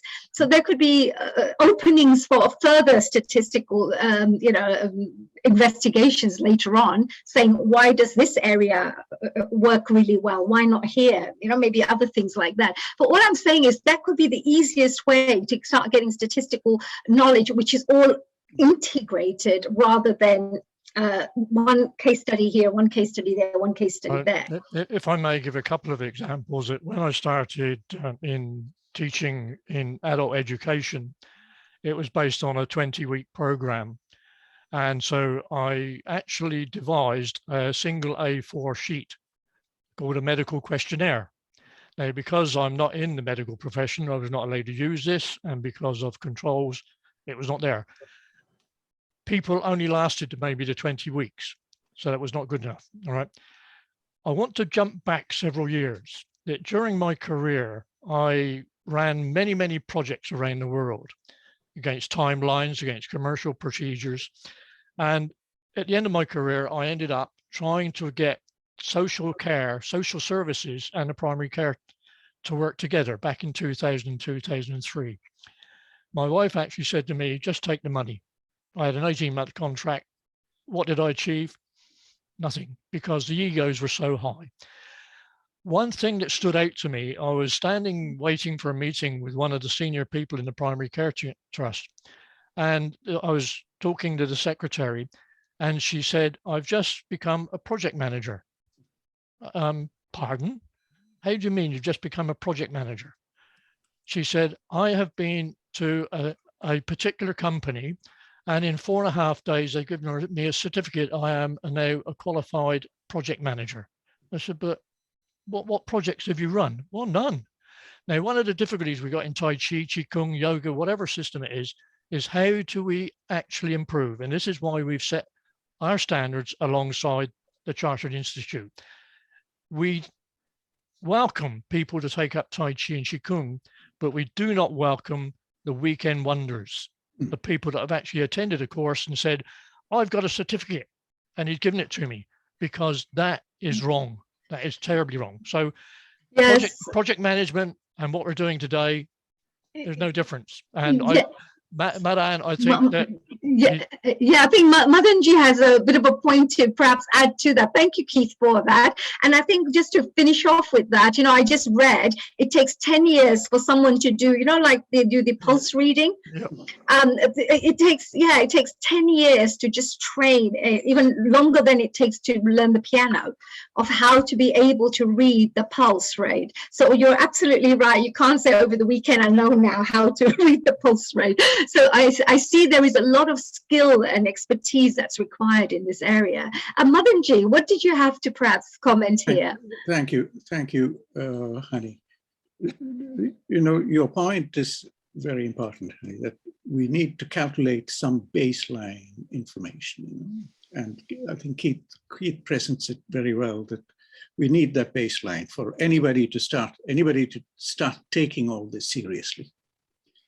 Now, how are we going to make that baseline with highest impact, with least energy, for want of a better word, or least amount of funding?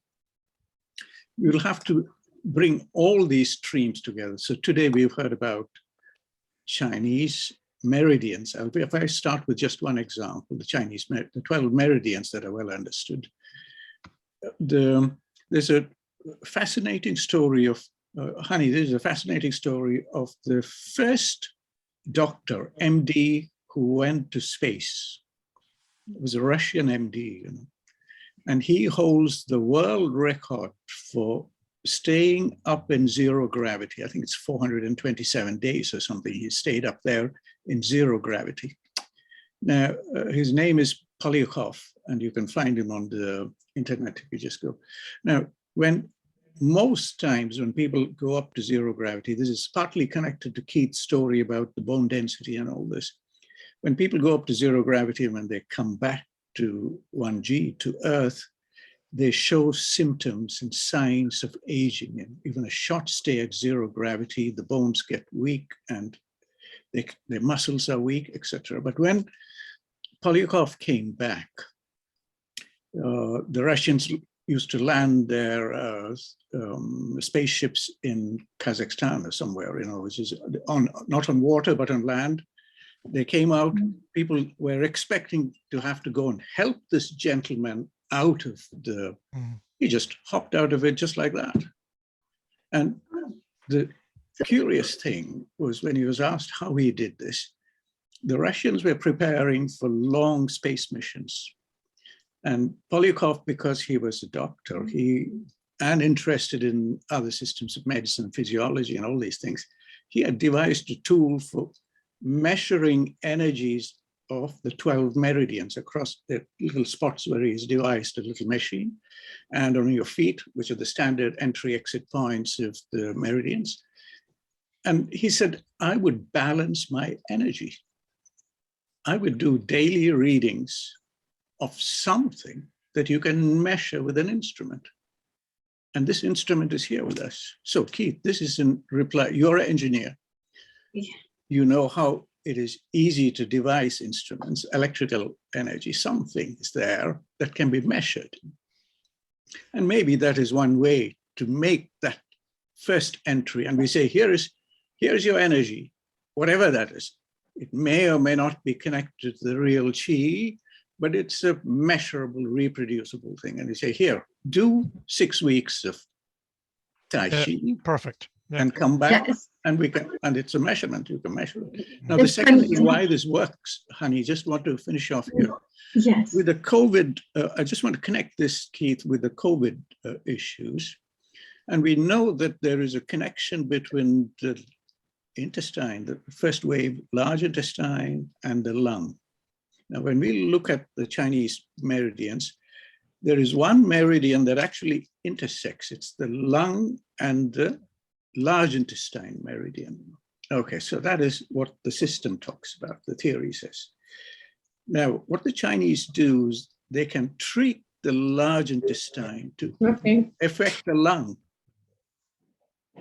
Now, with modern biology descriptors, so I'm putting this into a contemporary kind of issue here. Everybody knows COVID, everybody knows lung problems, everybody knows about GI tract problems. When we look at the DNA, the expression of that ACE2 protein, it's predominantly, get a lot of it, the receptor where the virus goes in the lung. It also is in the large intestine. I'm not saying there is a reason for it, but that's how it is. I don't know how the Chinese got to knowing there are two meridians that intersect. Fascinatingly, the Chinese have a way of treating the gut with herbs, all the herbal formulations. And you can then measure cytokines in the lung, and there'll be a change in the cytokines in the lung.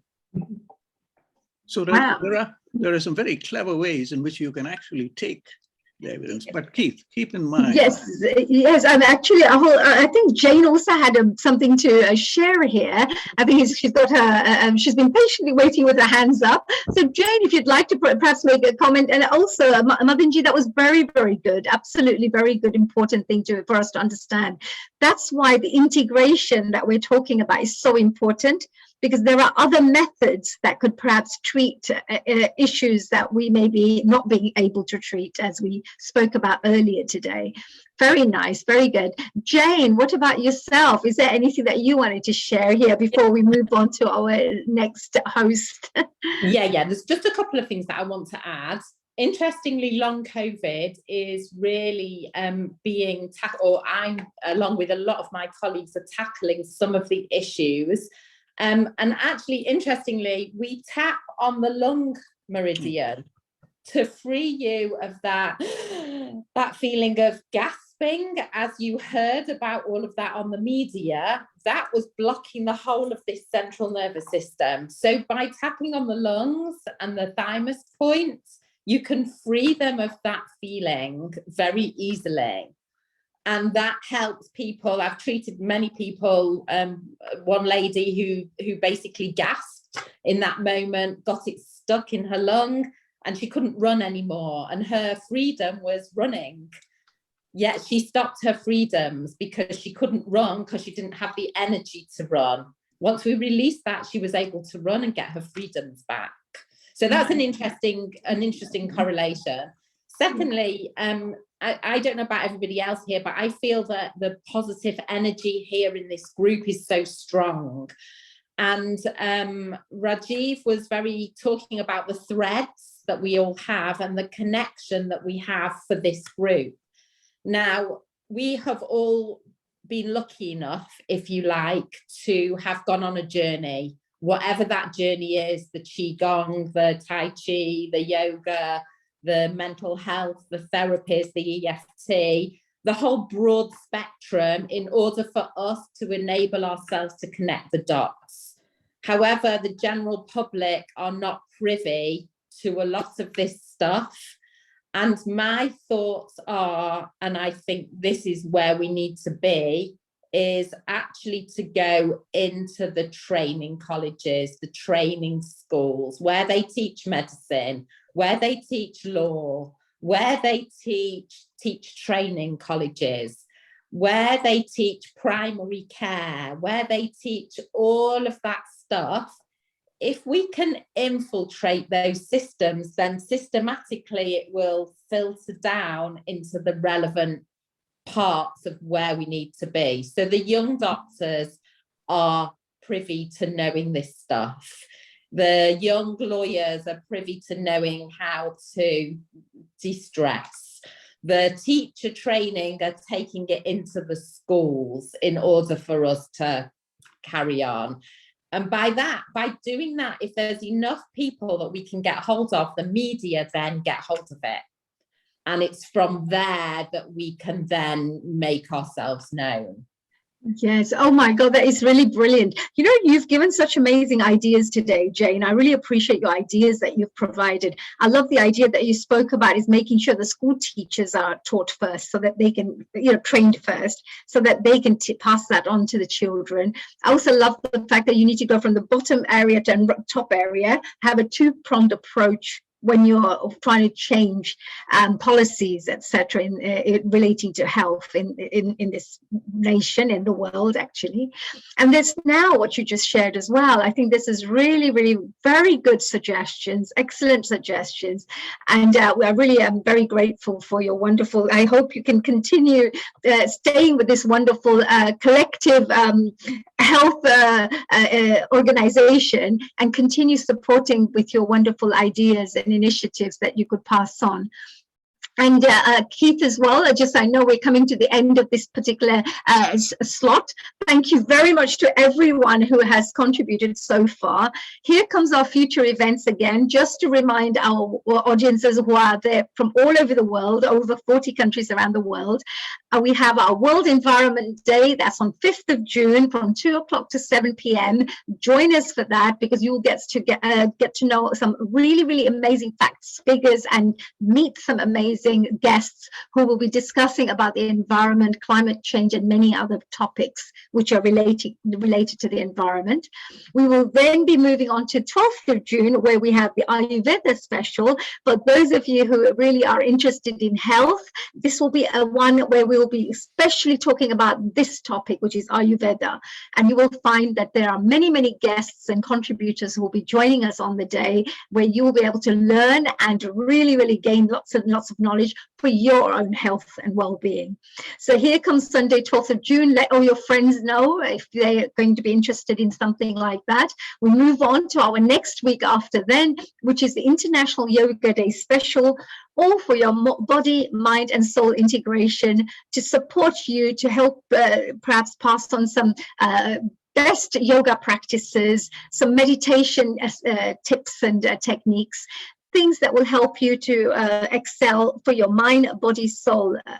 And that's on the 19th of June. We have the Vegan and Vegetarian Kitchen, which are on 2 weeks, actually, because we've had so much demand for this. So many people have been sending in their messages.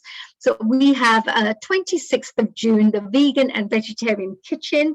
And at the same time, we have one again the week after, which is 3rd of July, again, the Vegan and Vegetarian Kitchen. So we really, really look forward to presenting some great online programs for every single one of you, and also ensuring that whatever the subject you are interested in, which is relating to mind, body, soul development, we are bringing to you on this online platform, Healing Our Earth.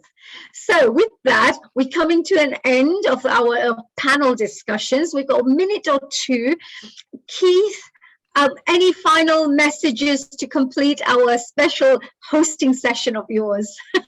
Well, I think life is full of challenges, and this has been one of them, and I've really enjoyed it. And I would like to thank you, Hani, and the rest of the team. But also, I'd like to thank those people that have kindly responded to the invitations and spoken about our wonderful systems.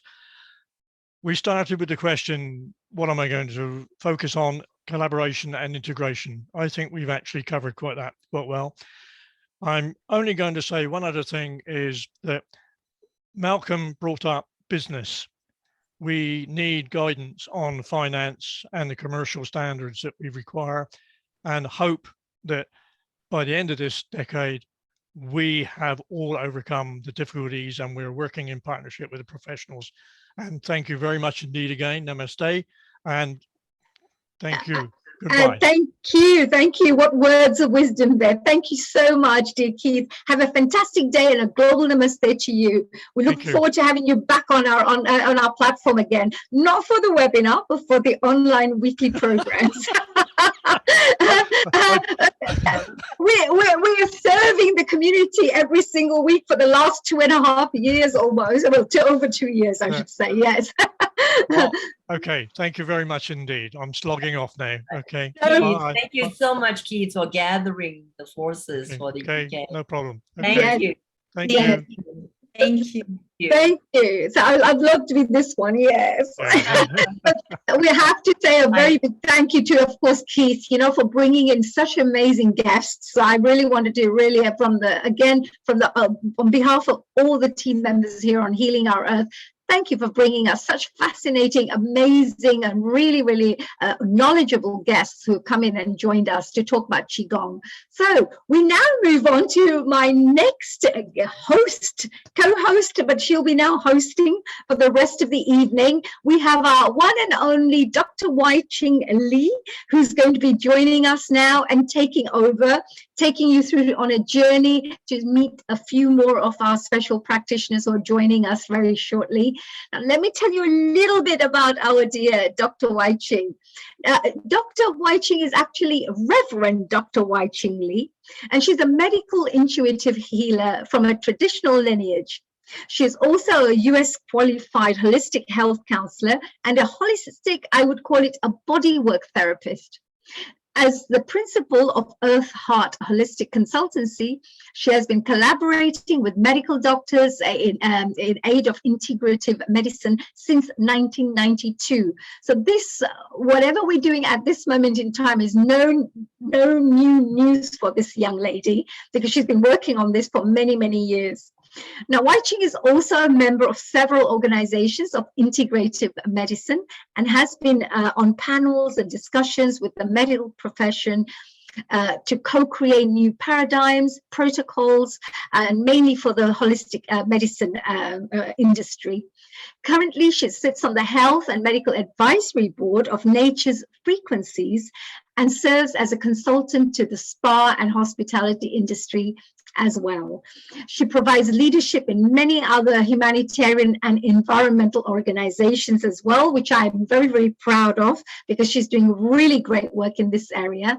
And because that also includes her own program of living, healing, arts vortex, which is called LHAV. Wai-Ching Lee has synthesized several cutting-edge evolutionary modalities in the field of energy and vibrational medicine. She has developed InfinityQuantumQi Gong, an accelerated restorative treatment and multidimensional healing, and is the associate producer of Quantum Qi movie with Sharon Rose of Sacred Mysteries. And we're so proud to have dear Dr. Wai-Ching Lee here. Global namaste to you. Again, after all the wonderful panel discussions and wonderful questions and insights that you shared with the rest of our audiences so far. What an amazing convergence, honey, of the souls. And I'm now sitting here, as you are too, I believe, for 4 hours, and just scintillated and just kept being elevated into the quantum field. It's just like, this is where the action is, So right? this is where the action is. And we really love this. Healing Our Earth is such an amazing platform. Look at the amazing people that are coming together. What a force, you know, that is being created right now. And I don't even consider it as a force. I consider it as a good consciousness. You know, consciousness is coming together. We all individually want to make a difference. And each one of us are coming together in a collective force, every one of us are wanting to do the best for the world. So I think this is really great. But with that, Dr. Wai-Ching Lee, my dear sister here on Healing Our Earth, what I will do is all the way from Ecuador, I will leave you here to take over the rest of the program for me. So with that, from love and joy and peace and light from Honey Kalaria, Dr. Honey Kalaria, to all our Healing Our Earth audience members. Namaste, everyone. Thank you, honey. I take over the torch. And all yours. You can now take over all the interrogation. Yeah, we've got that dear listening, interrogate him, ask him all the hard questions. Go on, take over. And I think Jane is also there, so she'll be absolutely fantastic. She's great. She's got amazing ideas. I love her ideas. And we'd like to meet was Qi, who will be here, like co-hosting with me throughout this entire an hour and a half, another one until we complete. And we have Qi, would you like to speak of your work and introduce yourself to the panel? It seems like there is a panel happening here. Hello, namaste to our Healing Our Earth family, and glad to be here again. So thank you for the opportunity. So I do have some slides, Dr. Lee, if that's okay, because last few weeks I rushed. I was wanting to give the other colleagues a time to share their excellent work. So today I will share some of a bit more in detail about the work that we've been doing. Yes, certainly. Just take a deep breath and calmly share. We are here to receive slowly.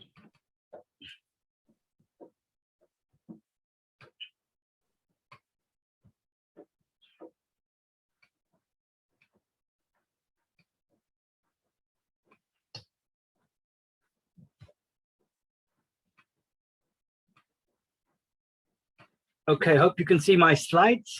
So the talk today really is continuing the theme of how do we transform health, integrated health. But I've been working for the last 3 decades around health inequalities, and particularly ensuring some of the work I've done around race equality, but also generally around equalities across the board to ensure from a patient, carer and a community voice that are missing in terms of some of the institutions that we try and influence and change. So today, the presentation is around the empowerment work that we've been doing.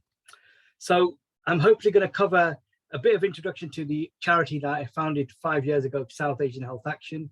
We're a patient carer community-led charity. I'm going to talk about a recent government, UK government health inequalities priorities, Core 20+5. So I'll share a bit about what's happening as a result of COVID and health inequalities that we've come to the forefront in terms of the disparities that we've knew already for many years. And then talk a little bit about our collective collaborative projects and our future plans in terms of how do we continue the theme of influencing, empowering and changing the way services are delivered or policy is made as well. So this charity was set up in 2017, and our work is, we're Leicestershire based, but we do cover Yorkshire and we cover London in terms of that's where our community ambassadors are based, and I'll talk more about the ambassadors. But our main primary objective is looking at health inequality needs of the South Asian communities in England, and our kind of focus is around being as I said, we're a patient care-led organization, which means we listen, understand and advocate the needs of our communities particularly from a lived experience. So I've kind of started to ensure that we have the key messengers, the right messengers of people who have gone through diabetes, people who are going through organ donation or a transplant, people living with renal issues. So our community ambassadors are people who are made up of people who are had an organ transplant or currently waiting, or their families who have kind of lost somebody but donated. And these are the valuable ambassadors that continue spreading the word of organ donation as a gift of life. Myself, I'm a type 2 diabetic. So about 4 years ago, we set up a lived experience peer-led South Asian diabetes group in Leicester. So again, we know diabetes is prevalent within our community. So trying to look at how we peer and support each other to manage better. Our new kind of focus has been around mental health. My earlier career was in being an Asian drug and alcohol counselor, and then worked in mental health. So I was passionate about mental health. And in the last 2 years with the pandemic, we've seen an increase of anxiety, depression. And as you've heard from previous colleagues in last week, and in terms of the work they've been doing to help get mental health and support mental health. So we've got our mental health ambassadors. These are people in the community who hopefully could help us break stigma around mental health, because there's still stigma, but also they could be closer to people who need support and then help get the right support and use self-care techniques, which again we share with people who we come across with. And because we're a patient care-led organization, we need our medical advisors who actually are the experts. They kind of help us to ensure we can do our advocacy work with healthcare professionals as one of our partners. So focus is diabetes. We've got a virtual group for diabetes and kidney patients. Our kind of focus has been around the importance of organ, blood and stem cell donation. As I mentioned, in the UK, the law changed in 2020. We're automatically now are going to be organ donors. So that's useful, but we still need to be having conversations with families to ensure that their loved ones' wishes are honoured. But the reason why I say this is because within the South Asian community and other communities, we're more likely to, because of the health conditions that we face, are more likely to be needing an organ, God forbid, if not managed properly. So that's why it's important that we get this message out wide in the community. And then I mentioned about collaborating with healthcare professionals. Our kind of vision is around engaging. So that's where we engage to create the discussions and to facilitate attitudes and behavior change in health that we try and manage. We've got to educate our communities, our people, educate our healthcare professionals as well, because we've got to do it together. It can't be just done to us as patients, but we've got to collaborate. And that's why this work around educating the communities, as well as the healthcare professionals and the decision makers. But for us, it's more about educating on prevention and management of the conditions that we come across and we suffer and live with. It's no point just educating if we can't empower them, and empowering in terms of, we've given you the information, what you're going to do about it, how you're going to spread it, cascade it and share it to get the education wider into your community, into your networks, into your friends. And finally, we were seeing that our communities were not really engaged in clinical studies, in research.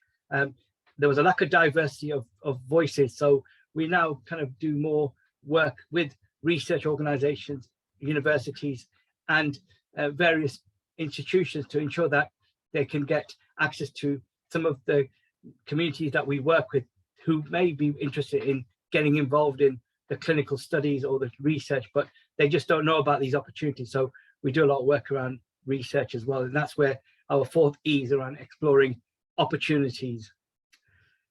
So as I mentioned, the government have got this health inequalities priority, and it came about because obviously COVID, but this new framework around Core 20+5 is really focusing on 5 key, looking at the clinical areas of health inequalities, but the 5 key areas, maternity, which we know that there is still an impact in particularly women from, we call them obviously the diverse, racialized, minoritized communities.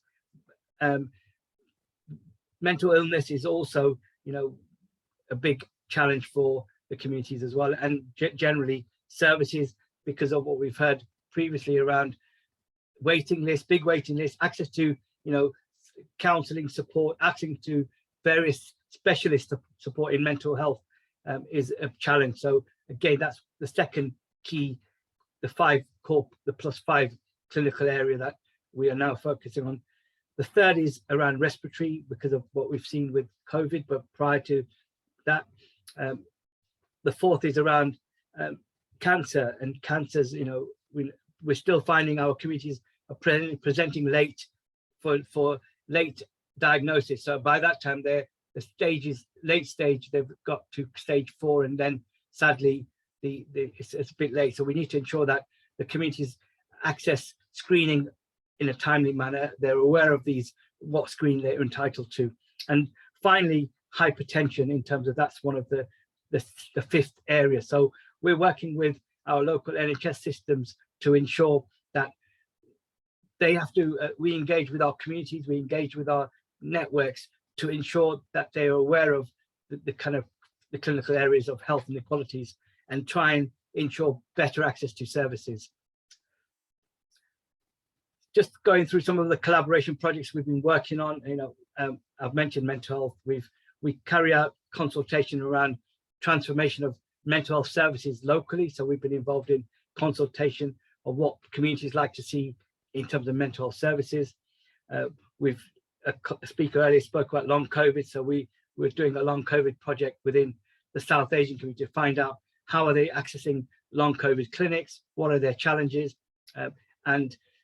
we found some, you know, we were finding that there's still long waiting lists for long COVID clinics and support. So using this platform of looking at alternative ways of helping people, you know, the meditation, the yoga, the breathing exercises is something that we need to ensure gets into the NHS a lot more. And, you know, like Keith said, getting into the NHS, because everything is around evidence-based, it sometimes becomes a challenge. So we need to keep persevering and keep going on and proving that this works.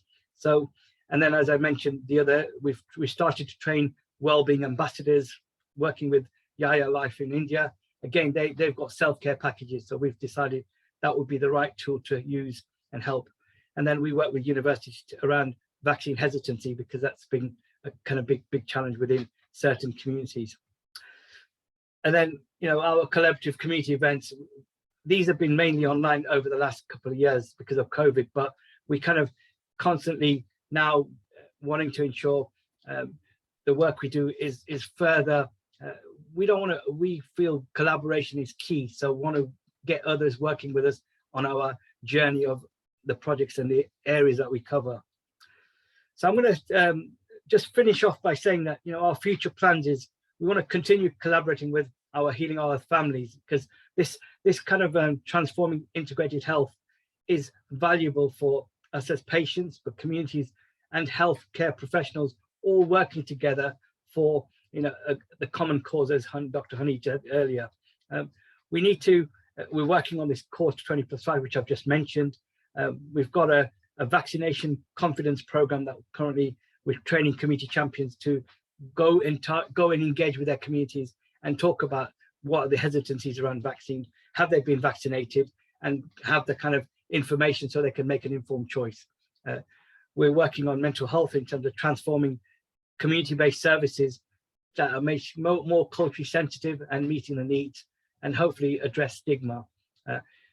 Finally, we will continue to grow our ambassadors. So anyone listening to this platform today or this event, you know, we would welcome people coming forward who have got some of the going through the challenges that I've mentioned around waiting for a transplant, or sadly lost somebody but went on to donate, and then the other conditions which we'll continue to work on from a patient community voice. And finally, we've been trying to increase diversity of patient carers in clinical studies and research, because that's where for our future generations, we need to ensure if we don't engage in these studies and the research, that won't benefit our future generations. We have to do it for our future generations. So that's why it's important going forward and taking part. But the challenge is not knowing about these opportunities. I'm going to stop there because I've gone through my slides and I'm going to stop sharing. So that was the kind of trying to show our listeners we've got to empower ourselves. So why I've got into is if we don't empower our kind of families, our communities, and even as patients or carers or communities, we have to design our own kind of services that are going to meet the needs of our communities, but we can't do it on our own, but we've got to do it. And this platform today is a great start to ensure that, you know, we take this message into the schools, into the universities, into the medical colleges, and that way we could embed it early to those clinicians or, you know, practitioners coming out, so that they're actually aware of the work, you know, that needs to be embedded into their psychology of engagement. So I'm going to stop there. Well, thank you very much, Kiriji. That is a huge spectrum of services and really truly serving the community and on a grassroots level, it seems. I would love to see some videos and photos of what you've done and what you achieved, what you documented. I'm sure you have a lot of that, and I really look forward to learning more about SAHA. Definitely, we've got obviously the case studies, the video recordings, the photos of our community events, and in fact today we just had an event we had the Gayatri Parivar had an event and their leader from India was here, so we continue to promote our Hindus Embrace Organ Donation campaign. So we've actually created various campaigns to target different faith communities. So yeah, happy to share of our work and work with others, really. Perhaps the next time. I do have a question about whether you've come across any adverse effects of the vaccine, because you talk about you have a vaccine confidence program, so people can make informed choices. And as you know, there are several adverse effects as also already tabled in theirs, you know, the official adverse effects organization. So what do you do? Have you come across much of that? And what are you doing with that? So part of the long COVID project that we were working on with the NHS was really because the South Asian communities and other communities were part of this program. We were trying to find how they're dealing with it, because obviously I've got family members who are now suffering with long COVID. So it was they weren't getting timely appointments or consultations that were post coming out of hospital. So that was one of the needs that we were trying to focus on, to ensure how do they access, you know, the services. But secondly, the confidence issue is something that they call it a confidence program, because they realize that certain communities are still not coming forward and they're still hesitant about the vaccination because of adverse effects like that you mentioned. And some people have told us that, you know, it's had an, you know, they've had a reaction, so they've stopped. They've thought about, do they take the second and third? But again, what we've said to them is those reactions that they've had, it's important that we're not clinically trained, we're not medical experts. So you need to, obviously, here's the research points. These are some of the organizations that you may want to talk more about. And obviously, most importantly, talk to your medical professionals who are, you know, to help you address that. But again, for us, the reason why we've trying to get the vaccination awareness in the community more, because we still know that there's certain populations and certain postcodes that in our city that haven't had the vaccination. So we need to have that dialogue with them to find out why,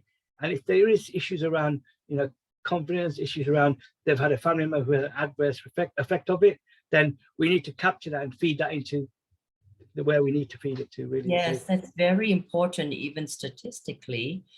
In the spirit of collaboration, might I then connect you with the World Council for Health? We've just had Dr. Tess Laurie was on Healing Our Earth, I believe last week, the week before, because they had a incredible convergence of doctors and scientists, very knowledgeable in the cutting edge of spike proteins research and such. And so that might be useful for SAHA to be part of that and to collaborate with them, because they have done huge research on that. And it's worldcouncilforhealth.org. And they just had a conference called The Better Way in Bath last week.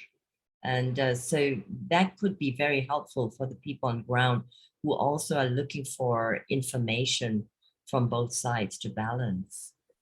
Definitely. No, I did. I was connecting with Dr. Tessa when she was on the program last week, and we are due to have a conversation. But no, it's good to have that. And I would like to say that, you know, SAR is a volunteer-led organization. We have no, you know, capacity paid staff, but we continue collaborate, and then that's how we our future plans is obviously we will work with other organizations because we can't do it all, but we can then collaborate and make sure that our goal is the same. We've got a common goal that we try and work on.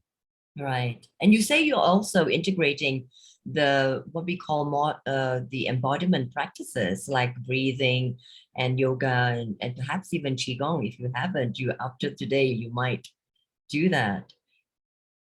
So you have we've got what we call is we encourage, you know, people who have got the long COVID to then signpost them to different activities like this. So there are lots of groups on Zoom that are doing meditation, yoga, breathing, and we've also have somebody who actually self-healed their COVID experience or COVID effects by practicing the breathing techniques, and now he's actually empowering others to say this is how it's helped me, so you can try this. But yeah, so we kind of put it to people who have got the expertise to then help them signpost, because sometimes people don't know or are not aware of these activities that's going to help them, you know, with their long COVID as well. That's right. You know, education and outreach is really important. I see that's your great strength. Could you speak about your experience with the organ donorship? Because that's an issue for many people, and it really needs to go back to the detoxification and purification of our organ system. And so by doing that, perhaps we might not need so much of that invasive surgery. What do you feel about that? Well, I think it's very important and great that if people can they look at their lifestyle and look at their health and how they could be more living to manage to protect their organs better, would then help to not needing a transplant or their organs failing. So I think that's kind of that education, that awareness, prevention is better than cure. But I think the cohort of people that are ambassadors, sadly they've some of them are still have been healthy, but then sadly their renal functions or their other organs have failed because of other illnesses that have occurred. So which you know, something that they couldn't prevent. But again, it's important that the awareness, the prevention is key to helping people look at living their life and their lifestyle and making the changes to be more protective of their organs. Yes, indeed, you know, to do a holistic approach for that. And in your midwifery project, is it based on natural birthing or water births? So basically, that the maternity, the one is 1-5 clinical areas. So we are working on. We've only just started because we were selected in Wave 2 with 2 other partners. So we will now be looking at how that's taken forward. But when we did a consultation with our local hospital, because they were reconfiguring services, we were asked to consult the South Asian communities in Leicester, and this is the kind of feedback that we got from particularly on the maternity side. So we recognize that that's why the 5 clinical areas that have presented, maternity is one, because a lot more, we're seeing more disparities and lots of deaths around that. So more work needs to be done with the community. So it's still early days, but we'll be happy to share some of that as the program folds. Yes, we look forward to that indeed. And mental health is, of course, very key right now for everyone. Very much so. And again, it's the challenges is really, we don't want to talk about it, or the work I've been doing in mental health is I've seen that we access services at crisis point. So by that time, you know, because the families are trying to, not wanting other families to know, or their friends, so they try and deal with it within the 4 walls. But by that time, sadly, it's gone, you know, too late, or it gets to crisis. So we've got to, that's why our community mental health ambassadors it's key to have more people in the community, to somebody to turn to talk to and help them. If they do need specialist support, then it's important that they can be accessing those services. But the importance of our ambassadors, so those services recognize that a big brother, a big sister is actually helping that individual who's going through those challenges.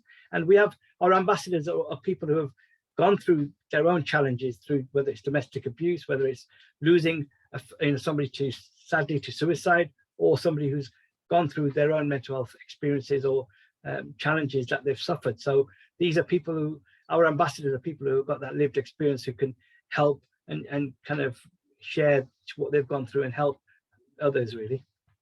Yes, that we found the increase in domestic violence and suicide. And with that, I would like to, thank you so very much and call upon Kaval, the next person, because he's had to deal with some serious issues as well. And gang fights and violence and so on. So I thank you so much. Please stay and to participate, and till the next time with the wealth of your knowledge. Thank you, Katie. And with that, I'd like to introduce Kaval. Would you like to come on and introduce yourself? My goodness, I was reading about you having to deal with gang fights, violence, knives, a lot of that. And how did you come to do this? The idea for Ekiam UK, it was formed quite a few years ago through help from local people like Kirit, organizations like South Asian Health Action. He's been, I have to start off by thanking him. With all of his help, our Ekiam UK has grown massively over the last 2 years. We were very fortunate to work with so many youth in such a short period of time in our infancy as well. And I think working with the youth, that led us automatically to the issues that they're facing on the streets. And it's an unfortunate thing to have to say that it's not a direction we necessarily wanted to go down, but ultimately through helping youth, this is one of the biggest issues we face on a daily basis. And gang violence, knife crime, gun crime, some of the things you mentioned there, suicide, a lot of that is linked. Sometimes peer pressure from gangs, etc., it leads people down that path, which unfortunately may end up in a circumstance where a life is taken, either intentionally, unintentionally, or through suicide, however it may be. But the important thing to remember is that we've lost another youth's life, and I think it's happening too often within our streets. It's not being addressed, it's not being recognized as much as it should be, because ultimately, when we reflect back on life, it's about the cycle of life, about each generation, they produce the next generation, who then go on to produce the next. And this is the way of the world. It's the way of nature, as it should be. And I think our generations are doing it. I wouldn't want to say we're doing a terrible job. I just don't think we're paying enough attention. I think there's too many distractions at the moment. And the reason I work with organizations like South Asian Health Action is because of the experience that people like Kirit bring. A lot of the youth we work with, they talk to us about mental health issues, and like you were mentioning, the gang violence, and we can go into the different reasons why they end up in these situations. But ultimately, the reason we're on this program today, and from our point of view, from Ekiam UK, we want to help the youth that are in schools today through their own social action, because we need to be able to teach them. Unfortunately, if we create the processes and the procedures for them, by the time we recognize the problem and we put a solution out there, that trend has already changed. We're missing it and whatever the situation is, we're letting it grow before we found the solution. Whereas by working with the youth, what we found is we're part of that trend. We help to grow within that trend, so we know how to address it while we're dealing with it, and opening up those communication barriers that exist at the moment between I wouldn't want to put an age range on it, but if I necessarily had to, I would say the 30+ generation and the under 30s. The way we communicate, the under 30s at the moment, access to drugs, access to weapons, to all sorts of things, and the exposure that they're getting at the moment. We've never had a generation that's been born with the internet at their fingertips. These are the first generations that we've got, that we're witnessing now. And I don't think, it's not just about the internet, because the internet affects everyone, but because it's affecting everyone's mindset, ultimately it's going to affect the youth and the exposure they get. Some simple examples, you know, if you've got close friends that you might share you know, an intimate joke with, that you might think it's not rude or anything, but adult appropriate, if for want of better words. You might share it on your timeline. People get used to these kind of things. We all read jokes that adults might share with adults, but we forget the youth that are on our timelines and on our networks, on our friend zones, or when they open our phones and play with things. They're a lot faster and a lot quicker at using the things that we wouldn't even know about. So they could see a lot of things on our phone. We end up encouraging them in different ways. TV, internet, the songs we listen to. Another quick example, a #1 song, Ed Sheeran. I'm pretty sure anyone in the room right now, anyone who listens, we've all heard of Ed Sheeran and probably at some point sang along to one of his songs or something. He introduces new rappers into that because he's bringing in a new genre of music. He wants to get down with the cool kids, or whatever they want to call it nowadays. So he brings in someone called Stormzy, and you know, Stormzy's popular in his own right. We're not going to say he's not, but it's introduced to an audience that would normally be associated with Ed Sheeran. Now we're mixing genres of music, and what they're doing is they're exposed to someone. Because of Ed Sheeran, that song goes to #1. It's called London View, or I Love London, something along those lines, a couple of years ago. Anyone on Google can go and search their lyrics, and Stormzy, through slang, he's talking about how he can send hitmen with shotguns to kill someone if they've got a problem. This is a song that's #1, playing on radio, but because of the manner of speak and the slang, people aren't recognizing. And the last thing, just going on from that point, is that this genre of music, drill, it's all about murder. It's murder music. And anyone who wants to search drill music, it's global. It's not UK, it's not New York, it's not Chicago, it's global. We've got gangs in Sweden, in France, and they're living, it's a drill lifestyle, and it's all about murder, it's all about killing, and it's being desensitized through our youth without us even noticing what they're talking about. So I'm so glad that, you know, Cavell, I'm so glad that we're deep diving into this, really, because as a counselor, of course, I've been observing and being part of the whole thing and working with youth as well who are addicted. And there's so many aspects that we can really discuss. First, I mean, let's get to the music aspect. It's so subliminal, right? It's been drumming into our subconscious. It's subliminally, like you said, you don't even need to know the lyrics. The rhythm may be right, and the, you know, the glamour aspect. Okay, I'm very aware of the MTV culture. I could have been a VJ. I was in one of the first videos of MTV. So yeah. Wai-Ching, let's not mention any names or anything, because we are not allowed to, but we can just talk in general. Over to you. Oh, sorry, yes. So we're not supposed to mention names. Even I suppose we're not supposed to mention names of the musicians and the singers. So, but anyway, we're talking about the genre of music, and it is very true that the subliminal persuasion that is drumming into the children and the young people and through the internet. And how do we actually bring their attention to it? That what is this message that's actually being drummed in, and how can they be aware of that, and what can they do? And that brings us back to, we'll bring in Niman later to discuss mindfulness. And we have to make them aware of this. And also we have to address the issues of the parents and the influence or the lack of influence of parents, and also maybe some poverty issues, that we look into the social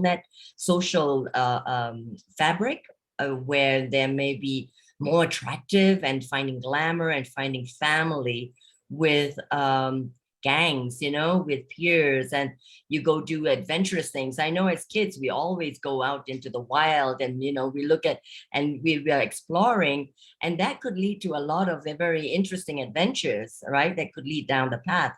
Now, it's part of human nature to do that. So how are you addressing that? And youth is passion. Youth is exploration. Youth is going, checking things out and getting into that beat of the music, you know, and being part of that. So how do we come with the solutions? Well, I'm glad you asked that. In fact, one of the projects that we've created is called Project EANC. It's Project Embedding a New Culture. Now, this project is based around a recent government strategy that was put out. It's a 10-year strategy, an amazing strategy. It was given by Kit Malthouse to the Houses of Parliament in December. It's called From Harm to Hope. It's a 10-year strategy focusing on street crime, knife crime, gang culture, etc., all those things that we spoke about. But before that already, we were proposing this project that we've created, Embedding a New Culture. But with the release of that, we found synchronization with what the government are doing as well, because I think now this problem is being recognized in the background, but again, the biggest question is how do we deal with it? And I think what we found is that working with the youth, we've got the I would say the benefit of being able to be on that front line and asking them how things work, why people are following certain trends. And again, it's very much similar, the answers to when we were younger. You know, if a trend comes out, there was punk, there was hip hop, there was Motown, there was disco. People followed trends, and, you know, you dress the appropriate way, behave the appropriate way, talk the right slang, whatever it may be. And we'd noticed in schools there might be different groups, and you could see maybe they follow a certain genre of music, whatever it might be. Again, this has always existed, and you know, it continues to do so. However, from our point of view, what we want to do is we want to be there on that front line. And by embedding a new culture, one of the most important things you said there was parents and also the influences. So embedding a new culture, Project EANC, is going to be threefold. We're going to have 3 strategies in place at the same time. So on week 1, for example, when we ask the youth, what is the appeal of joining a gang? At the same time, while we're working with the youth answering that question for 1 week, through our parent focus group in the same week, we're asking, why are our youth joining gangs? And making a different point. It's an appropriate question to the demographic that we're working with, because obviously with parents, we need to know what are the influences. So the answers that come back from the youth, the answers that come back from the parents. And also, during that same week, it'll be promoted through the media. They'll be asking the question, why are our youth joining gangs? So no group feels targeted, not the parents, not the youth. Everyone's being asked the same question. But most importantly, the data and the information we collect back helps us each year as we go. We can grow with the youth. And each group that we work with, each year following on, there'll be a representative or an ambassador on how this project evolves and the changes we need to make. There is no simple answer. There is no quick solution, overnight solution. This is about culture. This is about trends. This is about life. And unfortunately, youth will always be youth. There is that point where they get to a stage where they need to be educated, but they need the right education, they need the right influences, the right role models, the right inspirations, the right community, the right society around them. And we need to start right at the core within all of us working together as a community. So here in Leicester, we're going to start Project Embedding a New Culture. We'll be working with organizations like South Asian Health Action to, we're training youth mental health ambassadors that work on a peer-to-peer basis, as well as the adults that we're working with to train. We'll have the same in terms of gang culture. We'll have the same in terms of life skills, connecting with nature. A lot of the youth we work with, they've never seen a river. They've never seen an animal apart from a cat, a bird, or a dog. You know, they were the main three animals that they've seen in the inner city areas, believe it or not. They've not seen any other animals. And these are things we need to, how can you appreciate the world and the nature and the beauty around you if you've never seen it and never touched it, never, you know, been taken out and been able to enjoy that beauty. So as with all the negative there, the positive is there. We need to connect together with everything around us. We're being divisive in so many different ways through so many trends and different things. We need to focus on a more positive, empowering and supportive culture for the youth that's created by the youth. And this will be done through schools, through youth-led social action programs that people like Kirit and myself will create with the youth ourselves. And again, you know, thank you to organizations like that. And if there are any other organizations out there listening that think they can support us with this, you know, we'd be glad to hear from them. This isn't a exclusive project. It's very inclusive, and it takes everyone. It takes every parent. It takes everyone in the media. It takes anyone who can be a role model, whether that's someone from you know, a poverty background, whatever it might be. I don't want to pull out, so because it's everyone. There is no divisive, you know. Yeah. Yes, really appreciate the way that you have framed it, because it comes from neutrality, it comes from huge compassion, from of the heart, and also to just provide simple solutions like going out in nature. And another one is actually to work with the soil and to connect with the earth by gardening and by growing your own foods and vegetables. So, and very simple solutions, but very powerful, and addressing the parents in that way, and to getting starting the communication to address, you know, the conversation from both sides, and with the same questioning. I appreciate that way. Very good protocols indeed. And I see Kirit has raised his hand. He would like to comment. I think, Dr. Lee, you mentioned about solutions, and I think just touch briefly around the social action projects that the young people are devising in your part of your National Citizenship Service program that you work in schools with. So that'll be by useful, themselves. Yeah. So Project EANC, Embedding a New Culture, what that will be part of, and what we're doing at the moment since last year, luckily, as Kirit mentioned there, a lot of the youth we worked with through the NCS programs that take place around the country. And like I said, we were very fortunate to work with around 1,500 youth, even through restriction periods. You know, some of these youth, so passionate, they created their own causes and issues that they felt that needed to be addressed. Now, this is from a youth voice. We felt like we want to support them. So we asked them to think about the issues that were most important to them. And they created projects around knife crime gang culture, around domestic abuse, around ending period poverty. So to deal with sanitary products and you know, young women. Again, an issue that I wasn't even too aware of, but these youth have taught me so much about this that I'm very passionate about this, and it's something I really want to support them with. So when I see that passion in the youth, it you know, automatically it brings it out in me. And I think supporting them in issues that are important to them is one of the key ways how we can connect with them, but also influence them and teach them on how helping the community, how doing something for this world is so positive and rewarding in itself. Hopefully we can create a more positive environment doing that. So yeah, a lot of projects, like I said, gang culture, domestic abuse, ending period poverty.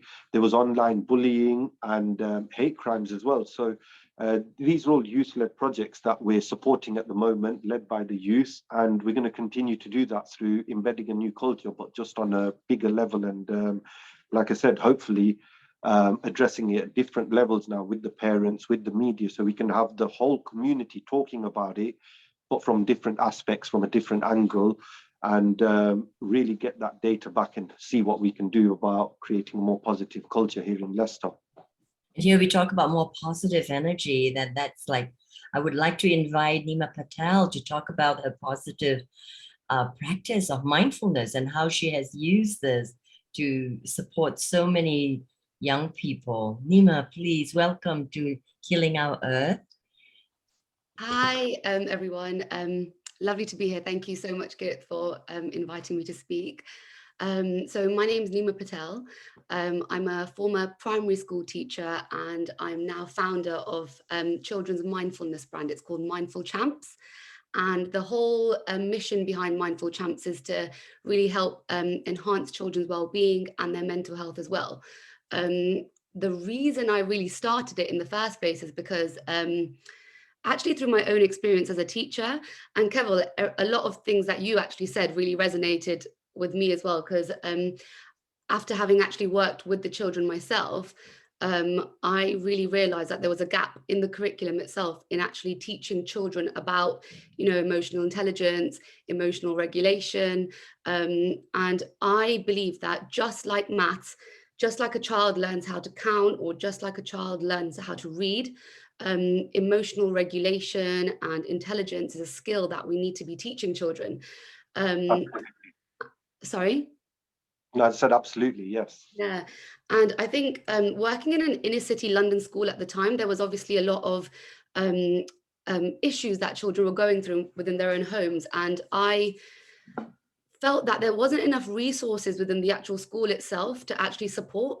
And of course, environment is such a big factor in actually supporting these children in the first place. So Mindful Champs is really kind of like to bridge that gap that I felt like the school wasn't able to provide. And the reason I actually started in COVID, because I guess COVID was a bit of an accelerator to that dream that I had. And mental health, it became a conversation that was a little bit more openly had. People were beginning to understand the meaning of it. They were actually experiencing it themselves, being at home, struggling themselves, not being able to see family, not being able to see friends, children not being able to physically go within the schools. And it just became a topic that actually became quite big. And I felt at that time, it just felt like the perfect time to kind of, create a brand around something that would be supporting children a little bit more. Right, brilliant. So you say children, what age groups are they? So our products actually, so right now we're still in the process of actually creating products. So I've actually got a few here. So the first product was actually a mindfulness journal. It's actually closed, just give me 1 second, I'm going to open it. So basically what this journal is, this was our first product. And what it really is, it's just literally a daily check-in. So children are able to focus on 3 things that they're grateful for. They're able to hashtag an affirmation of the day to build a bit of self-confidence. They're able to put down how they're feeling on that day. They have gratitude challenges. There's lots of different things, actually. There's positive thinking statements. So lots of different activities to actually help that child have a bit of self-reflection and have a bit of time to themselves to actually really, be a bit mindful, and just for literally 5 to 10 minutes a day, just to really kind of reflect on how they're feeling.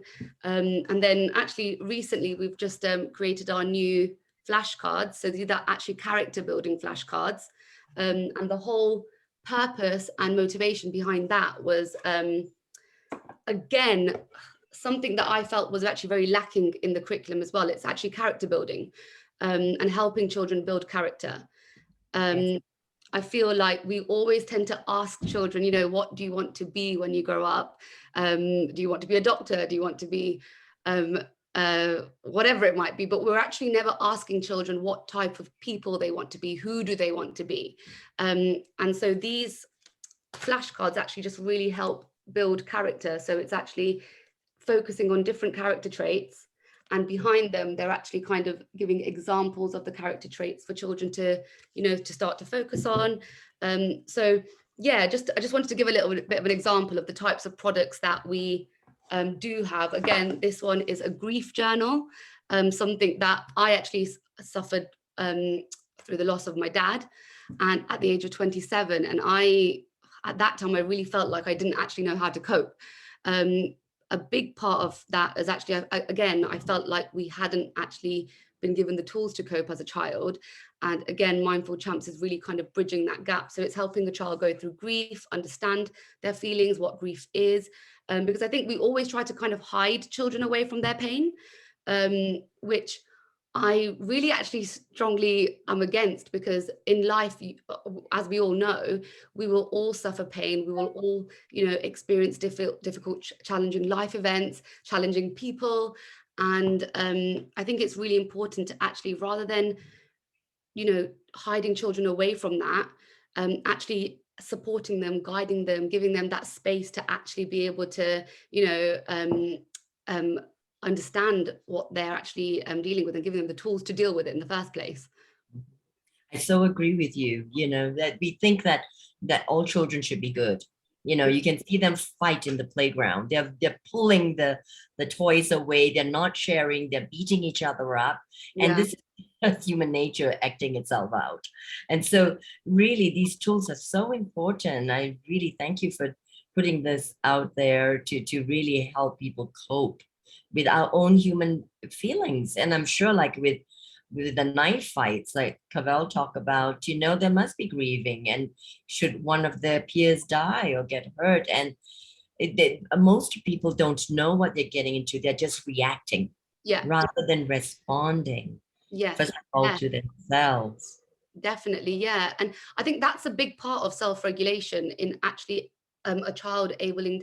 I mean, if a child isn't able to regulate themselves emotionally, naturally they'll start to suffer with mental health problems. They'll have issues with their peers. They'll have issues with the parent-child relationship. They might suffer tantrums, and it will affect so many different areas of their lives, including academics as well, because they'll be struck with anxiety as opposed to being able to actually, you know, concentrate on their work as well. So I really believe, self-regulation is such a big part of, you know, it's a skill, it's a developmental milestone that children really need to be able to kind of come to terms with. But actually, I read on the actual early years curriculum, I've actually got it over here as well, the framework itself actually specifically states that between the age of 22 to 26 months, children should have a growing ability to distract themselves when upset.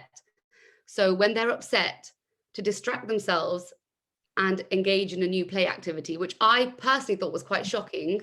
That's why I was like, yeah. So rather than actually teach the child to focus on that feeling in that moment, and to actually help them process it, help them express it, help them, you know, really regulate that emotion when it's come in that moment. Actually, what the framework actually states is the child needs to be able to distract themselves. So as a child, that might initially be distract themselves with a toy, but when the child grows up, that distraction becomes maybe overworking or drinking or drug abuse.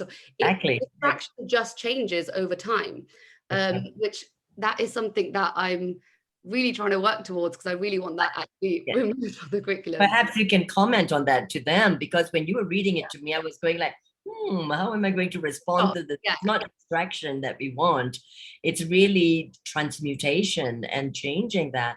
And also going back to the deep as a healer, that we go into the birth experience even of the mother and the father and the family matrix that they came into straight away. Children pick up, right, all the subconscious information in the air, and they are already being programmed, or we are. But that's, again, we say it's human nature. I always say that's the nature of being, but then doesn't mean that we don't strive for the better.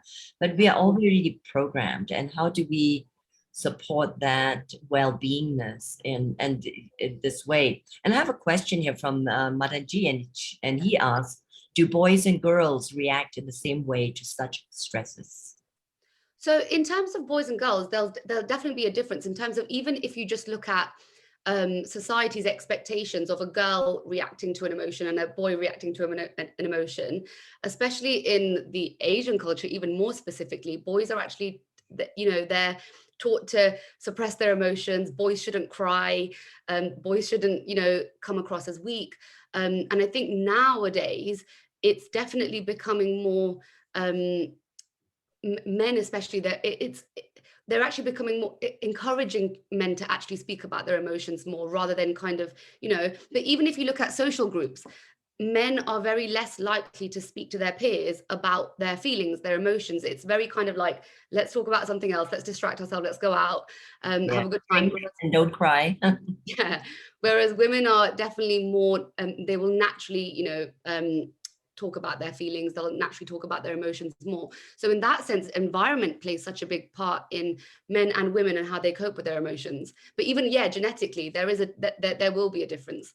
Yes, I understand also, like in Japan, when I was studying this, in terms of nonviolent languaging and upbringing. So, the Japanese also, at age 3 or so, their mothers are encouraged not to pick up the children, not to pick up the boys, and to reject, to say, you're a big boy now, mommy's not going to carry you. And what is that message telling that boy? And the boy is allowed to hit the mother. Yes, yes, without any kind of stoppage from the mother. The mother will just allow the little boy to hit the mother for not picking him up.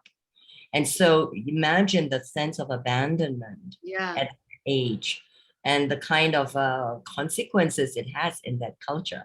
I won't go into that.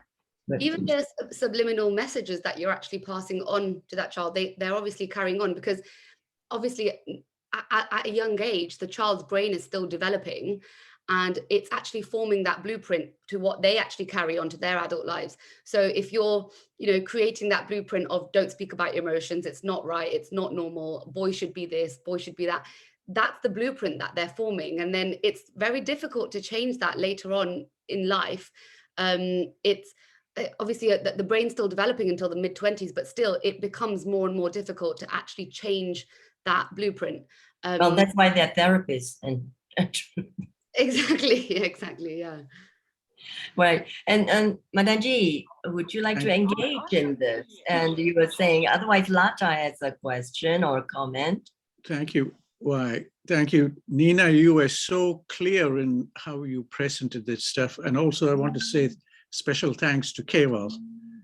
Keval, thank you so much for giving us those fine details from within society. I put in the chat box here, Nina, a program called Friends. I shared this earlier in the day. Okay. Fostering resilience, inclusive education, and non-discrimination in schools. The reason why I put in there is if you go into the resources section, the link there, you will find some very valuable short videos. It was a very fascinating program where they took a protocol. This is all to do with calming the mind. And they first experimented with this protocol in Portugal, in Algarve, in a deprived school, because the headmaster didn't know what to do. He had all these problem children, and he didn't know what to do. He said, give me any help, I'll accept it. He didn't believe he didn't even know what meditation was. He said, just do it, because whatever is going to help my school, I'll accept. And lo and behold, what came out is all the problems in the school, attendance, violence, everything stopped. And slowly, teachers who didn't want to come to school to teach, they transformed. They felt. And the bit I want to convey is they took this protocol that was used for school children, And the same protocol, they took it to a prison in Alexandria in Italy. The same protocol that was used for school children, they took it up. And you will see some recordings there on from prisoners talking about how it changed their life. Wow. I mean, these are examples, best practice, which we could, learn from. And thank you for sharing. I particularly want to thank Keval and also Kirti for excellent. I'm sitting here and learning so much. We have an ongoing interaction with some people in the Midlands. I'm stuck here in Cambridge, and we want to, they're interested in putting this community stuff, and what you've presented and how you've made your website and everything is so wonderful. So thank you again. Thank you. I just wanted to share, this is for Nima, just that little, the links to the Friends final conference, and then short recordings there. We can connect with their team. They were inspired by the Montessori schools, Yeah. And the Montessori, so the program was centered around the place where the Montessori schooling system began. So they were partners of this program. Something like this. This was completed 2019, so it's still kind of trendy stuff. Wow, thank you. I'll definitely check that out. Thank There's you. a place. There's a place somewhere in the north. I will try and get the details, see if I can get it now, and I'll share this with you. But thanks to Keval, very, very clear presentation, Keval. We are fortunate that we come from a culture that has a deep ballast and balancing personality and all this, but somehow we don't know how to connect with it. And I think Nima's comment about literacy, I think there are a lot of aspects of not just health literacy, but also many other dimensions of that literacy. I like what you said, Nima, about how you're not, as children, we are not taught about these things. And your father's demise, and you didn't know how to cope with this because nobody told you about these things. Yeah. And if somebody told, I have a 30-year-old daughter, I always say, one of these days I'm going to die, what are you going to do? So, preparing those people preparing young people to think about this. Thank you. Thank you. And thank you, Madaji. Thank you so much. And this very cogent conversation. And move to Lata, you have your hand raised. Hi, everyone. Good evening. It's been amazing, mind-blowing again, wonderful energy. And thank you very much. Is it Kirit, Keval, and Nima? In particular, I was, sort of taken by awe because I just got a few questions. I mean, I love your project. It's perfect. I think it's a wonderful solution to get this workshops in the workbooks in the hands of students and young ones, and get them to think like, Mr. Madan just said, what are you going to do when I die? It gets them to think, doesn't it? That workbook will make them sort of work it out and play it out of their system. But I just, what was I going to say about the fact that men and women are different in how they approach it is causing a big problem in how we can deal with it, because it's the women who want to talk about it, but if the men, hold back, then it's not going to work. And that's where the problem is. Pardon? The eternal issue.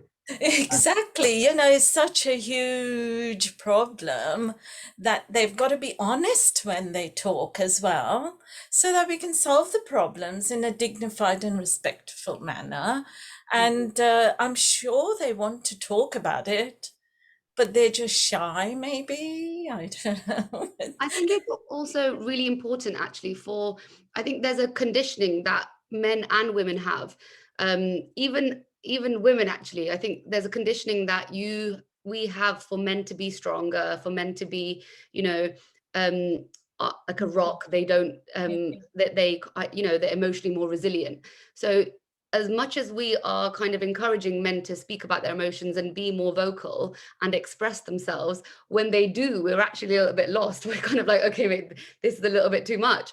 So I think it's also on women to actually, allow them to express it, and actually for us to also try to break away from our conditioning as well, because if they're trying to do it, we have to also allow them to do it as well. Because well, I must say the new generation of mothers and the recent the last few decades, mothers have been very much involving the sons, and restructuring.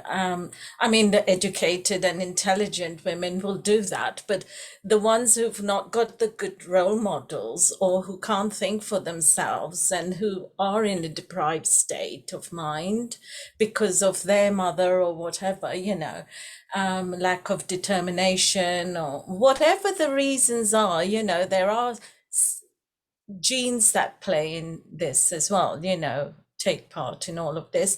But it's a nice way to get things out in the open more, to educate the mothers to definitely because modeling behavior is the biggest way to actually help a child and support a child. Because if they can see the parent or the teacher or the adult regulating their own emotions, expressing and being vocal about their emotions, and actually working things out for themselves, they're actually modeling that behavior, and a child will naturally then start picking up on it.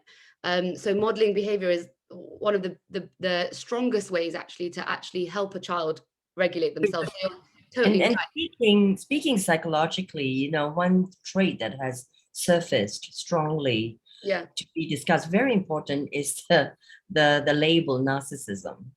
And it's a very important labeling, because it is reflecting so much of the relationships, from leadership to governmental leaderships to politics to everything, is that there is this sense of entitlement in a way, and then there's a sense of like me, that attitude that actually leads to the glamorous lifestyle of a gangster, perhaps, and I think that's very important to look at this time.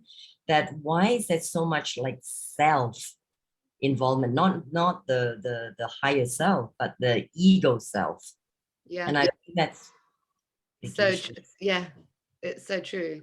I think the ego usually serves to protect ourselves, but it's about, I guess, separating the self from the ego, and actually also just educating people a little bit more about the ego, the self, and how that actually plays a role in blocking a lot of our opportunities and our growth, and as well. I think a lot of people aren't educated enough about it.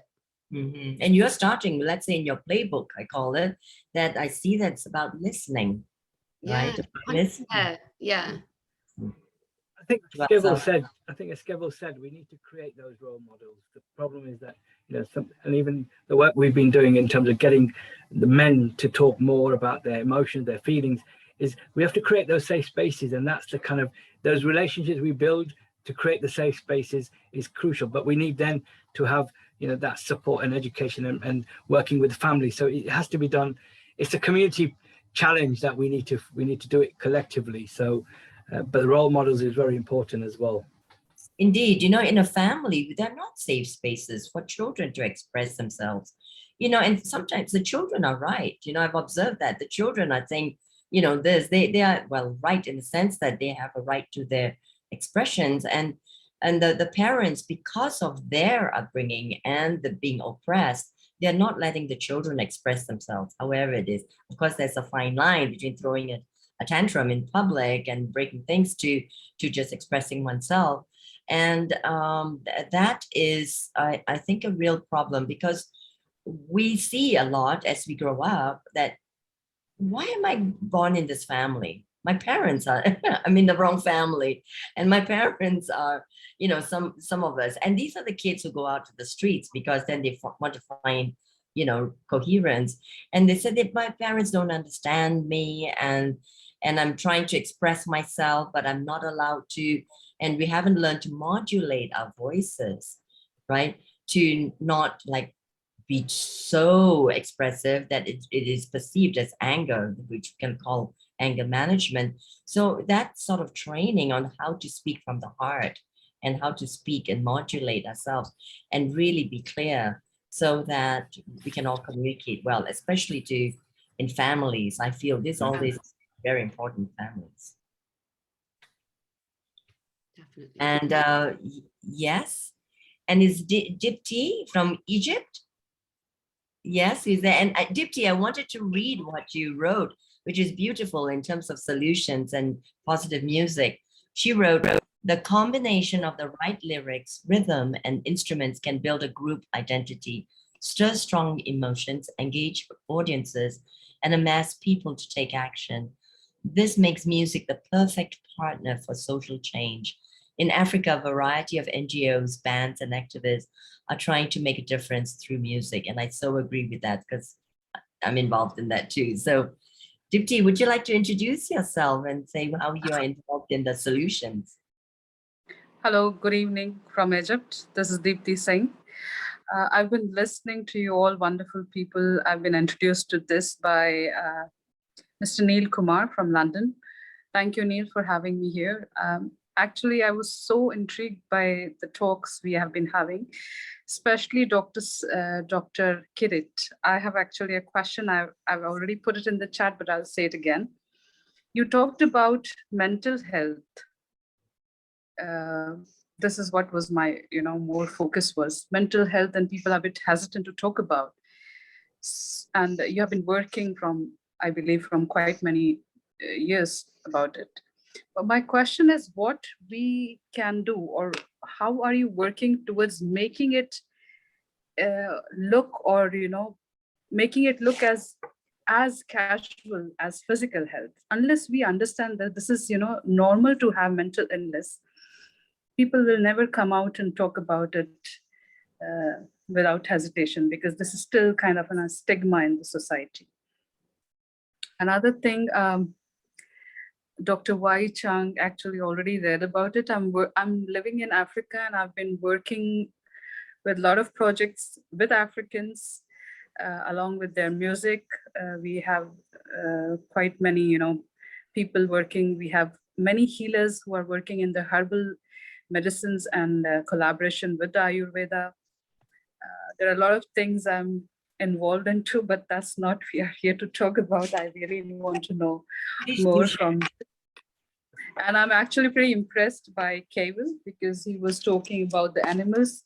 There's a book I was just reading about that was Homo Deus. I'm sure most of you must have read it. It has very clearly mentioned that we are so busy in domesticated the animals. So all domesticated animals, the population of them has been raising exponentially, and the opposite is happening to the actual wild animals. So yeah, I'm actually, that way you can say I'm pretty, not very happy with this, what has been happening. I myself has an academic career. I'm a physics head here. So I totally get along with what Nima said. So I'm so proud to be here, and I'm feeling really what I've been looking for.